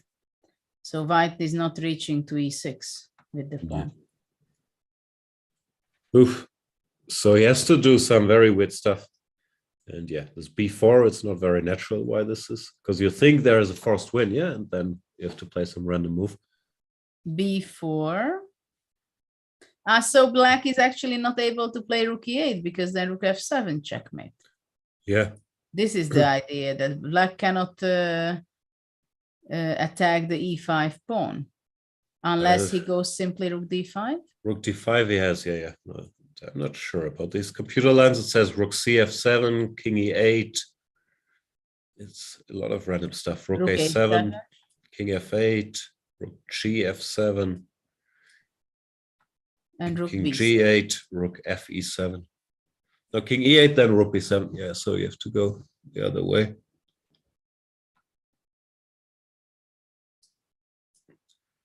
This wins apparently, but it's all very random. Rook e6. Don't ask me what. Well, this is already not an easy way. No, this is far from easy.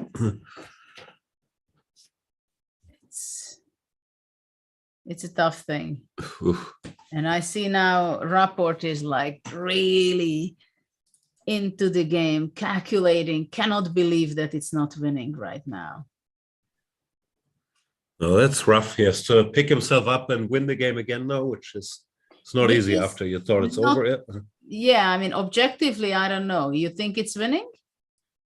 Well, according to the computer, but these are very random lines, no? Like b4, and then you shuffle the rooks around 10 times and rook e6. That's impossible to calculate.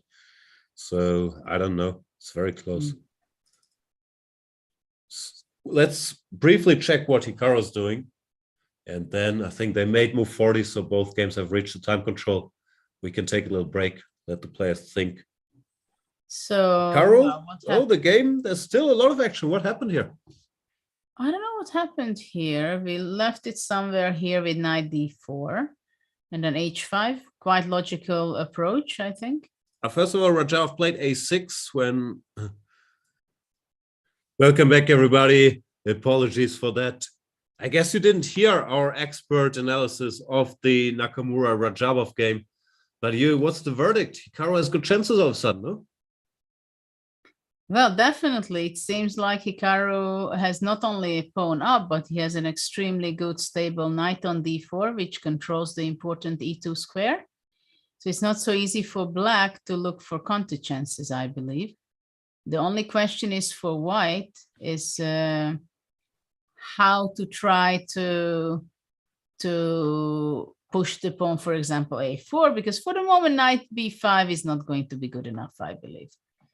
Because there is going to be a check, king g3, though maybe even this can work, because after rook e3, there is this move king e4, f4, rook f3, king e4, maybe f5, king d4, f4. I don't know how much counter chances black have. Doesn't look like enough, no? And then rook f1 and pushing the pawn somehow. So this is one alternative, and I guess this is exactly what Hikaru is thinking about. They are just over move 40. It was played, rook d8 was played, move 41, bishop g4, and now he's hesitating whether can he take on b5, or should he be playing something like, for example, what about rook b8, and try to grab the pawn without giving any counter chances on e2. I mean, I think this also makes a lot of sense. Okay, I start running f5, rook b5, f4. And yeah, but after f3. f5, I'll give a check first. You go back to g7 or something. Well, actually to g7. I guess f7. Oh, maybe. No, after that, knight e6 would win immediately. Yeah, that's why. f7, maybe. So if you go king f7, I'd be going rook b5, you go f4, but there's no threat at all. So why can't I just go? Hoping, yeah, but f3 and then it doesn't continue. Yeah, a5. It's just nothing, right? I mean, this is such a incredible knight, incredible defender. So if rook b8, let's say bishop goes back to d7, then I can just go probably rook b7, bishop e8.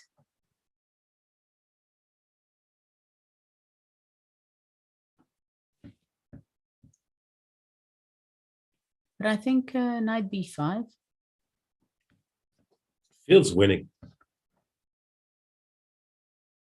He should be winning. h4, just a4 looks winning, no? Yeah, I think so. Okay, so we made it past the time control. Nakamura will take a long time now to calculate the lines, but it does look like he has excellent chances to win this game and come right back in the tournament. As for Rapport, his body language earlier seemed to say, okay, this game is over, but I would guess he missed this rook e8 in this random line that we had, after which it's not so easy. So now he has to try to win the game again in deep thought there. We'll go on a little break. In the meantime, check out the good old chess24.com, where you get a 50% discount on the premium. Also, is it a choice between a mug and a hoodie? You need the 3-year premium for the hoodie, but the mug you can get with the 1-year premium. And what's better than a Candidates 2022 mug with the face of Magnus Carlsen on it, even though I'm not sure if he plays in the Candidates, but the Candidates are trying to qualify to play him. So it all makes sense. Check that out. Of course, you get access to all the video courses, to the daily banter blitzes after these shows. You can challenge people, all the good stuff. See you soon.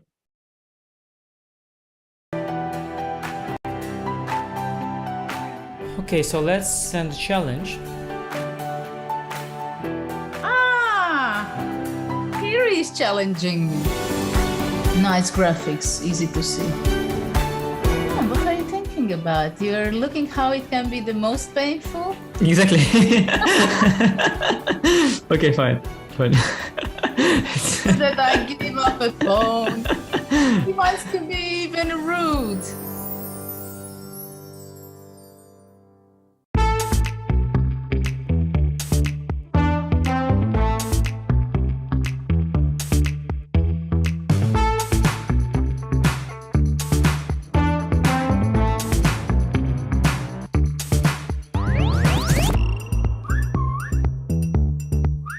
The Grunfeld is a very good opening for those of you who are striving to get a double-edged. In this video, we're going to look at the latest developments in the 6 bishop g5 knight of. I'm gonna start with sort of my first official Stonewall game. The idea is not to fight against any opponent move, prevent everything, defend and so on. No, it's just to move.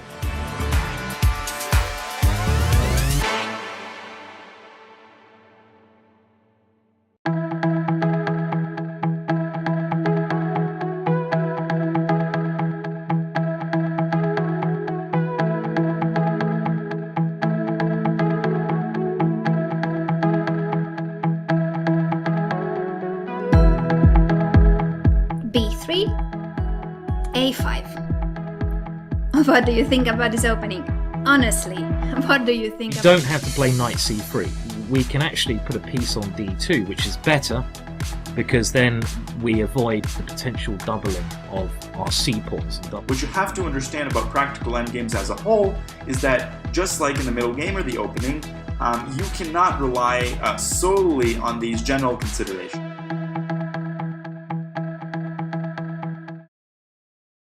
It's time to take control of your journey towards chess mastery. Magnus Carlsen introduces Chessable, the definitive solution for studying chess. Move Trainer uses the science of spaced repetition to identify your strengths and eliminate your weaknesses. There's no need to set up a board, remember which page you're on, or keep track of all the moves you miss. Get started now and join our growing community of over 100,000 chess enthusiasts. Chessable. Take control of your journey towards chess mastery.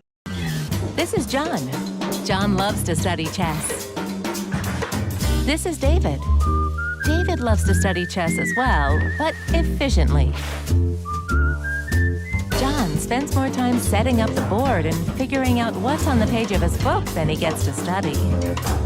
David likes to take it easy and use his time wisely.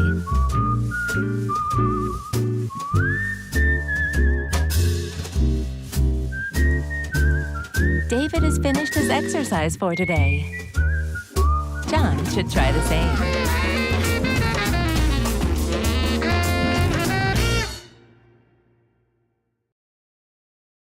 Welcome everybody. My name is Jan-Krzysztof, former world chess champion. Are starting a new course here for Chessable. A very special Chessable course. Master your chess with Judit Polgar. You know what? I learned a lot.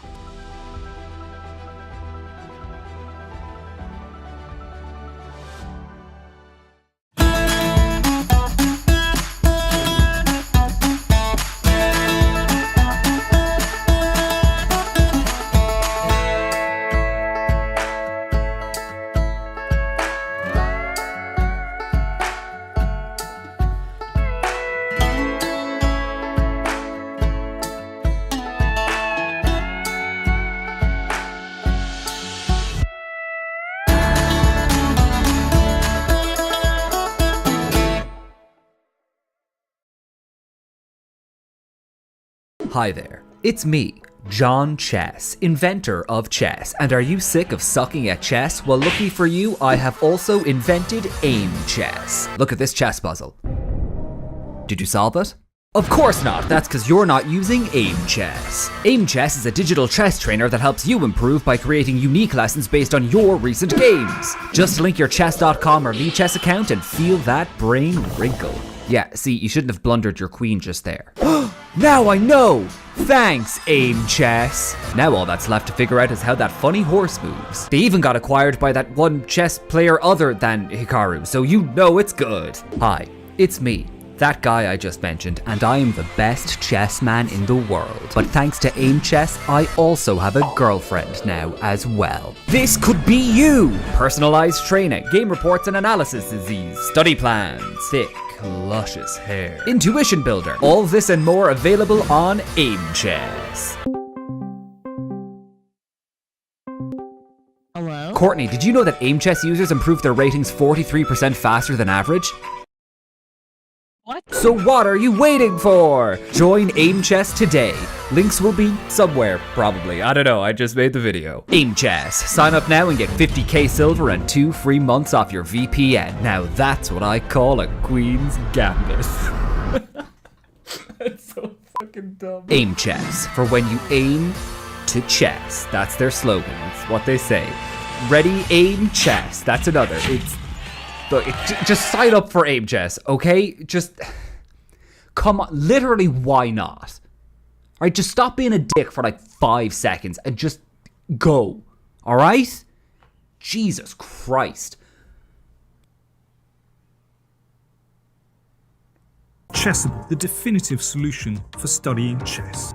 Choose from one of the largest online chess libraries in the world, with hundreds of titles ranging from classic books through to our exclusive Chessable courses.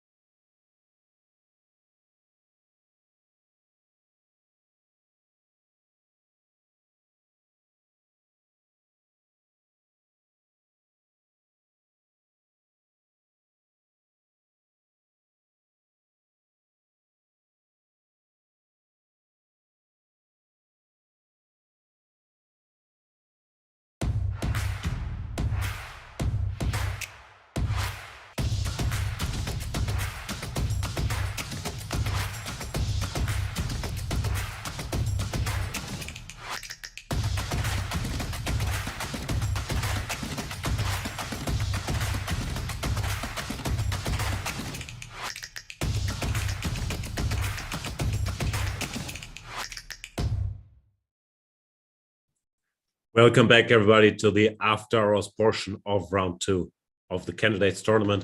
We have 2 games still going on.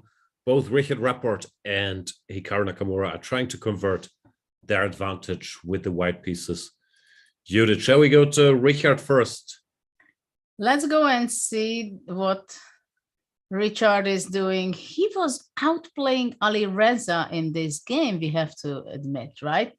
So that was some very nice play by Richard, and he got a winning position kind of, which was very, very tempting, I must say, just before the time trouble, like around 34, 30. By the move 34, he had both of his rooks on the 7th rank. And as we all know, when those rooks are there on the 7th, it can be deadly. And I believe that we were right to say that it was winning for him. But of course, he had to choose from several different options. And one of them was here to go rook g7 and then later to go rook d7. Or what he played e5, we did not consider this because we thought that after rook g7 and b4, the game should be over pretty fast because this king on g8 really very badly cut away. And this means a lot of bad things for black when the pawn starts to be pushed on the b file.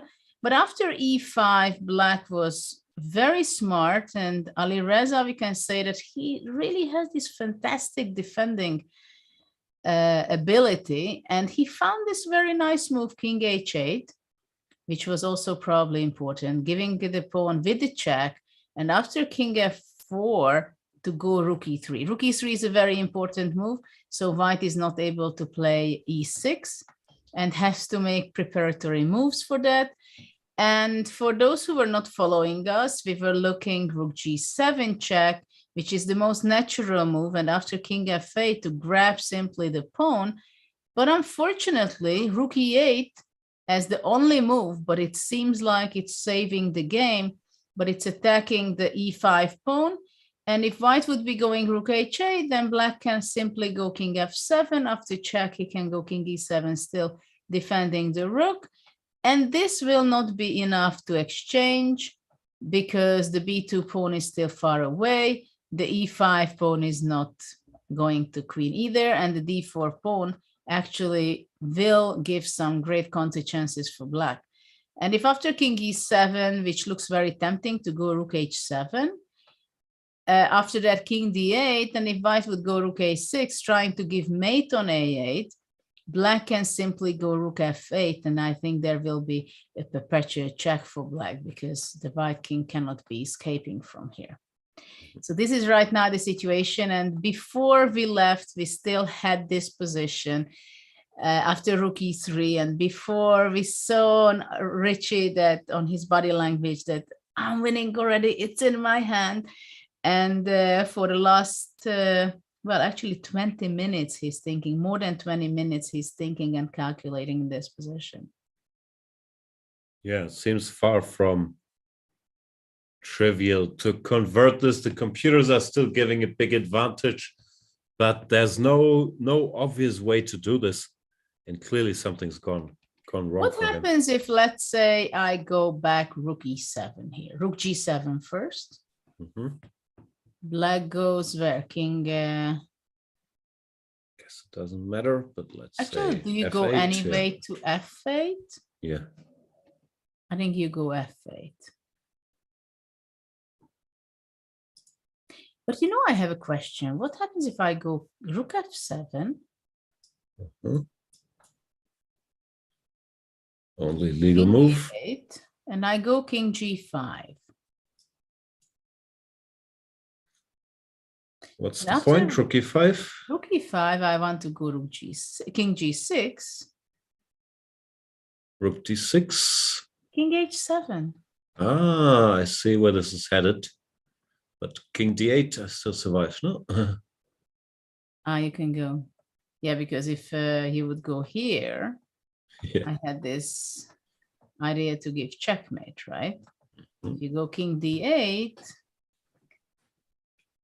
if you go king d8, I go rook a7. Ah, it's still not over. Ooh.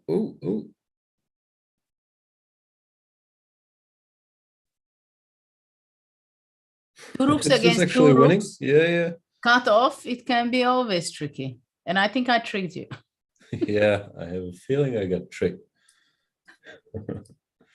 It's okay. What happens? Rook hg7, king f8, rook f7, king g5. So my goal is to go all the way to g8. Let me think. Rook e5, king But g6. why can't you go d3. simply d3? Ah, yeah.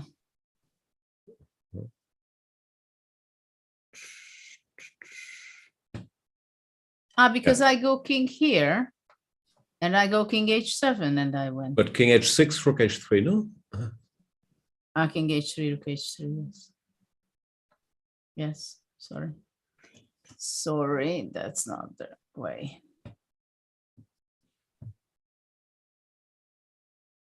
And if I this go looks like e6,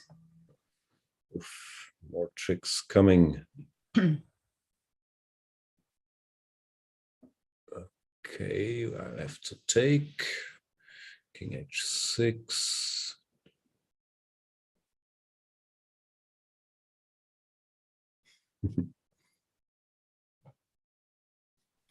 the problem Very is I pretty. also don't believe it. And so d2.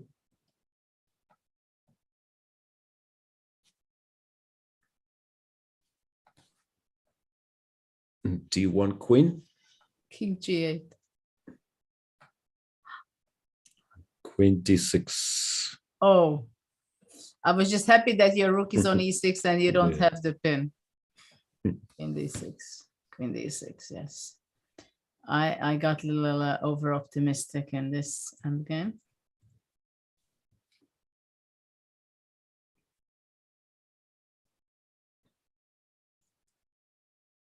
Rapport thinking very hard about this.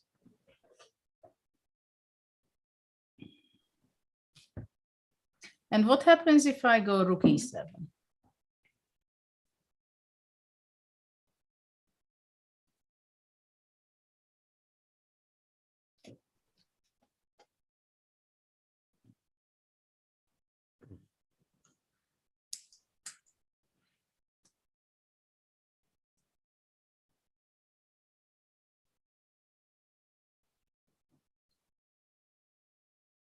And then I have another question. What happens if I give a check here and I take this? So instead of my rook having it on h7, to have it on b7, does it make Does it make a difference? Rook e8 still?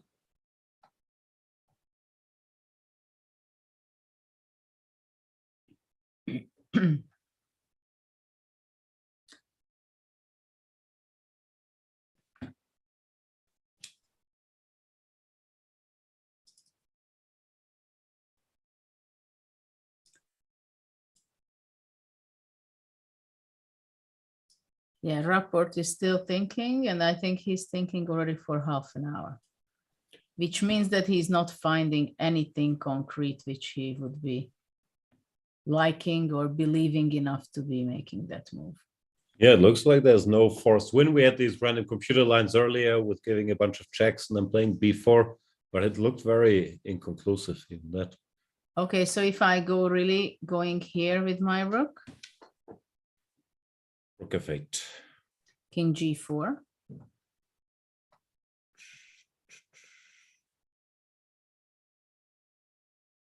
Rook f5.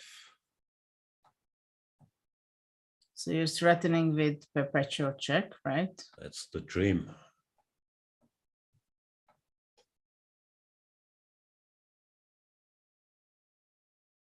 Yeah, it holds. Yeah, I'm just in time. And if I go check Back. and go Only- rook e6, Guess rook f1. Or hang on. Yeah, rook f1. Uh-huh.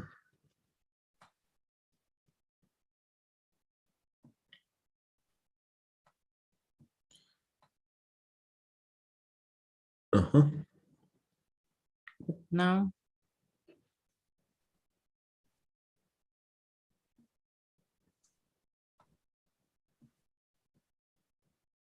But now I can go e6. It's just not good for anything, right? I have no threat. So we have moves on the board. He gave some checks. He gave check on g7, and then now rook f7. Mhm. But if king g8 back, what's the idea? Well, after king g8, then check, and he wants to take on g6, I believe. Oh, that's once again the construction we know already with rook e8. Yeah, but it's not exactly the same, I think, because after this, maybe rook f5. Ah, that's Now his trying point. to give mate on the side. Ah, that's the idea. Last rank. King h7. King h7. Rook comes, let's say, to g2. Hmm. King h6.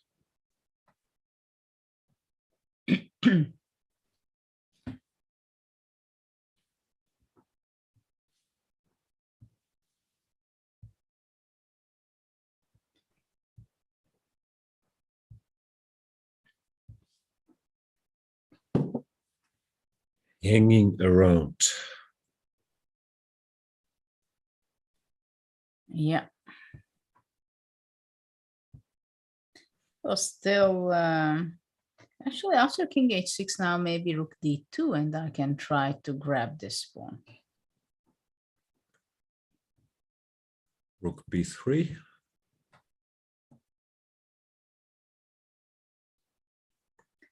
Now it can be tricky, don't you think so?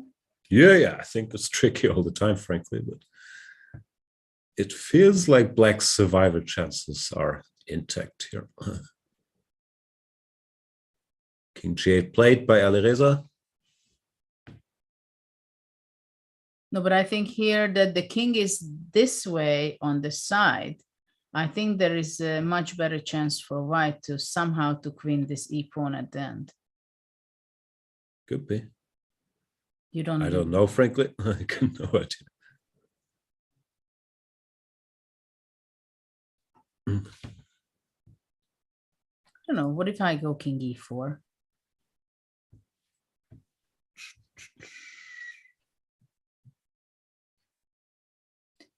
I wouldn't like to defend this with black. No, me neither. But Alireza, he had good practice yesterday. Like every day we see him defending some pawn down rook endgame. And he did well so far. I'm not sure this is not winning. Could be. It's just Rapport has to win this game again. Sometimes to win, get the winning position is not enough once in a game because we make those kind of inaccuracies.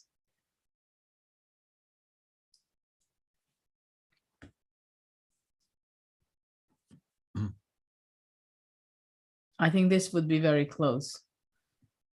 But I might have done something stupid earlier. No, if we go back all the way, because here I don't really need this rook e8 to it. So what would you go? Rook e1? Rook e2 maybe to attack the pawn.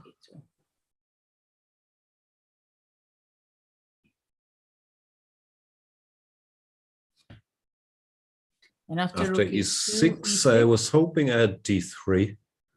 I haven't calculated it though. e7. This doesn't work yet. No. Okay.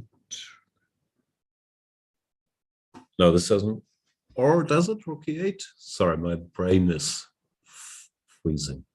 For some reason, Rapport did not play rook h to g7, but he went back to rook g7 again with the f rook. Repeating moves. He has to be careful not to repeat too often. Well, he has no. Does he have another rook f7 option? Let's see. After rook e3, he went rook g7 once. He went twice. Okay. So he can't go rook f7 now. Yeah, it would be third time. No, he can rook f7, but after that he has to go with the other rook. Well, he doesn't need rook f7 either. He can go whatever. rook c7 or rook b7 or rook a7, some square he hasn't been to yet, but he needs to find a way to make progress. Yeah, the question is where the rook stands the best. Yeah, I would guess b7 to keep an eye on the b pawn, but who knows? But I still rather have maybe the king on h8. Okay. Because actually I'm not sure. Ah, yeah, after rook f7, of course, king e8 is not possible because it would be losing on the Yeah, spot. let's checkmate. And checkmate, yeah. So here Rapport has to make a decision. How and in what form he is going to grab the g6 pawn. If he wants to grab it at all. Well, do you have any other option to try on? I can't remember. We had some line earlier, no, where compis were happy. Like,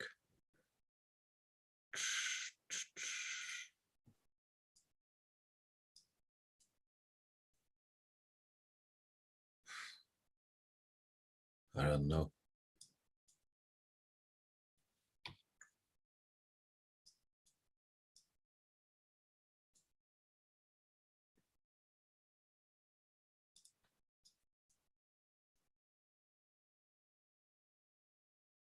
How was this? Like rook b7, let's say. Rook b7, king g8. Rook hg7. I think king f8. And actually, in this position already, king h8 is also yeah. They're both quite possible. tempting because here the rook f8, rook f6. Is this winning? Rook f6 takes, king g8. Ah, you mean you can grab that? Not sure, but it could be. b4, rook b3. Uh-huh. No, rook b3 here and king e3. No, this is winning. With the f pawn, it's a winning. If it would be on g6, it would be a draw. Right? You just want to go rook b8, yeah, because, b6, b7. We go The classical here. blend. We go Yeah, here. this is winning. And b7 and rook h8. b7, and black cannot take with the king because of rook f8. Well, it's a Zugzwang to start with, but anyway, in the next move we can go here. It's Zugzwang, yeah. There's another check on f7 somehow. He went rook f7 again. Which means that after king g8, finally, he has to go rook h7 to g7. There is no other way. I have a feeling Ali Reza's holding this. Also from his body language, it doesn't look like he's spotted something he's excited about. Out of his hesitating to go. No, he doesn't. He cannot hesitate. What is he thinking about? Nothing to think about now, but king g8 will be played. And here he comes, And rook okay. hg7, yeah. Here we go.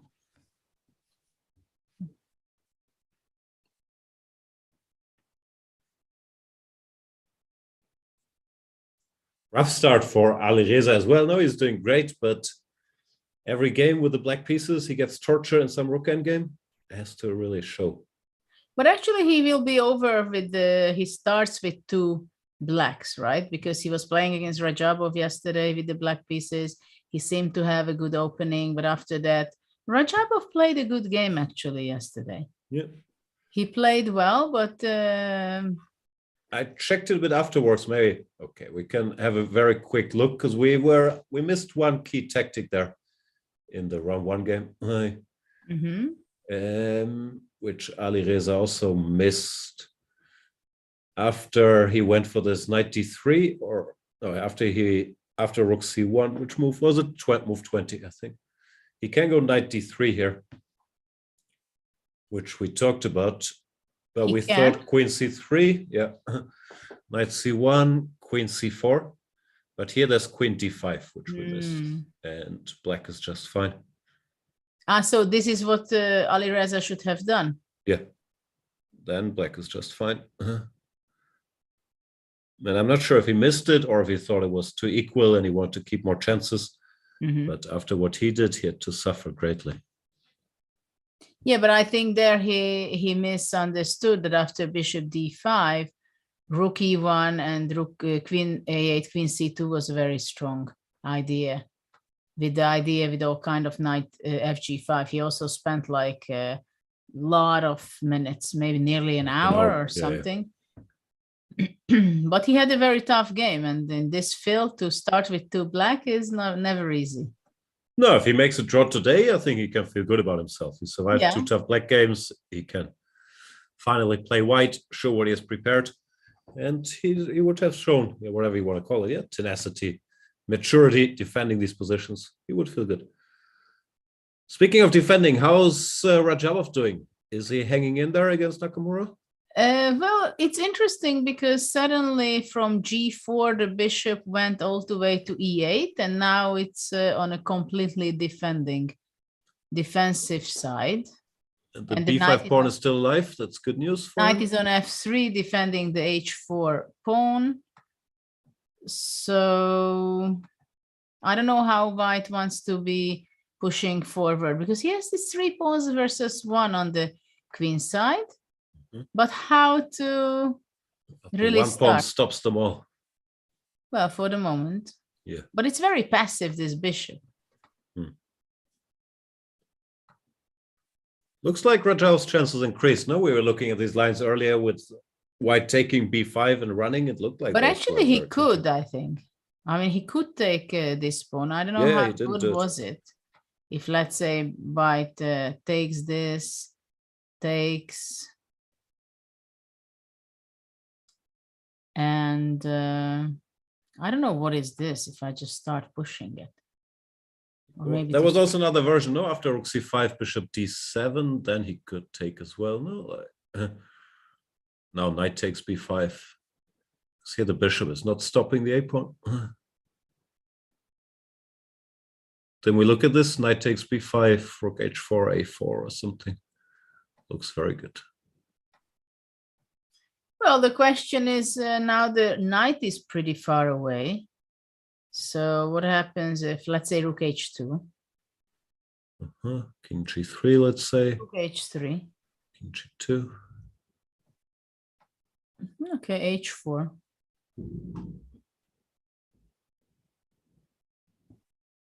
Knight d4. What happens after a5? After a5, first of all, I'll lose with white probably. I'm just curious. Well, I King can f2 go here. And some rook g5 maybe. I don't know whether I can take on c3. Oh. a6. Check on c2. Check on c2 or simply h3.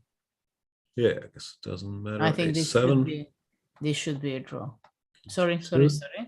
This is not what I meant. I don't know where you go, but I go simply rook a2. This is a draw. Yeah. I'm not in time. Yep. Well, it's just not here. Maybe even without h2, no? Try to checkmate. Draw. Yeah. Perpetual check, rook g7, rook h7. So black has counter chances, of course. I think the main question is that how can you take the pawn the way that you also come back with the knight and somehow stabilize it? Because once the h pawn is starts pushing, it can be great counter chances. So that's why Naka played rook c7 to be pushing back the bishop. And maybe he thought that he's going to have great thing defending the pawn, which is correct. But in this position, black went, rook e6. Because he wants to go rook a6, of course. So white played rook a7, rook e4.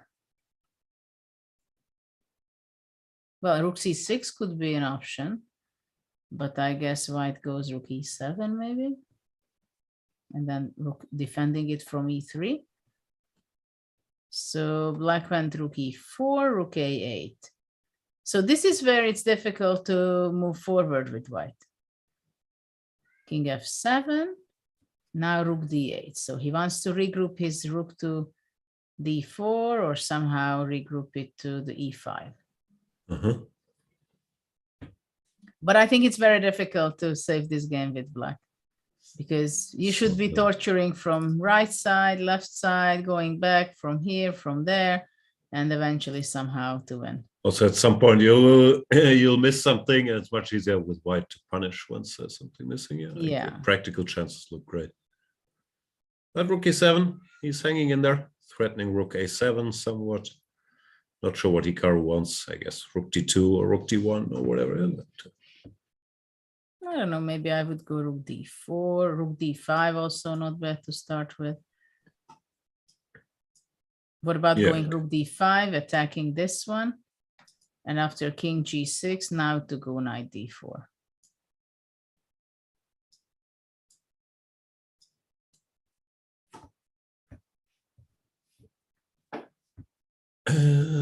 How is this? I'm not sure if we were here before already.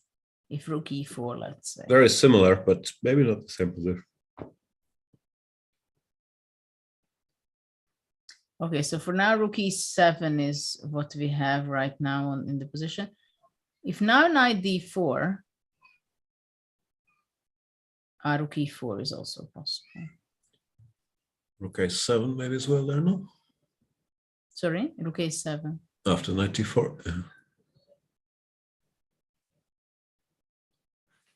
A move was made. What did he play? It looked like he played something. Maybe not. Rook e7. Rook d2 he played, yeah, okay. Just stabilizing for now.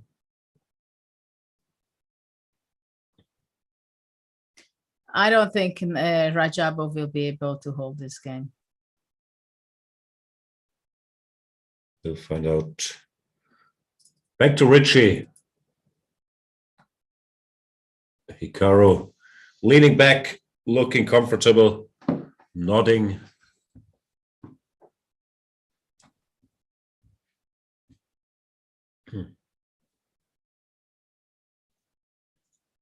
Rook takes g6, and now Firuza is thinking. He has much more time, but much worse position.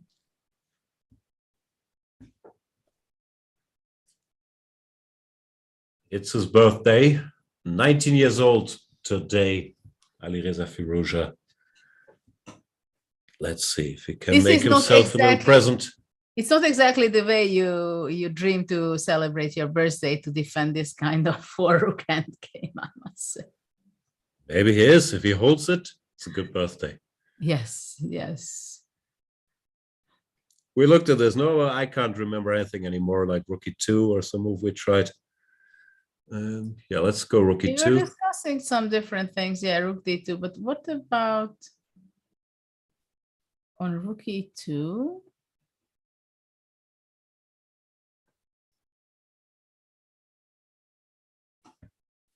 Did we look rook e2? Because this looks, yeah, this looks very good for. It looks very drawn. Yeah. We're threatening to win the rook, so white is to do something. And rook f5, rook f2 seems to just be drawn. King e4 takes d3. No, but I think this is something there is nothing to talk about. Exactly. Rook g1 and draw. Rook g1. But okay, this is also d2 wasn't needed. No, okay, it's all a draw. Yeah, it's just nothing here. Yeah, but it's just a dead draw, right? Yep. No. Actually, this is not a dead draw suddenly. Rook b8, still a draw, no? Rook d8. It's not as dead as I would want it to be. Might be a draw, but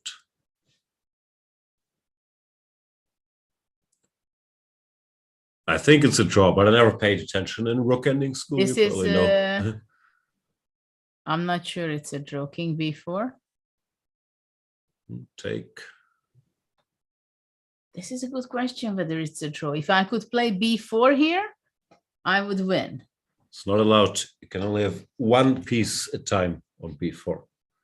Actually, maybe that's also a draw, because there is it's a b pawn and not a c, so I don't have enough space for my king. I think it's a draw, no? This checking distance or whatever it's called. Like, yeah. But now I go king b5. Check. No, I think this is a draw. And king e4. Yeah, and I'm not able to push this.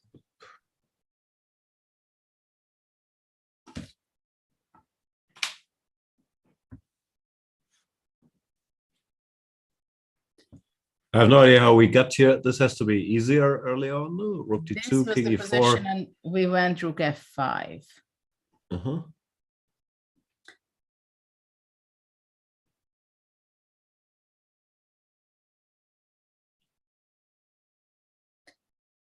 I have no idea what white can do here. If e6. Nothing. When after rook e2? After Oh, rook this we looked at, no? e6, d3, e7, and I wasn't sure if we're surviving or not. But this is a problem for black. Ah, you just want to take this.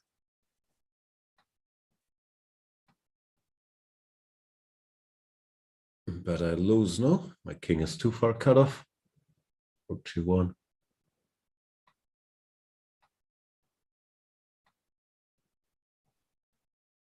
And I don't know, rook e2.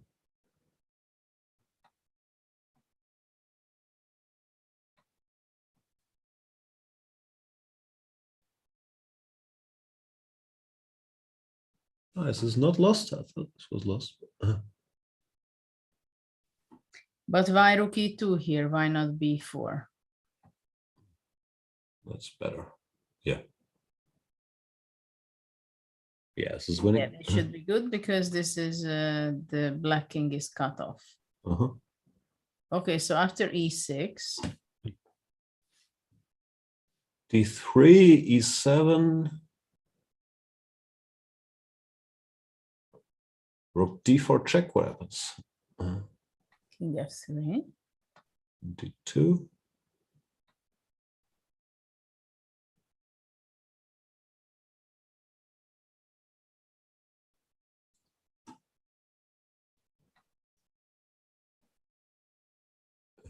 What fresh hell is this?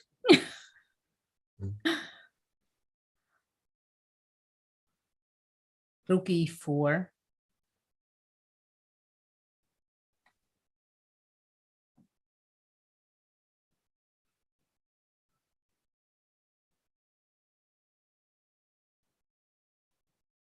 Draw. Not much fun.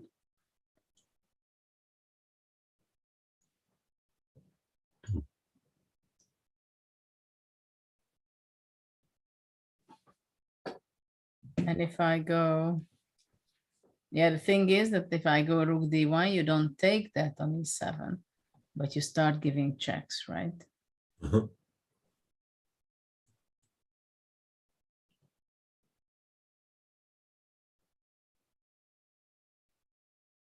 And now if I go rook f8, I queen. That one we have to take. Why? You can give it check. Ah.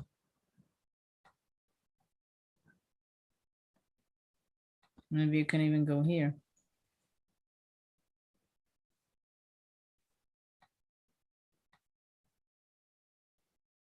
Well, this Zwischenzug is useful, I think. Maybe rook Wow. e8 is also a draw, but let's say takes, takes, takes. I'm going rook d1.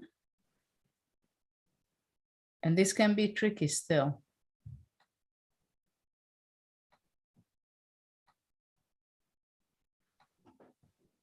It's move by move, yeah. Could still be lost. King g3, king c4. Rook e2. Rook e2, yeah. Rook e2, but I think with the b pawn on b2, it's still not enough to have this 3 file. I think we have to have c pawn. Okay, how do you defend this? Well, let's say I just give it check. Just checks, huh? Rook b8. Mhm. Yeah. No, but here.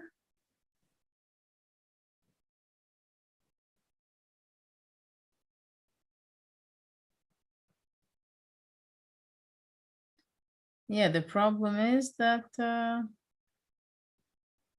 king c2, my plan is b3. So Yeah, rook c8 check after that. I go here. You go back, stop the pawn. King c4. Give it check. I go king d5. You don't go rook b8 because of rook f2. Yes, so check. Just for to our viewers, that's a endgame, basic endgame rook endgame lesson. So now we would have 4 lines, right? And this should be a win already. Now I have to figure out how, but I think it's kind of winning that we go here.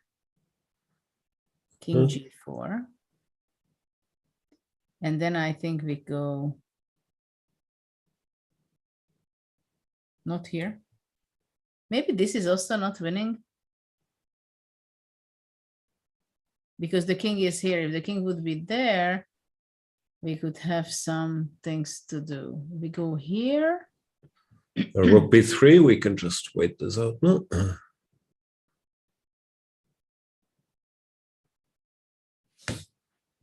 I don't see it. No, but the white king should go back to b1, no? Like when the king is cut off on the g file. Yeah, okay. If he's in time. So let's say. He's not in time, yeah, king g3 is also there.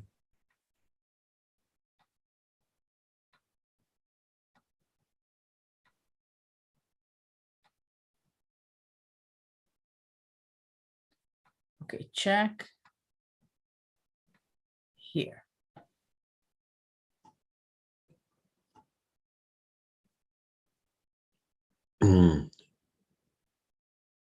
Ugh. This looks so basic, but I don't know. Rook f7. Well, we can only advise to all the people who are watching that there is this database table base which can table base knows. Check up to 5 pieces that you just enter into that table base, and you know it in a fraction of a second. The evaluation, but from the evaluation, we not necessarily know exactly how we should convert it if we have this game. The main idea would be somehow to improve your pawn position, to push it at least 1 and then 2. But it's not so easy because once we come with the rook here, the king starts coming fast towards the pawn. So here he just goes there, and then this is a dead draw already. But this is the maximum we could bring out. I just wanted to show that, well, it's impossible to play this because even we push it further away from the pawn. So let's go back to our position. Yeah. No, now I'm thinking about this nonsense. If we can go rook f7 and then start playing the king and block a check later, but who cares? I'm still in that position. Yeah.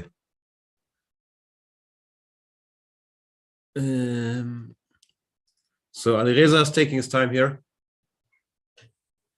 Yes, because it's a very important moment, but actually he's thinking already for quite some time. I think something like 15-20 minutes, I think. So he's going down in time because it's not so easy. So we said rook e2. And after e6. d3, e7, rook d4 was a trick.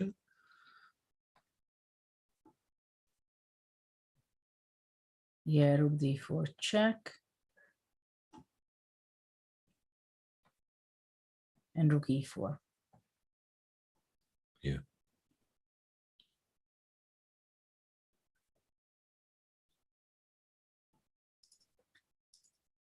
And what I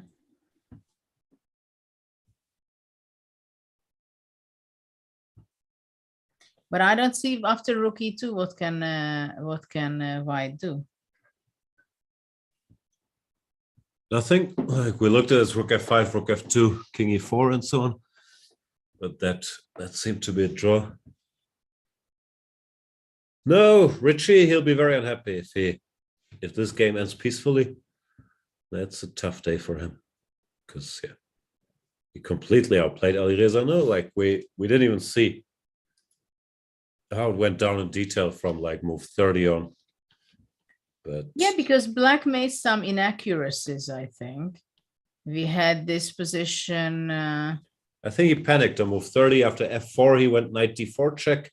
Maybe it's worse, but he didn't have to go for this. No, like, Yeah, we were discussing here that it's unpleasant for black already. yeah. But okay, what would you do instead of knight d4? I also believe that that was a bad choice, very bad choice.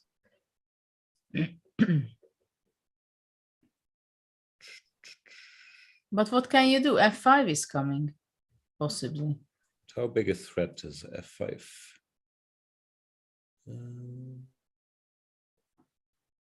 So let's say whatever, h6, h5, h6.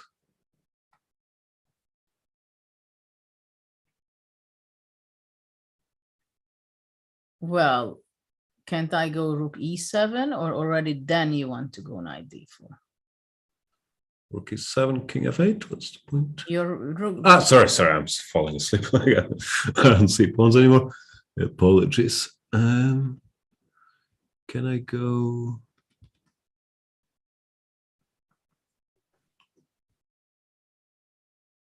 Okay, it's not so pleasant. Can I go c5? But to be honest, I want to look this first. Knight d4 no. And if now you go knight d4, whether it's a better or worse version of it. I was wondering if rook takes d4, maybe. And you're happy. I'm not happy. I'm just yeah. I think you also looking have for survival chances. Rook a4. No, but now you can play maybe c5. Directly, yeah. Mm-hmm. But in this position, maybe. Yes, because after this you go c5, I think. This looks like black should survive somehow, no? Yeah. And if rook e7? Also knight d4 by now. c5 doesn't work. I can't calculate. Let me try c5.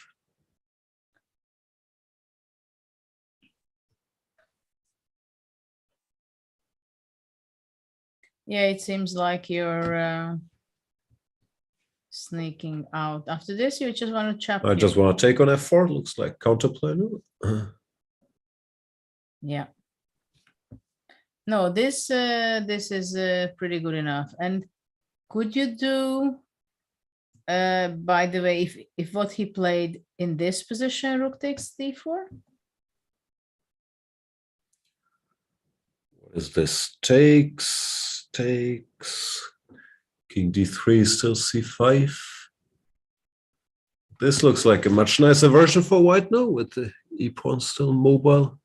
Yes. King c4. Have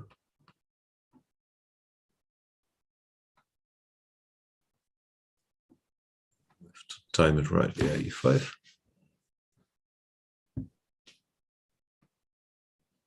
Yeah, somehow this doesn't look so excellent. And in the game, Rook E2 was played. They're a long think, but Finally, seems to hold. the move was made. Back to Nakamura. Do you sometimes watch him playing Blitz on Twitch or his streams? Have you seen them? I've seen them a few times, yeah, when he's making his streams and playing. And he's fun. How good are you at Twitch language? There were some questions because they have their own language and their own like these emotes, these symbols. People want to know if you know what KEKW means. KEKW. I'm sorry, I'm very old-fashioned. I don't speak this language. LOL, LOL you've heard of. Yeah, LOL, I know. I think KEK, I'm not too sure about this. I think KEK is just Korean for LOL, and somehow it caught on. Everyone on Twitch is saying KEKW if something's funny. It's very, very important knowledge. Okay. Hikaru knows. But nothing to LOL about for Radjabov today. Well, there is not much on that one. Rook D5. Well, still, I wonder King what G6 is the here? plan. Or is he Yeah, thinking about Bishop C6, Rook H5, Rook F4? Obviously, white not forced to take. I think he will play King G6, but the problem is in this position that he's just going to spend all his time, Radjabov, and then when he went down to 2 minutes, then Nakamura will play some funny moves here and there, and then Radjabov blunders. Or just the That's pawn also my falls feeling, off. like the knight will jump somewhere and something will happen. Move 50, 70 minutes for Radjabov. And they are entering into the 6th hour of Oof. today, and Radjabov had a long game yesterday as well. Very much so. In general, this time control is brutal. No, the players, I don't think they played that many games anymore with like 7-hour time control like in the old days. And then there's no increment from move 1. So you have the stress at move 40, the stress at move 60, and you can have a bunch of 6-hour sessions. It's going to be rough. Who do you think benefits from it? From the long time control? Yeah, like how long and tough the games are. Well, probably the younger guys should benefit from that because, I mean, young and old, right? It's also a good debate who is young and who is old. But I guess, well, even Fabiano with his 29 years, he's not the teenager anymore. No, he's not a kid, but he looks in good shape. No, he's used to long games, long sessions. He looks fit. Like yeah, he can sit there for many hours without any trouble. But of course, towards the end, I think it counts a lot. Sure. Also, it's not just the hours at the board. Yeah, the players, they also prepare for the games, which takes another couple hours. It's very, very long days they're having actually. Like. Well, actually, I would wonder how much do they prepare for the game? How much? Ideally, they've done their homework and you don't need to reinvent anything. But still, you are worried. And you repeat some files. Like in an ideal world, you have all your files ready and you spend like 2 hours repeating what you think is likely. But in practice, normally there's some worry and seconds get told, check this stuff overnight and maybe you check something yourself. So in practice, it's probably, in most cases, more than the 2 hours. Well, yeah, probably. I don't know how much you were preparing. Way too much. I over-prepared and then I had no energy during the games. But I had files saying 0-0, so those were there. How much does Magnus prepare generally? I don't know. I Or don't think sort of. anybody knows. Like, he gets his files. There's a deadline during the World Championship match. For example, it was 3 hours before the game began was our deadline. Then he had his files ready, so he could, or the files we did. Okay, maybe he had other files too, so he could repeat those. And how much time he spends, no one knows. We don't even know if he opened the email or how things went. But sometimes you see something from the files later. But how much do you think he, not the World Championship, I think it's a lot different. And anyway, matches are a lot different. Yeah. But in a tournament, let's say, how much Magnus can prepare? I think it's day to day. I think, well, he has people working for him full time, like Peter Heine is there, of course. Yeah. And he will send some preparation. And then I would guess, I honestly don't know. I would guess it depends a bit on his mood, if he feels like checking a lot or not.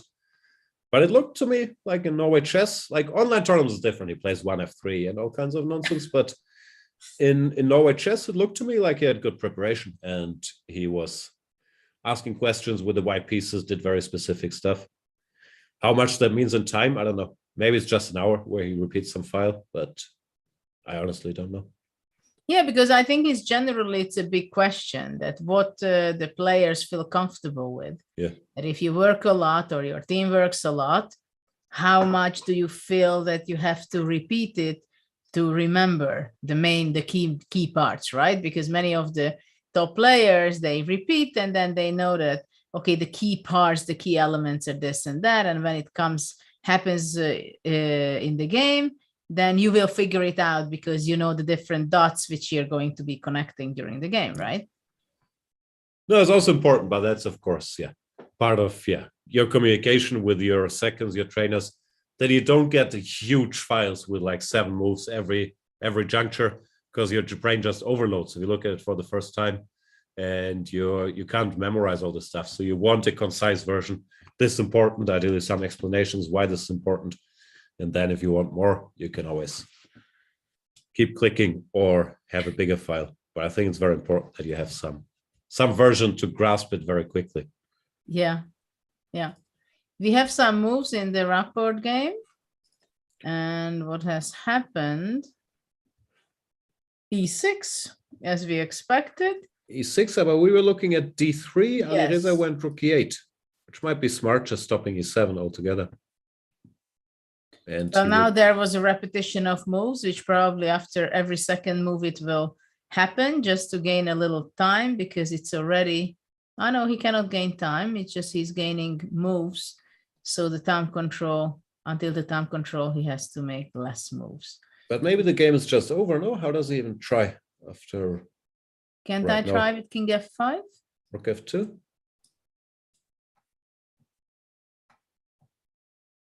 It's just finished. Rook G2, Rook E6.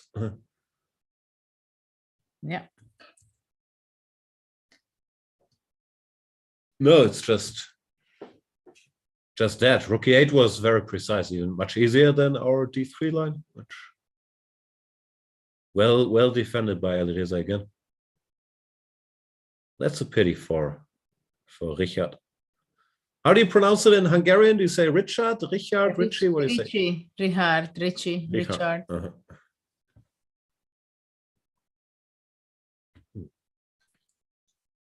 In Hungarian, you always say the family name first, right? It's your Polgar. Rapport Richie, yes. Rapport Richie, yeah.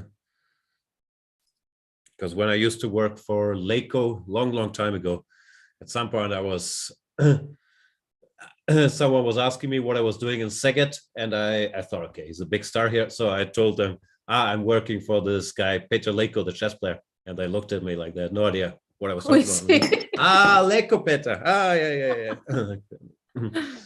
Yeah, everybody knows him in his city. That's for sure. Yeah, of course. When did you start to become a trainer, coach second? It's a big word. I think in the chess world, it's always on and off. You work with some friends. With Leico, I worked for 1 year, I think in 2009, was it? And before that, okay, sometimes I would go with some friends to Weikernsee with like Jan Smeets, or I think for Luki, I worked once or twice there. But I wouldn't say it's like the full-time training thing. And yeah, with Magnus, it was the last 3 matches I was on the team, but So yeah, probably never... for you, it was also something completely different experience for the first time and for the third time, isn't it? Matches I always like, because you just feel, okay, it's a lot of work and a lot of training and a lot of clicking before and so on, but you sort of feel alive. Like for me, okay, I'm whatever, a 2-6-40 player. Of course, I try to do well, but you're not really a part of chess history. While if you're involved in this match, even in a tiny matter, it feels much more important than whatever I play in my Bundesliga board 7 game, right? So I'm always happy to be involved with it. I think there's pros and cons if it's your first or your third time, though. The first time, maybe you're more excited and you try to do well and you're super motivated, but you also lack experience, like what is expected, how the files should be done and so on. So I think it goes both ways, but I've always enjoyed it, which is easier to say also if Magnus wins the match and you're sitting in Thailand for a month, what's not to like? We have a funny move happening in Nakamura's game. He went A3. Oh. I wonder why he played that. The only thing I can think of that sometime when the rook goes to the second, it's not hanging on A2. Yeah, but it's also hanging on A3 after rook E7, rook A7. So it's very deep. Oh, sometimes it's even harder to defend. No, let's say rook E6, rook A6, and there is no rook D2 to cover it. I find it very strange move, I must say.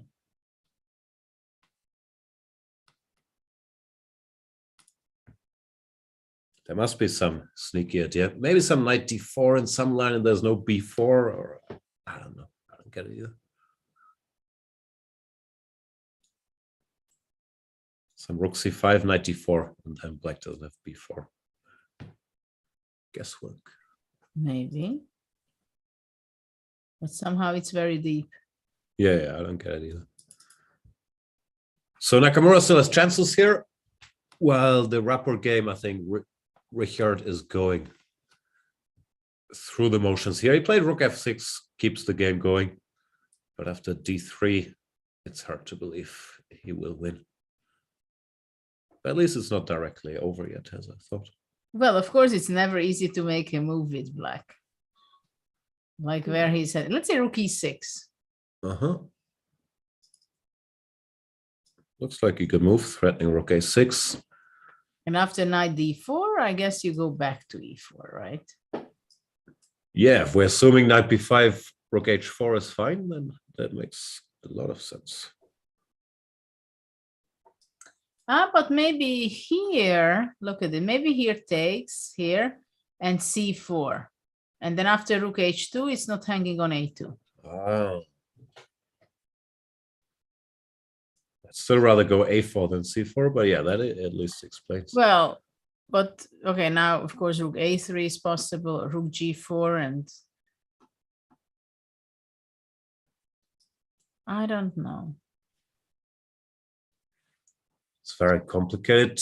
In general, what they teach you in school is if there's a race, pawns on both sides of the board, the bishop is superior to the knight, which, if we believe that, this should somehow be a draw, but I'm not sure. He went rook E7. How useful that rule is. Rook E7, same idea. Play rook A7.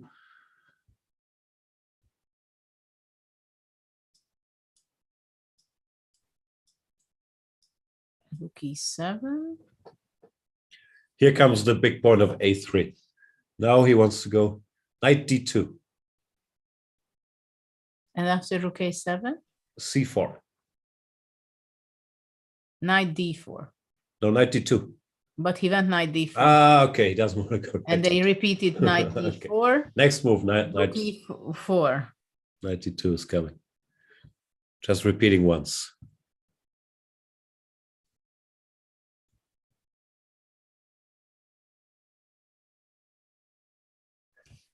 What's the time situation? Well, he has 30 minutes for Nakamura and 12 minutes for Radjabov. 12 minutes. Not that much. It's move 52, so in 8 moves he gets another 15 minutes.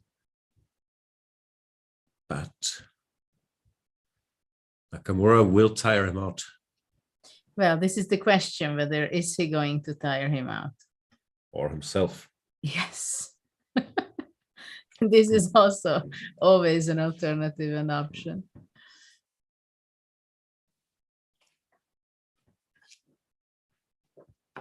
You know why he could play this? For example, in a position, for example, I'm just making this like this, for example. In this position, it makes sense to have a3 because b4 is not possible. But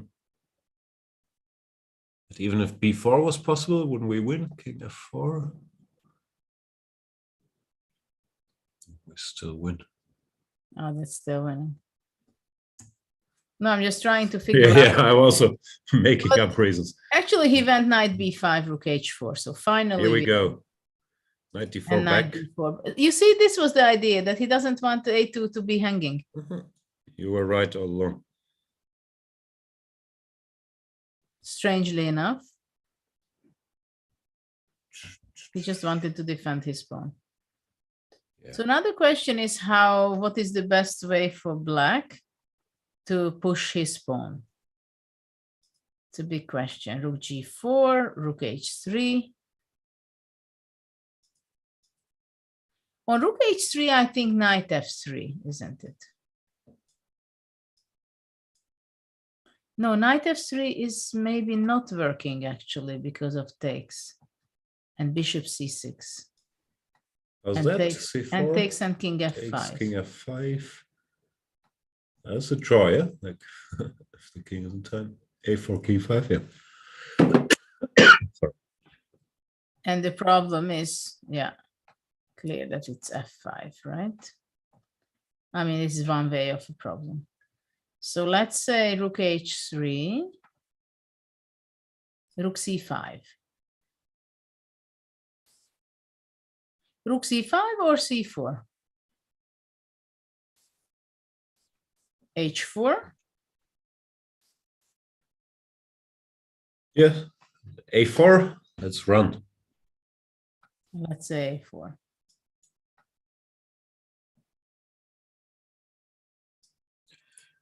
a5, allez.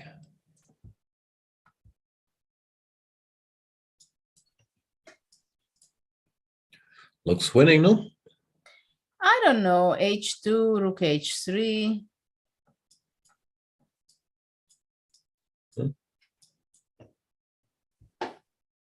Okay, so after knight d4, what happens if we go rook g4?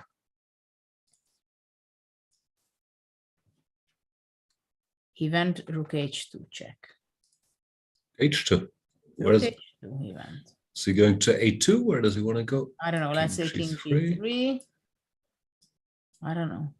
Rook a2, you can't stop the pawns anyway. No, like a4.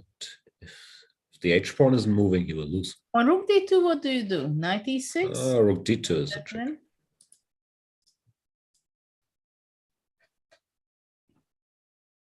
Just c4.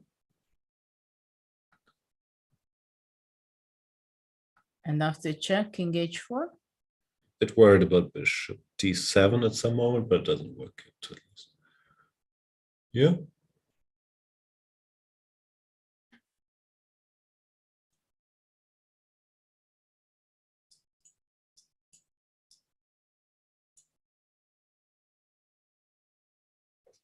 King g3. This d4 knight is incredibly powerful. He's just controlling the bishop so well. The bishop should be standing on e4. That's That'd be better. Standing. Wants to cover a8 and h1. That's his job. And yeah, and support his pawn and bother the king a little.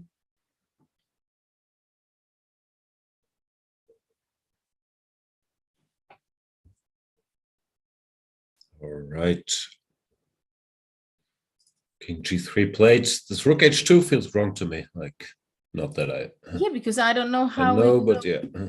be able to progress. What about rook h1?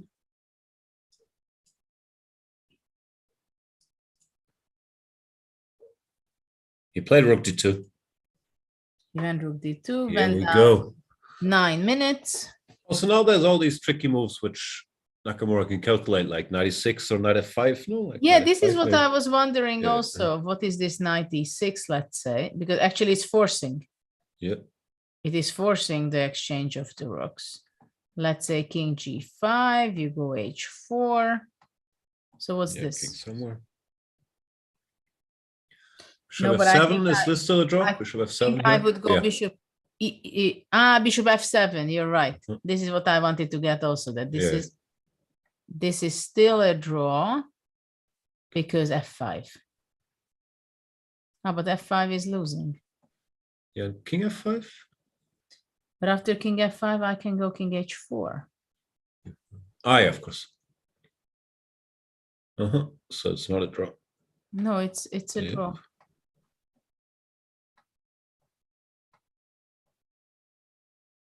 King g6, king e6, or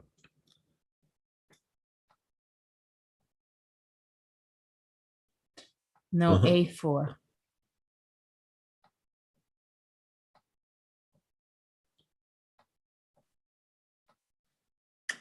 very nice. No, it's nice, but it's not winning because I'm going back with a check, but it's not good enough. No, Why it's not? yeah, sorry, I thought Yeah. that it's a f1 already. Yeah, this was my original plan. I just thought, yeah. What's on the board? c4 played. Nakamura not even thinking about knight f5 or whatever. Just go c4.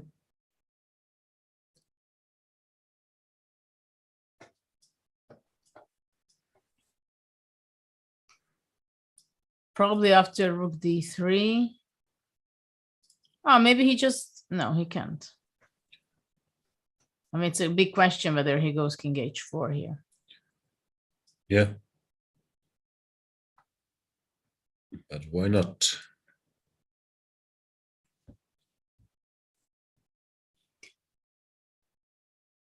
And you know how it goes. Radjabov is already down 7:20.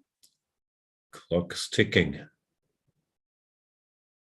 We had moves between Rihard and Alireza because he went e6. Oh, and something happened. And black played rook e7.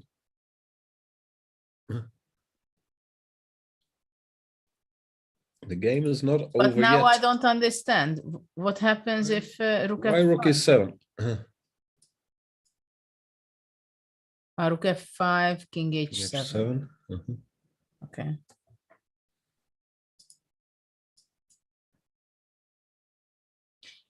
Because the threat was if d3, Yeah. I think he maybe was afraid of giving a check, check,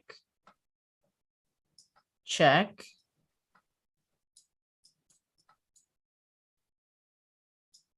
Check.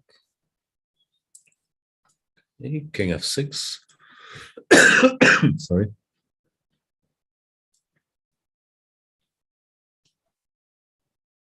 No, here check. Check. And you keep asking me, so what? Very much so. I was also going to ask why not king d6. Okay, so anyway, he went rook e7, which we don't understand exactly why. Punish him. King f5. So what is king f5? What's your threat? d3.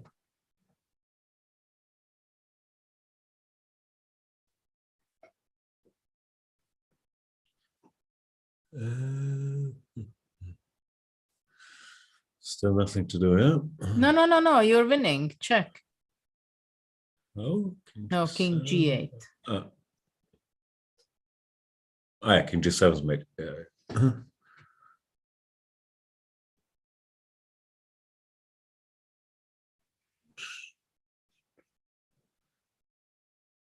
He played b4.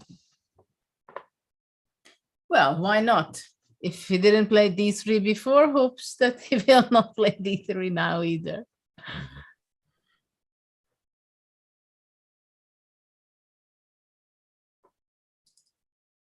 Maybe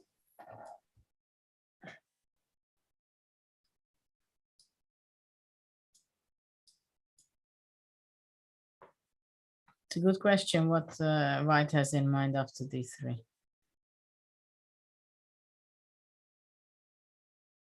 But you know what, after d3, maybe rook g3 is possible. D2, rook d3. D2, I go rook first. h6, Rook h6. and then rook d3.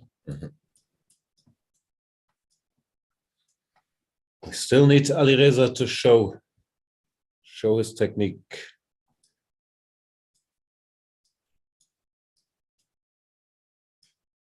And once again, we can ask the table bases here about all these positions. Like, Not yet, because this is still 7 pieces.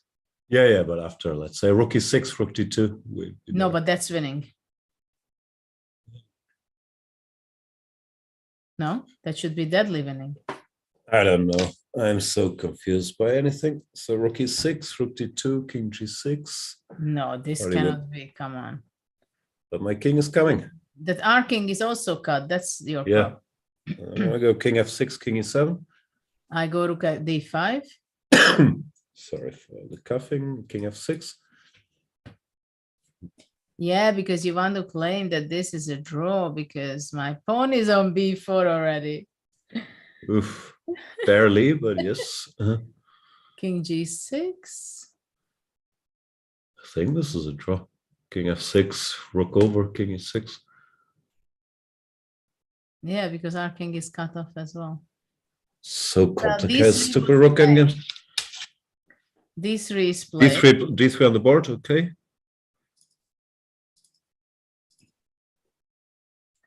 On the board.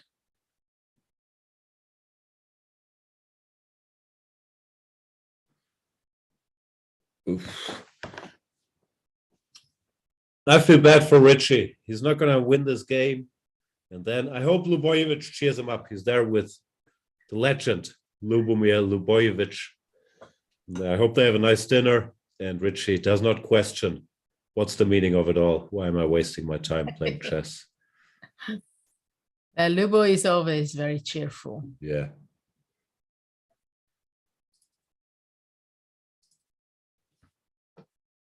Well, I don't know how it's possible still to try on the game. What happens if rook g3? So And after d2, now rook d3 already. King g7. King g7. It's just a draw. Yeah, yeah. Yeah, I don't think he will be able to win this. I mean, apart from the fact that it's a draw, I don't see challenges for black. Yeah, I think the challenges are. It's not easy to go over. Yeah. Okay, so going back to Hikaru, he played rook d3 check, and White is thinking where to go to f4, to go to h4. Well, I think there is not much of a choice else, because if he goes back, then that's not what he wants. But Radjabov went down already to 7 minutes.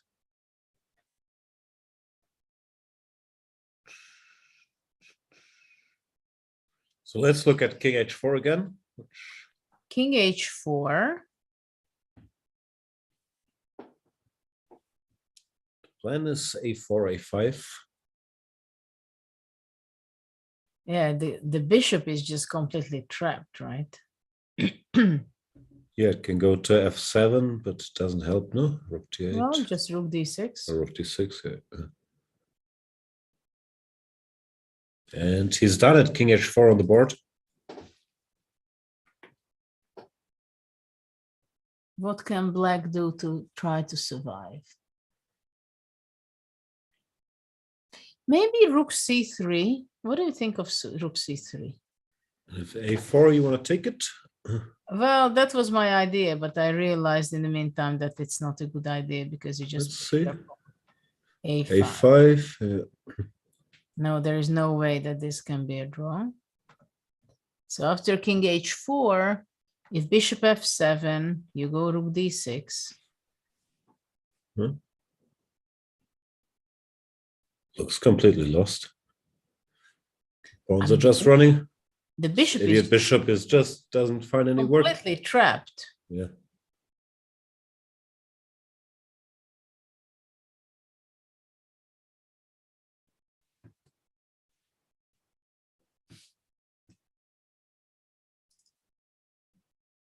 Yeah, I don't see how black can try to come back. Radjabov has 5 minutes to figure it out, but maybe there is no coming back from this point. I play bishop f7. Played bishop f7.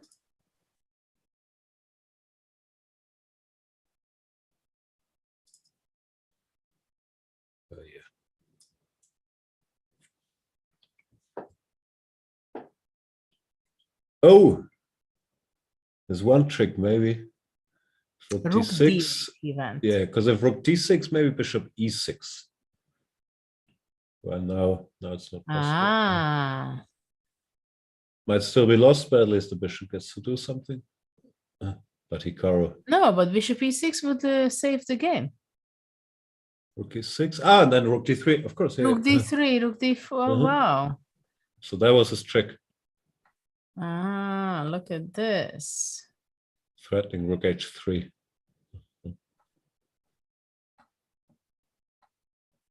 Okay, that was a nice trick. Didn't work though. Rook d8 is nice. Now bishop e6, knight e6, and the rook is covered. And the plan is still a4, a5, and so on, or c5, c6. Well, I guess this is the simplest way, right? Yeah. Because the rook can't come behind so easily. Hikaru's giving him the look.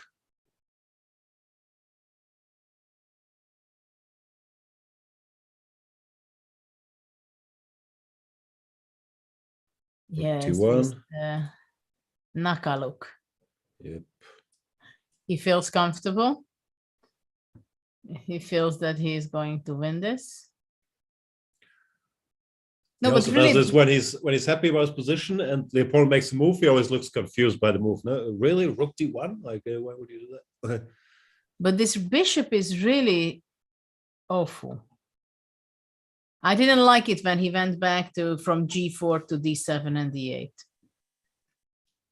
And he lost recollection of that. Ah, yeah, early on the bishop was that. Earlier, when the bishop was in g4 and he went back bishop d7, e8 to defend. So a4, and then he will go rook h1, h4, h4. Let's say king g2. Rook goes somewhere. a1, b1, c5, right? It does look winning.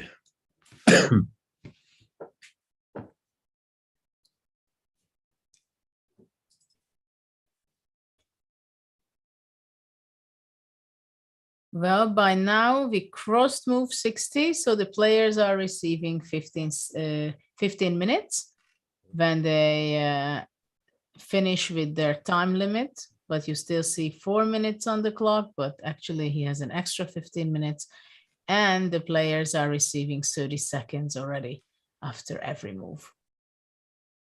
Yeah, I think the rapport game, it's headed towards that. What we were checking. That final phase, this rook is on d3, and we were claiming even rook e6 is a draw, but he can start with king g6, which looks more sensible. Yeah, king g6 is at least as good. Yeah. Well, it was a nice saving by Firuza, and it was great chance which was missed by Richard in this game because he very beautifully outplayed the world number 2 and the birthday boy of today. Yeah.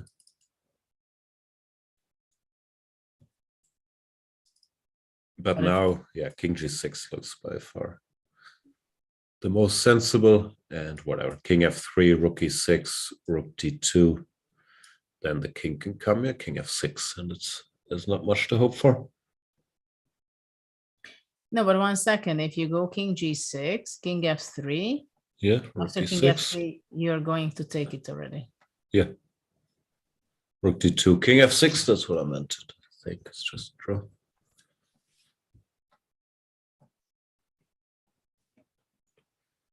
The problem before we always have this King E7, Rook D6, and so on later as well. Okay, I go B5. King E7 and Rook D6 next. Nah, it's nothing. Also, Rook B6 I had. Yeah, Rook B6. I wanted to go Rook D5, King King E6, E6. and now you go Rook D6. Yep. Or, yeah, no. Actually, this is the only draw in this position, right?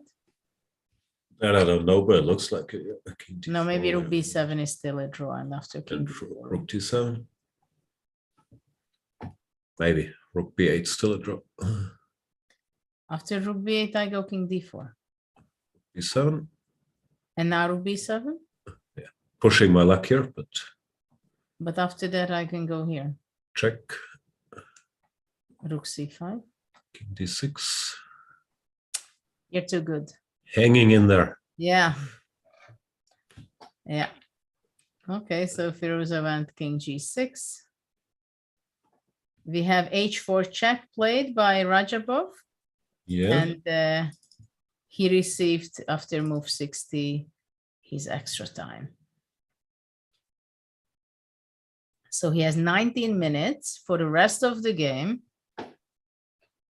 but 30 seconds extra per move. So what happens after King G2?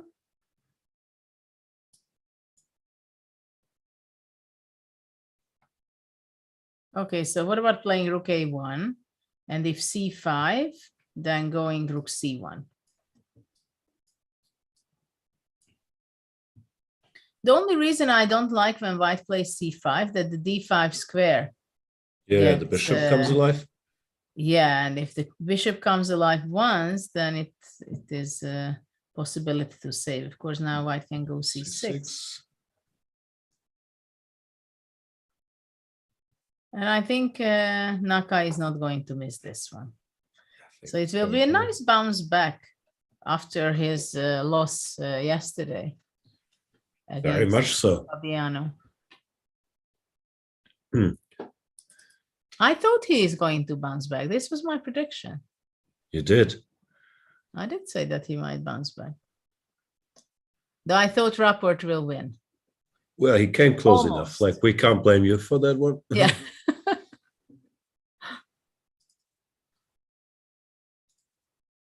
King F3. Yeah, okay. This will be over soon.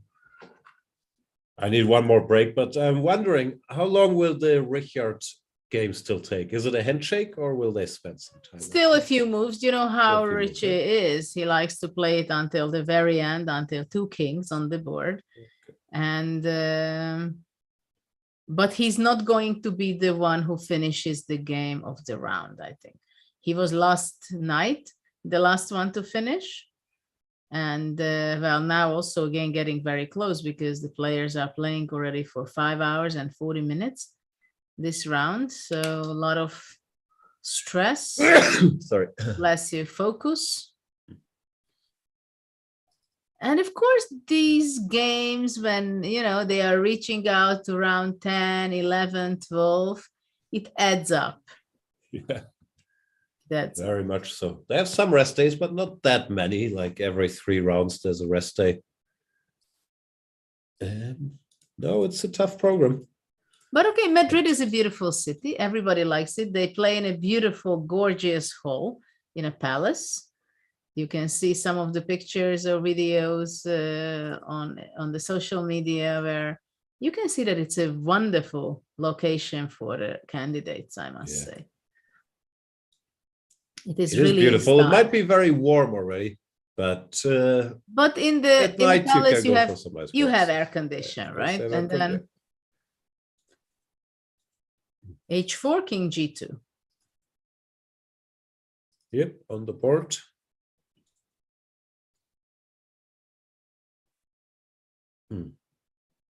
Yeah, I wonder where the rook will go, whether he wants to stop the c pawn or the a pawn.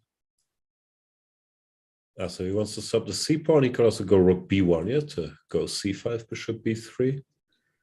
But the a pawn would then run. Well, that's why I would go rook, yeah. Well, or you can go rook c1. Yeah. So what happens if, let's say, you go rook c1, a5, king g5, or king h5? Let's say king h5. I don't want all kind of checks on f3.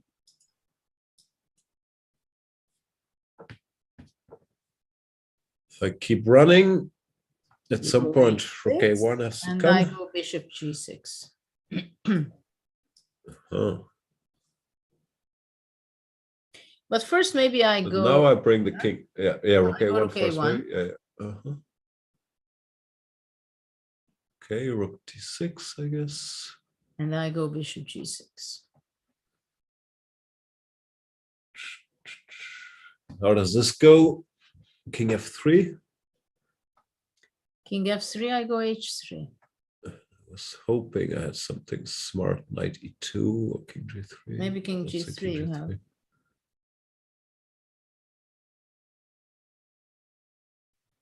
Okay, king f3, I give it check. King e2 or e3 maybe. Okay, I go back.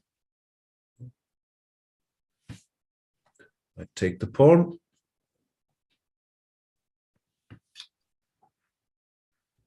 What's going on here?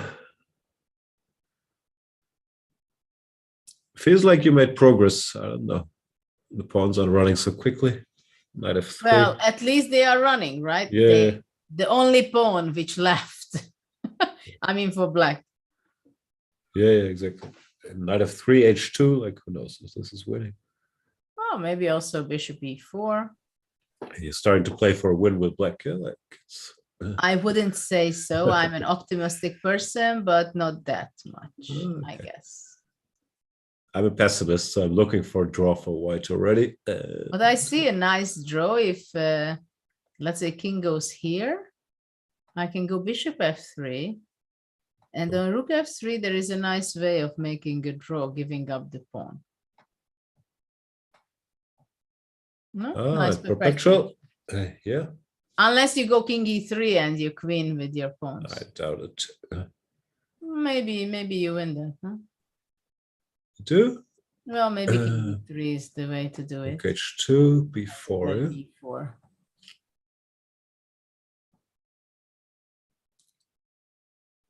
King f5 and b5, king 6. Well, b5, rook a2. Yeah. So this a draw, king e6. I'm not king sure. d7. It's a bit scary, these three guys. It's a win, no?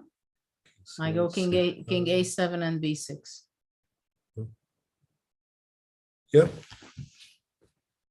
Richie is still fighting. Richie's hanging in there.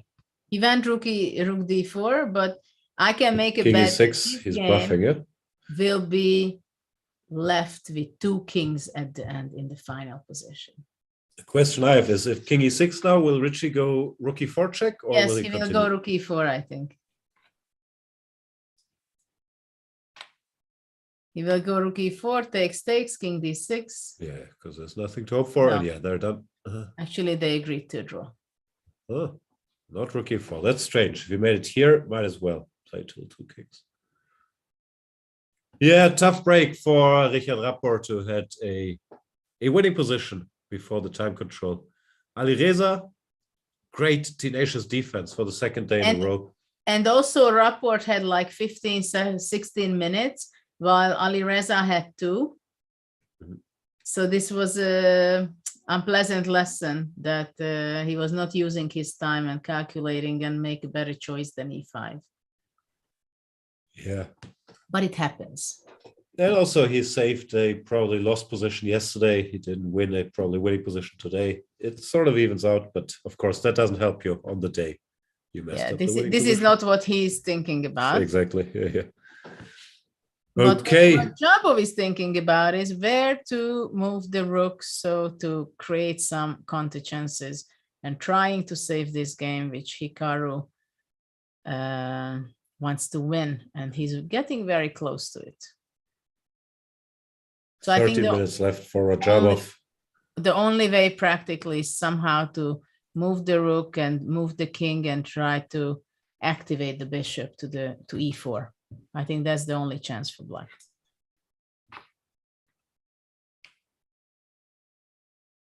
Taking a lot of time. Speaking of taking time, I need to take a little time to say goodnight to my kids. My son is still yelling. Okay, so I covered other games. Okay, I'll be back in a couple of minutes. See you then.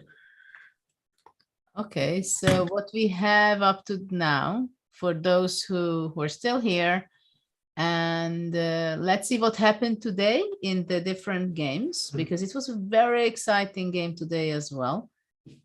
In round 2, after a very exciting round 1. So until we are waiting Radjabov to decide where the rook is going to be moving, let's talk a little bit about the game. Caruana's game was, I think, the most interesting, the biggest mess on the board. It was very, very interesting already starting from the opening. It was in Italian, and it was very clear to us that Fabiano made great preparation, very sharp preparation, and he went all the way in this position, getting extremely sharp when he played knight e7. There was d4, and the mess really started from now on, because black gave up the center and then went back to c6. This d4 later on was a pawn which fell off, which was, well, you can say that it was sacrificed by Jan Nepomniachtchi, who won a fantastic game yesterday against Ding Liren. And later on, there were some very interesting moments continuously. For example, at this point where the rook was already standing on the 3rd rank, went to g3 at a later stage of the game. And here it was a big question for Fabiano whether to take on f5 the knight or to keep it there because it's not so dangerous yet. And then all kind of interesting moves happened with king h2, with the idea of having f4 in mind of Nepomniachtchi. And then finally it was given up the pawn, the rook went to g3, very complicated with a lot of tactics, having the bishop on the diagonal. Also the a2 bishop is very powerful, the f5 knight. The only small thing is that white had 2 pawns down for all this. And then black also went king h7, queen d1, very interesting move. At some stage, he wants to go to h5. So there were a lot of accurate and very detailed move in this game. And at the end, it was interesting to see finally Fabiano took on f5 and then played rook b8. So it changed the position quite a bit, because without the f5 knight, it's a lot different.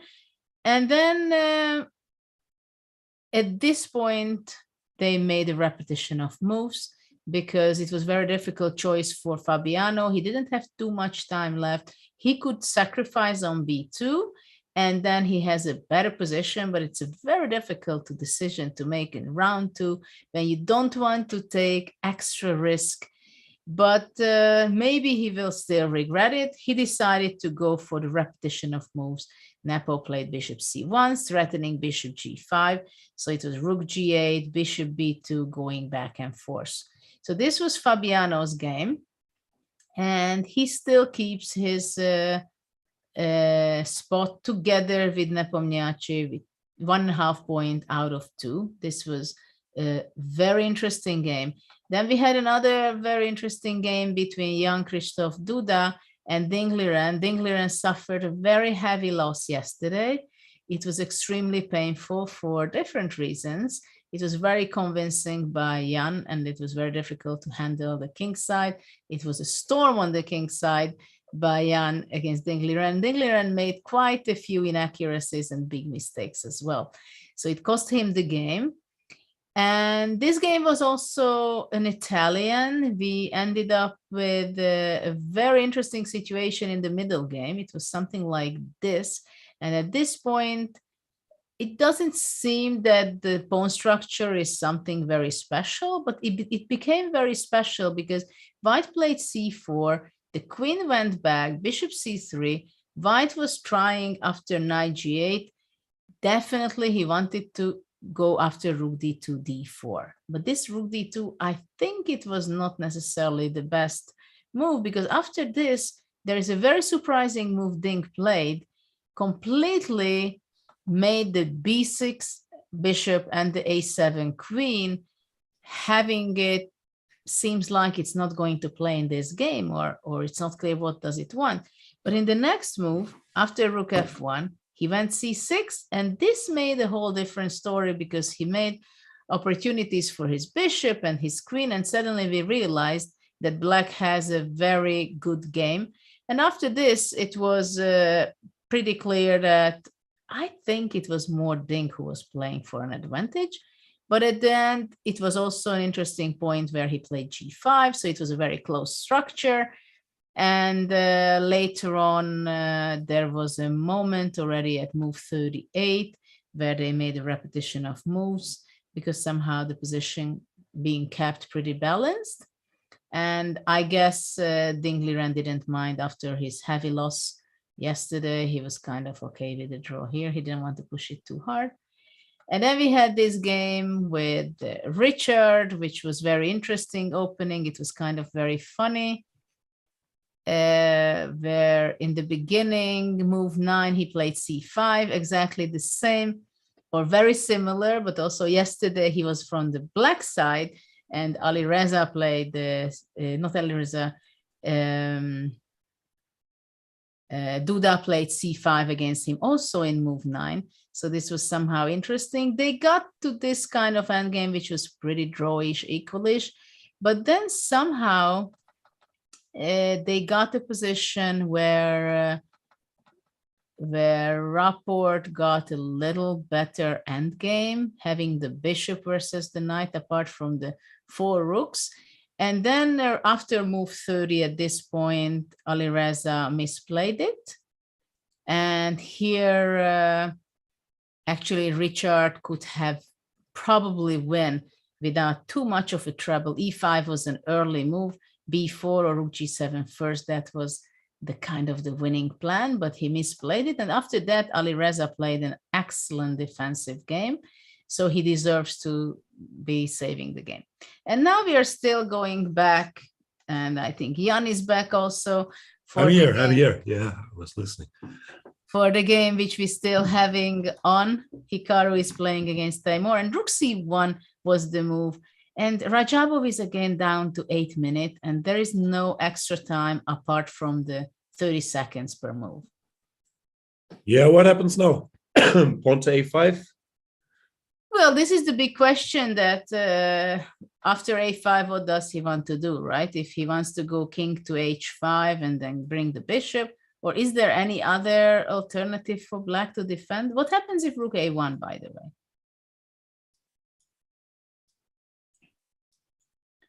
Maybe this is something to consider, because I don't like if White has to go rook a8.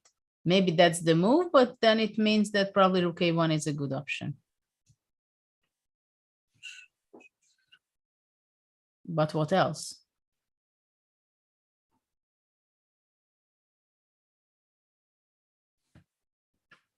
Run. c5. Well, if you go c5, then let's say takes. c6. c6.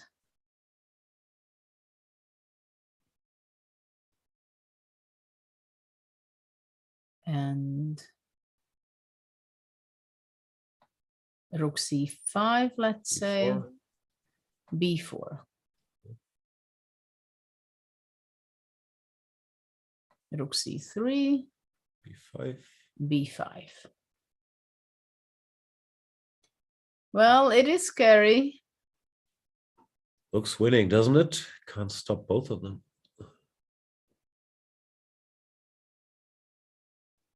It is quite scary. Yeah.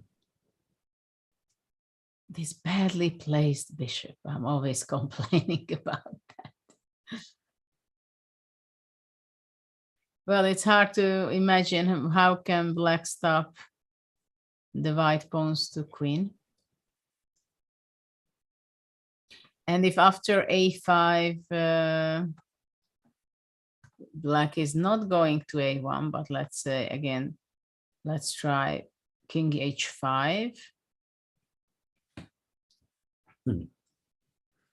How is this? If we go a6, then a6.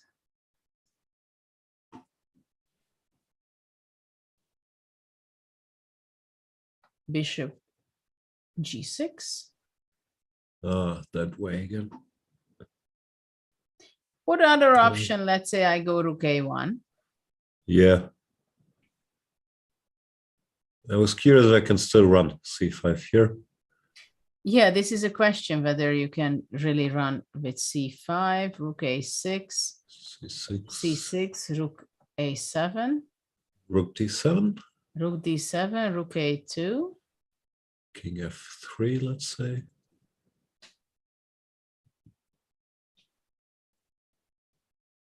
Looks winning still.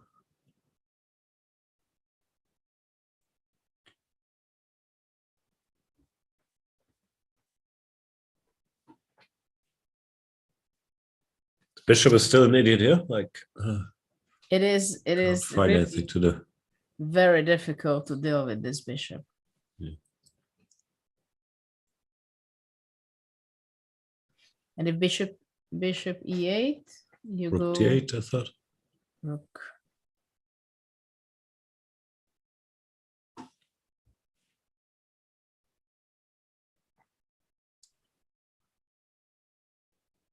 No, it looks winning unless there's some I last have trick. one bishop, but it's so bad. Yeah.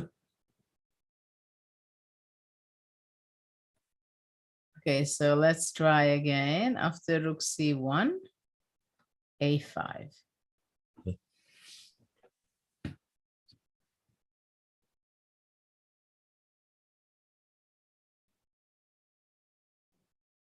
a5. I don't know what's the plan of Radjabov.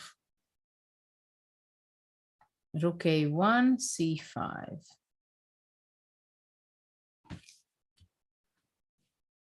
Rook a5, c6, bishop d5 check. Is there some hope there? King h3, I believe. King h3.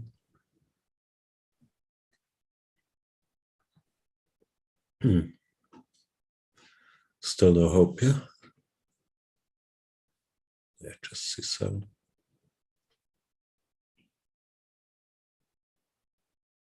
Well, I don't see how black can save it or even to fight longer. Rook c5. Rook c5. b4. Ah, then rook c3. No, I messed up finally. Even that might still be winning, but that's random. King h4. No, but this is draw. Ah, yeah, of course. Rook c8, rook c4. Sorry, yeah. Okay, so we were not. So instead of b4, if I go c7. b7, bishop b7. And suddenly I'm all my alive. pawns are falling. Yeah, knight e6, but okay. Yeah, knight Rest e6. is up. Check. Takes rook b8.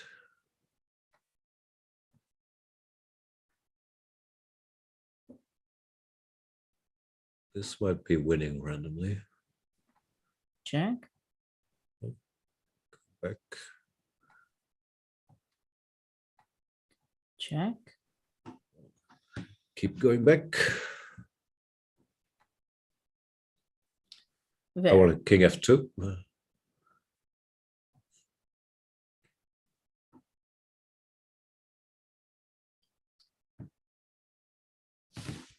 Yeah.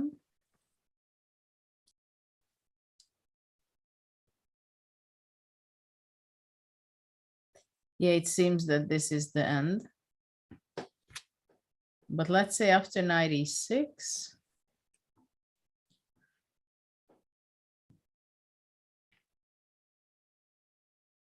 So what if I go rook e5?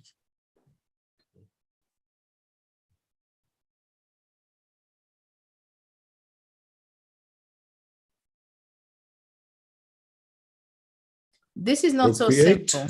Sorry? Rook b8. Well,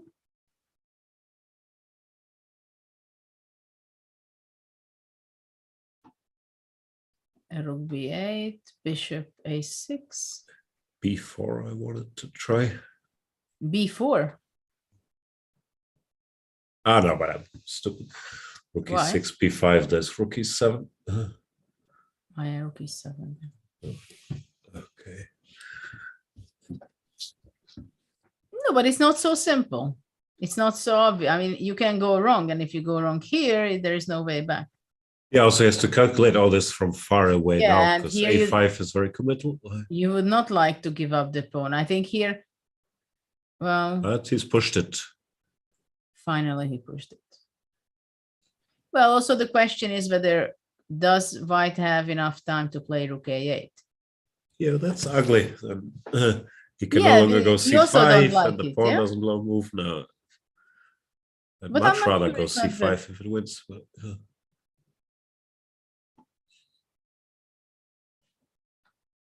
c5. let's try again. How was this? c6, bishop d5 check. Could put the king somewhere else, but it matters. Yeah, king h3 looks normal.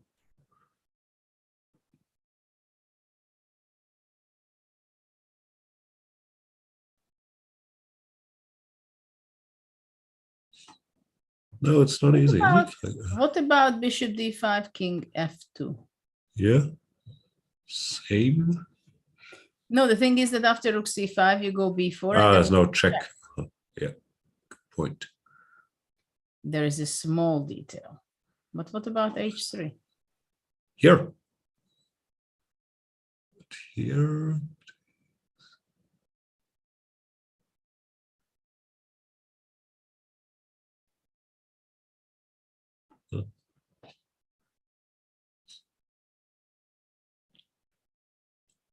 Rook d5. Yeah.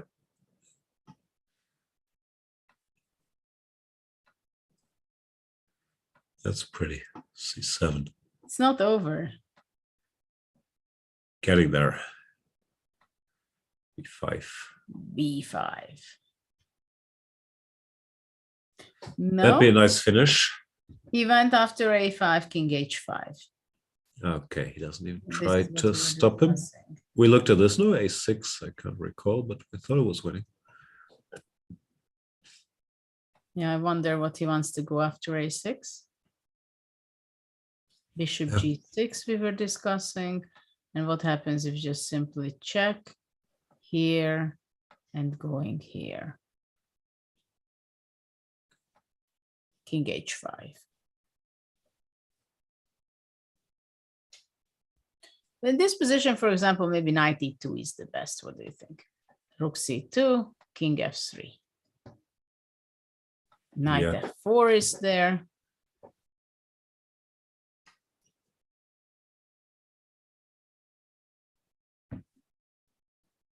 No, looks good. So let's see after king h5. What happens? Nakamura has 19 minutes. And Radjabov has 7. They are playing more than 6 hours already. They turned into the 7th hour. How was a6 here? Was this also winning? Like A6. Well, we is were this what looking we had? bishop at g6. Uh-huh. But what happens if rook a1? And c5, yeah.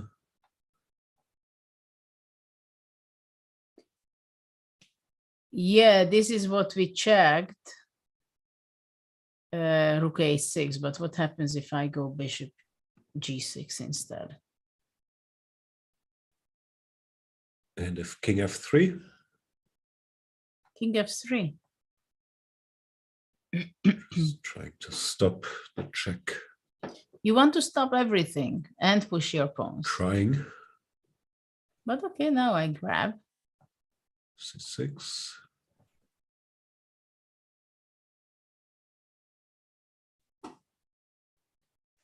Yeah, the bishop is still stupid. It remains stupid. Okay, rook a7. b4. Maybe knight e6 is also pretty strong. What did you play? b4? Yeah, I'm not sure about b4. B4 maybe b7 is also there. Yeah. Well, you have also knight b5. Rook d7. A lot of options.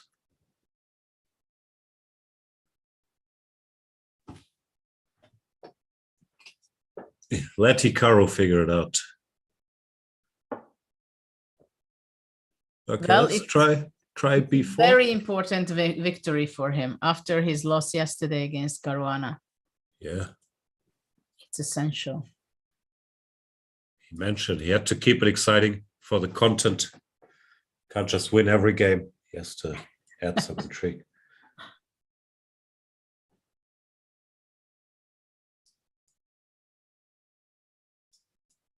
So king h5, and he's not sure whether what is the best, because I think also knight e2 maybe he's considering. I mean, there is a move knight e2, there is a check on h8. Obviously a6 is the most inviting continuation. Even rook d6 is possible. But okay, rook d6, king g. Well, even that is possible.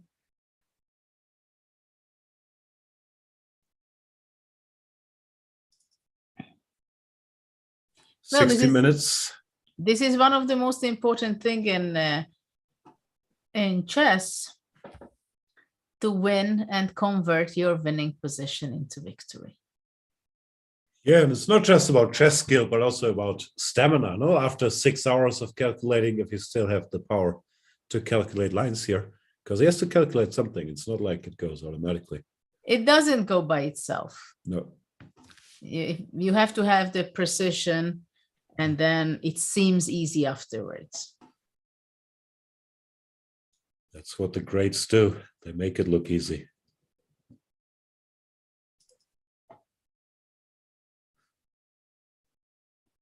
So what would you be playing? You would go a6, right? I don't know. I wasn't so sure these lines we had after a6. They looked so very, what was very close. a6, rook a1. Yeah, and I was trying c5, but I'm not sure. But what happens if we just simplify things and we go rook d7? After rook a1? Yeah. I guess your bishop g6 is back in business. Bishop g6, and then we go a7.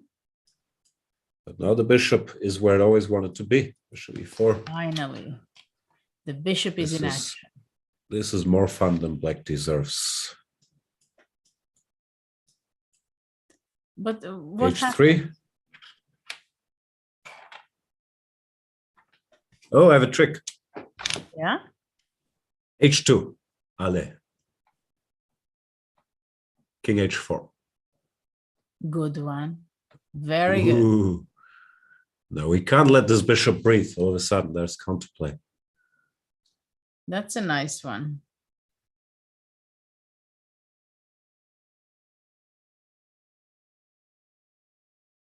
Okay, so finally we found the line how it's better not to do.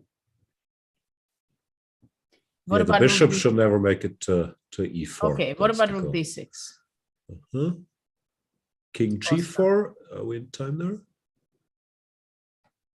King G4 takes H3. H3.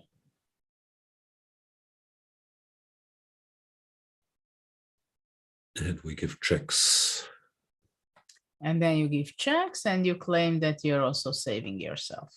Yep. Okay. That is the claim. So this is also rook d6 is not so good. So actually c5.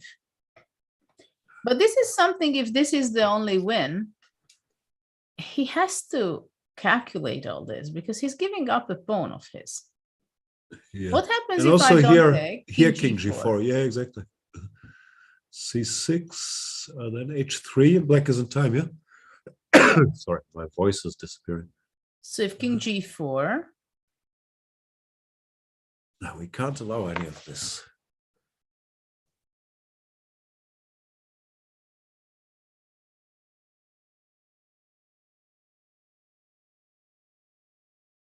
Huh. Okay, but then it means it's not so easy after all. I give up. I'll ask the computer. King H5. Guess what the first computer move is after King H5? Knight E2. Nope.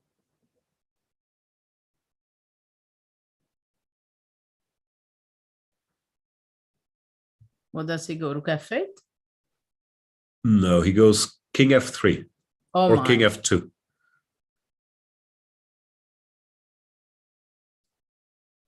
But And it's King F2 play. Wow, Hikaru is a machine. Wow.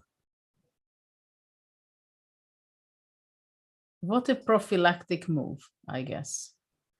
I don't get it.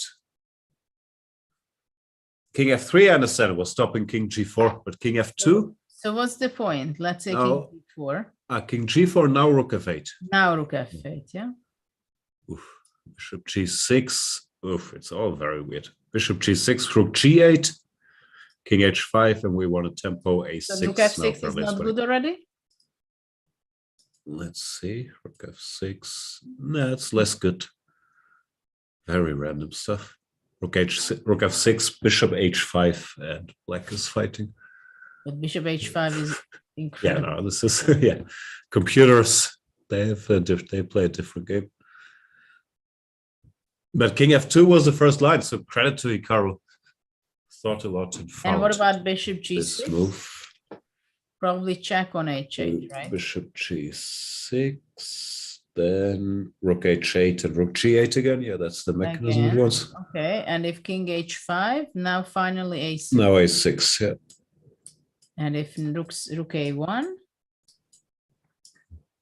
Now C5, and these races are winning. C6. well, it's not a race. No, it's, well, Rook The race A7. between the A and the C pawn of white. Yeah, Rook A7, B4. It's over. Oof, King F2, impressive move.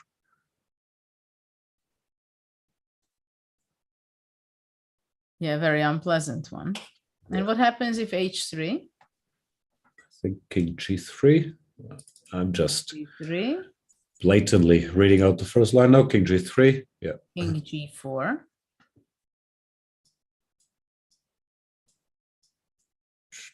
A6. And Rook D3. A7. White wins. Why? Check. King G1. H2. King H1. Computers are too tough. King H3, Rook H8, and Knight F5, right? Exactly. Well, I think my heart would beat faster. Yeah, if I yeah, have to this is not calculate easy. all this. Even if I would get this information that you're just completely winning, because the problem is I feel that I'm winning. Yeah. Anyway.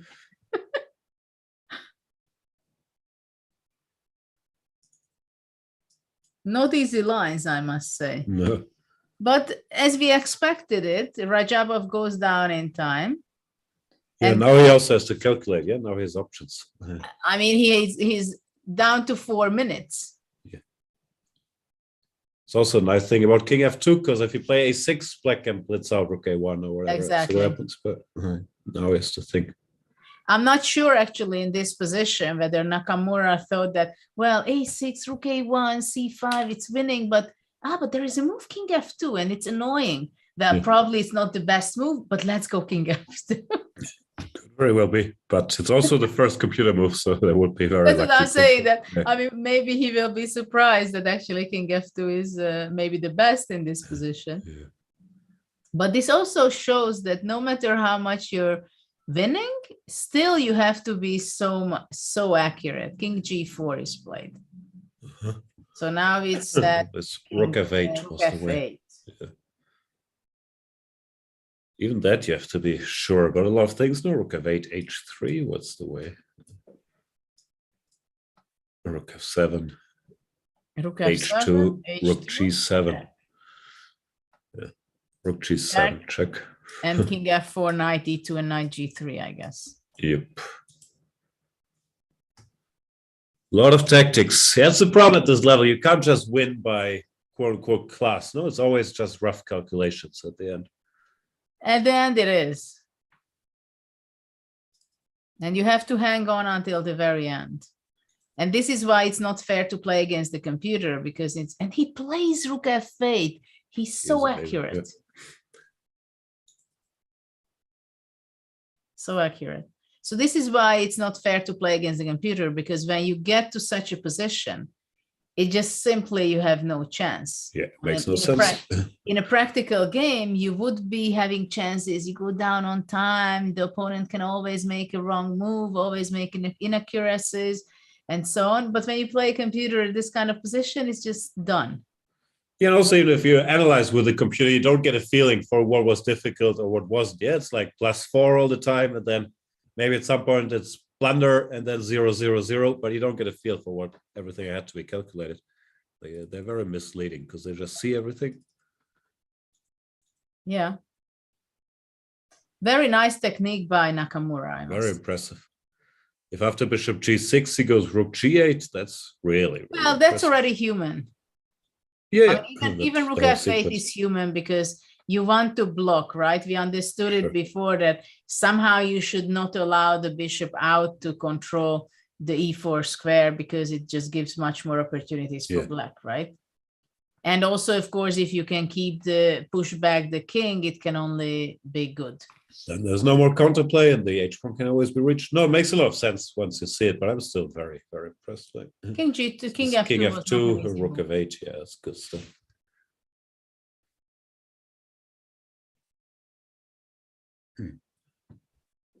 Radjabov down to 2 minutes.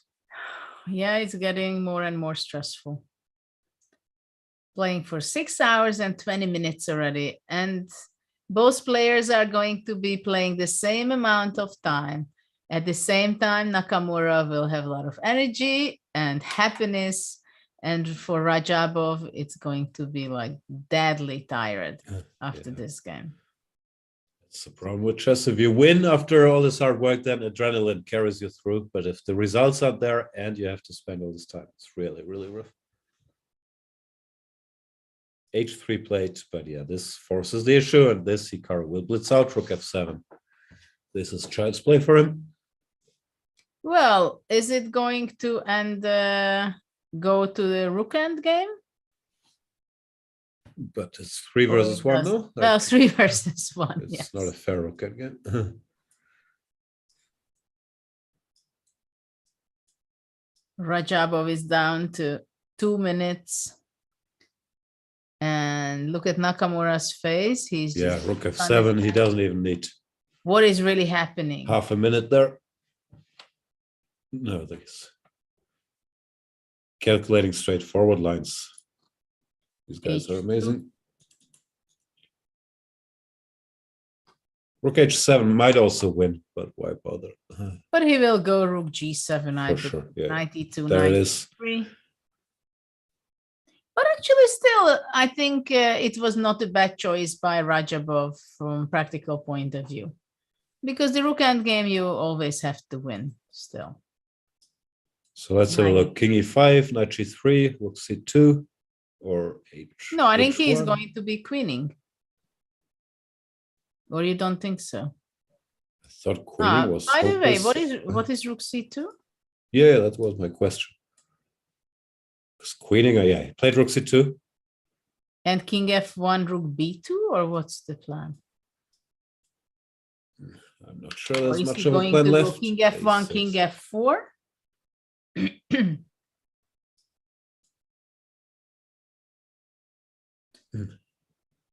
At least he gets the King threat f1 checkmate. and king f4, I think knight h1 is the winning move. Look at this. Yeah, very clean, yeah. And rook No, but I'm not, g3. no, because check and king g2, rook g1. But a6 was winning as well. No, I don't need this. Yeah. But he went king f3. Also fine. Yeah, I think it's over. Rook So c3, king check. g2, rook b3, a6. Still, he will have to win the game. Still rook c2, rook c3. It's on the board.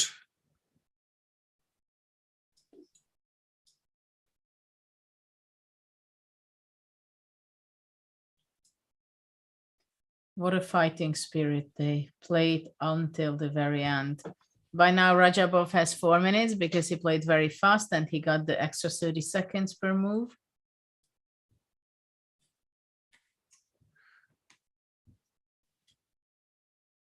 And still, you have to be accurate to win this game. Even now, yeah, like rook a3, a7, king d4, you still have to pay some attention. So let me see what happens. A6, rook here, a7 goes king d4.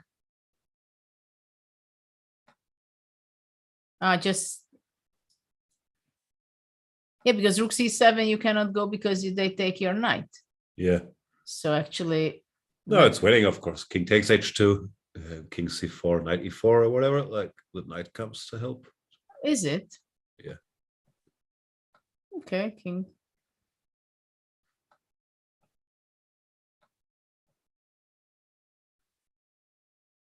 Oof, still work.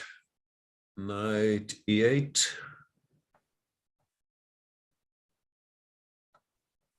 Knight d6. Yeah. Well, it wins, but still few moves. Barely, yeah.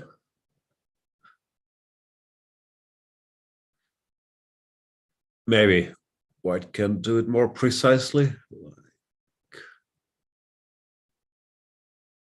Knight f5 instead of knight e4, like king h2, king c4, knight f5. Move 72.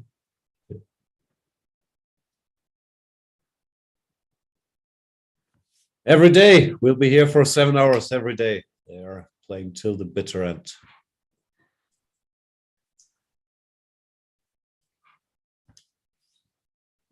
Tough game for Radjabov, especially.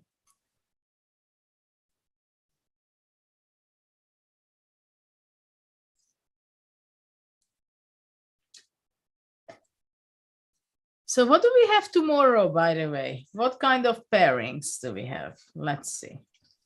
In round 3, clash. We have Alireza Hikaru. Alireza Hikaru. Very tough match. Radjabov Nepa. Caruana Duda. And Ding against Rapport. Yeah. Ding has to win to stay in it.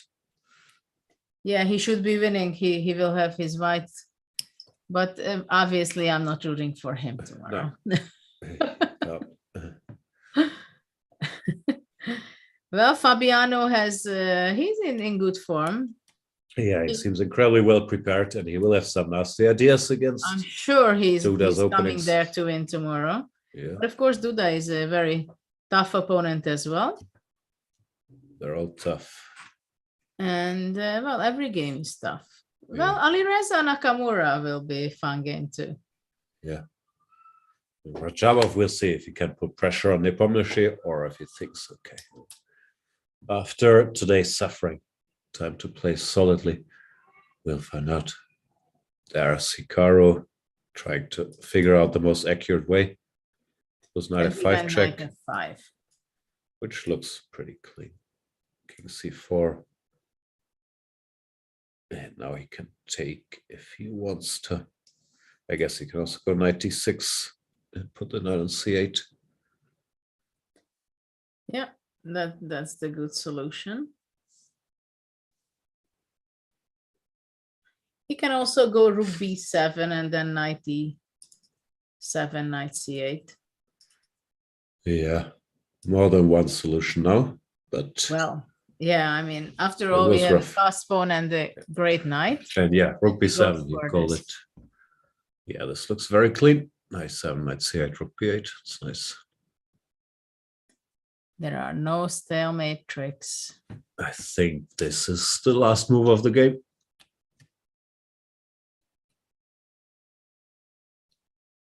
Yeah, because after the king goes here, knight e7. After that, whatever happens, knight goes there. And after that, rook b8. Yeah, and very clean. Queens.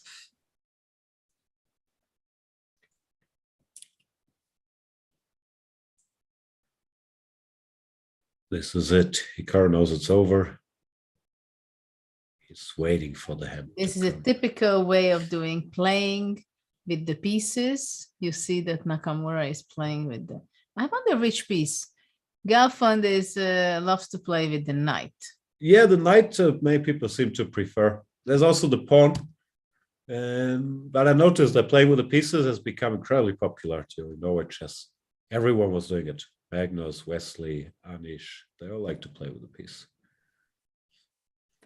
For some relaxation. It's like a stress ball. You're not allowed to bring a stress ball, so you exchange a pawn. Play with that. Why? Are you not allowed to bring a stress ball? I don't know, actually. I never tried, but it would be strange. Maybe that's what the player should be receiving on tournament. Yeah. Give everybody a pen and a stress ball lying next to the board.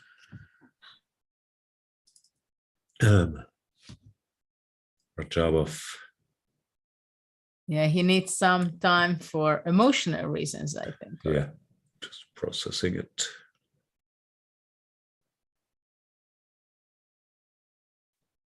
No, of course, he's been lost for a while, but now you see that all hope is gone and the white moves are easy.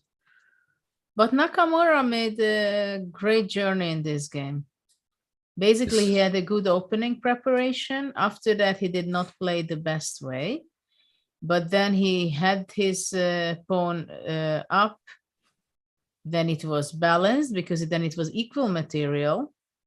But still after that, he somehow grabbed the pawn. Actually, it was a blunder, I believe. Yeah.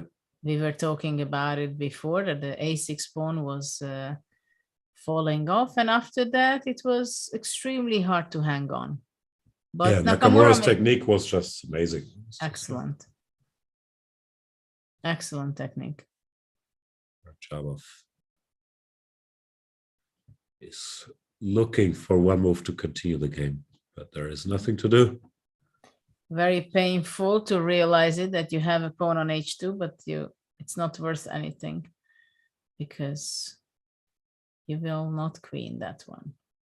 But white is going to queen the a7 pawn with the help of the knight and the rook. Yeah, white needs everybody. The king stops the h pawn. The others have to team up to queen the a pawn. That's good enough. He does play one more move. It's hard to give up. Knight e7, he will give up. That's my theory.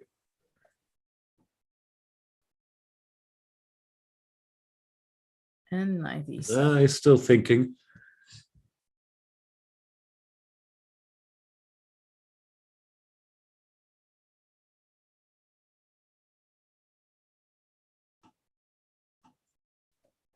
Yeah, the f6 pawn is far, far away. There we are, yeah. And the moment is here. After 6.5 hours of play, finally Nakamura won his game. and bounced back, and he's back in business, 1 out of 2. Yeah, good job by Hikaru Nakamura. Right back in the race. And tomorrow, we will see how he fares with the black pieces against Ali Reza, who also has 1 out of 2 after 2 heroic defensive efforts, saved 2 bad positions.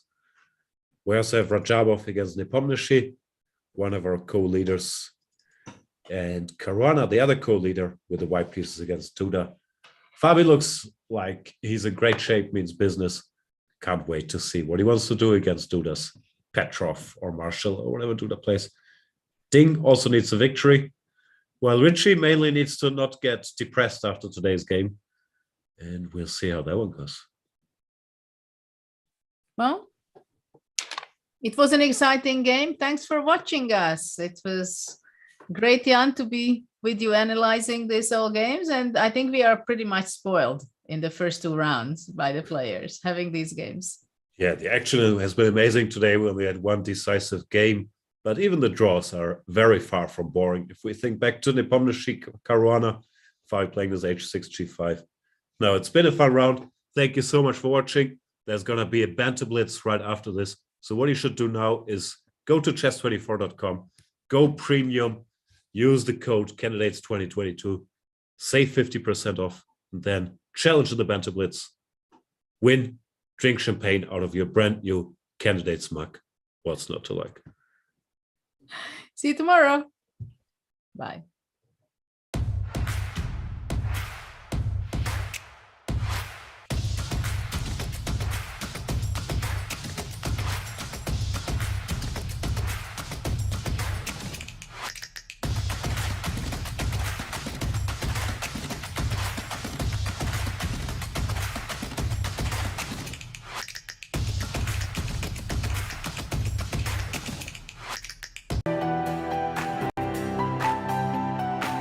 Okay, so let's send a challenge.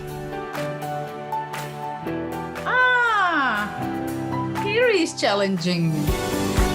Nice graphics, easy to see. What are you thinking about? You're looking how it can be the most painful? Exactly.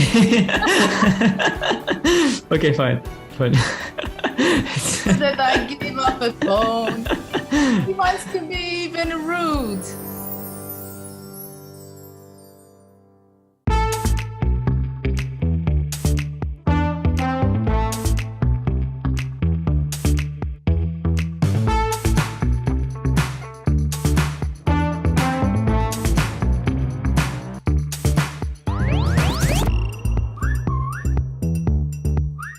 The Grunfeld is a very good opening for those of you who are striving to get a double-edged. In this video, we're going to look at the latest developments in the 6 bishop g5 knight off. I'm gonna start with sort of my first official Stonewall game. The idea is not to fight against any opponent move, prevent everything, defend and so on. No, it's just to move.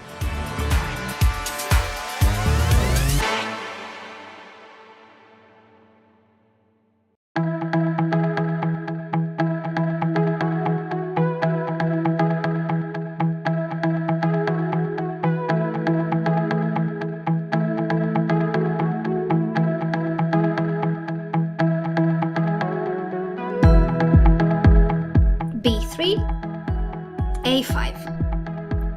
What do you think about this opening? Honestly, what do you think? You don't have to play knight c3.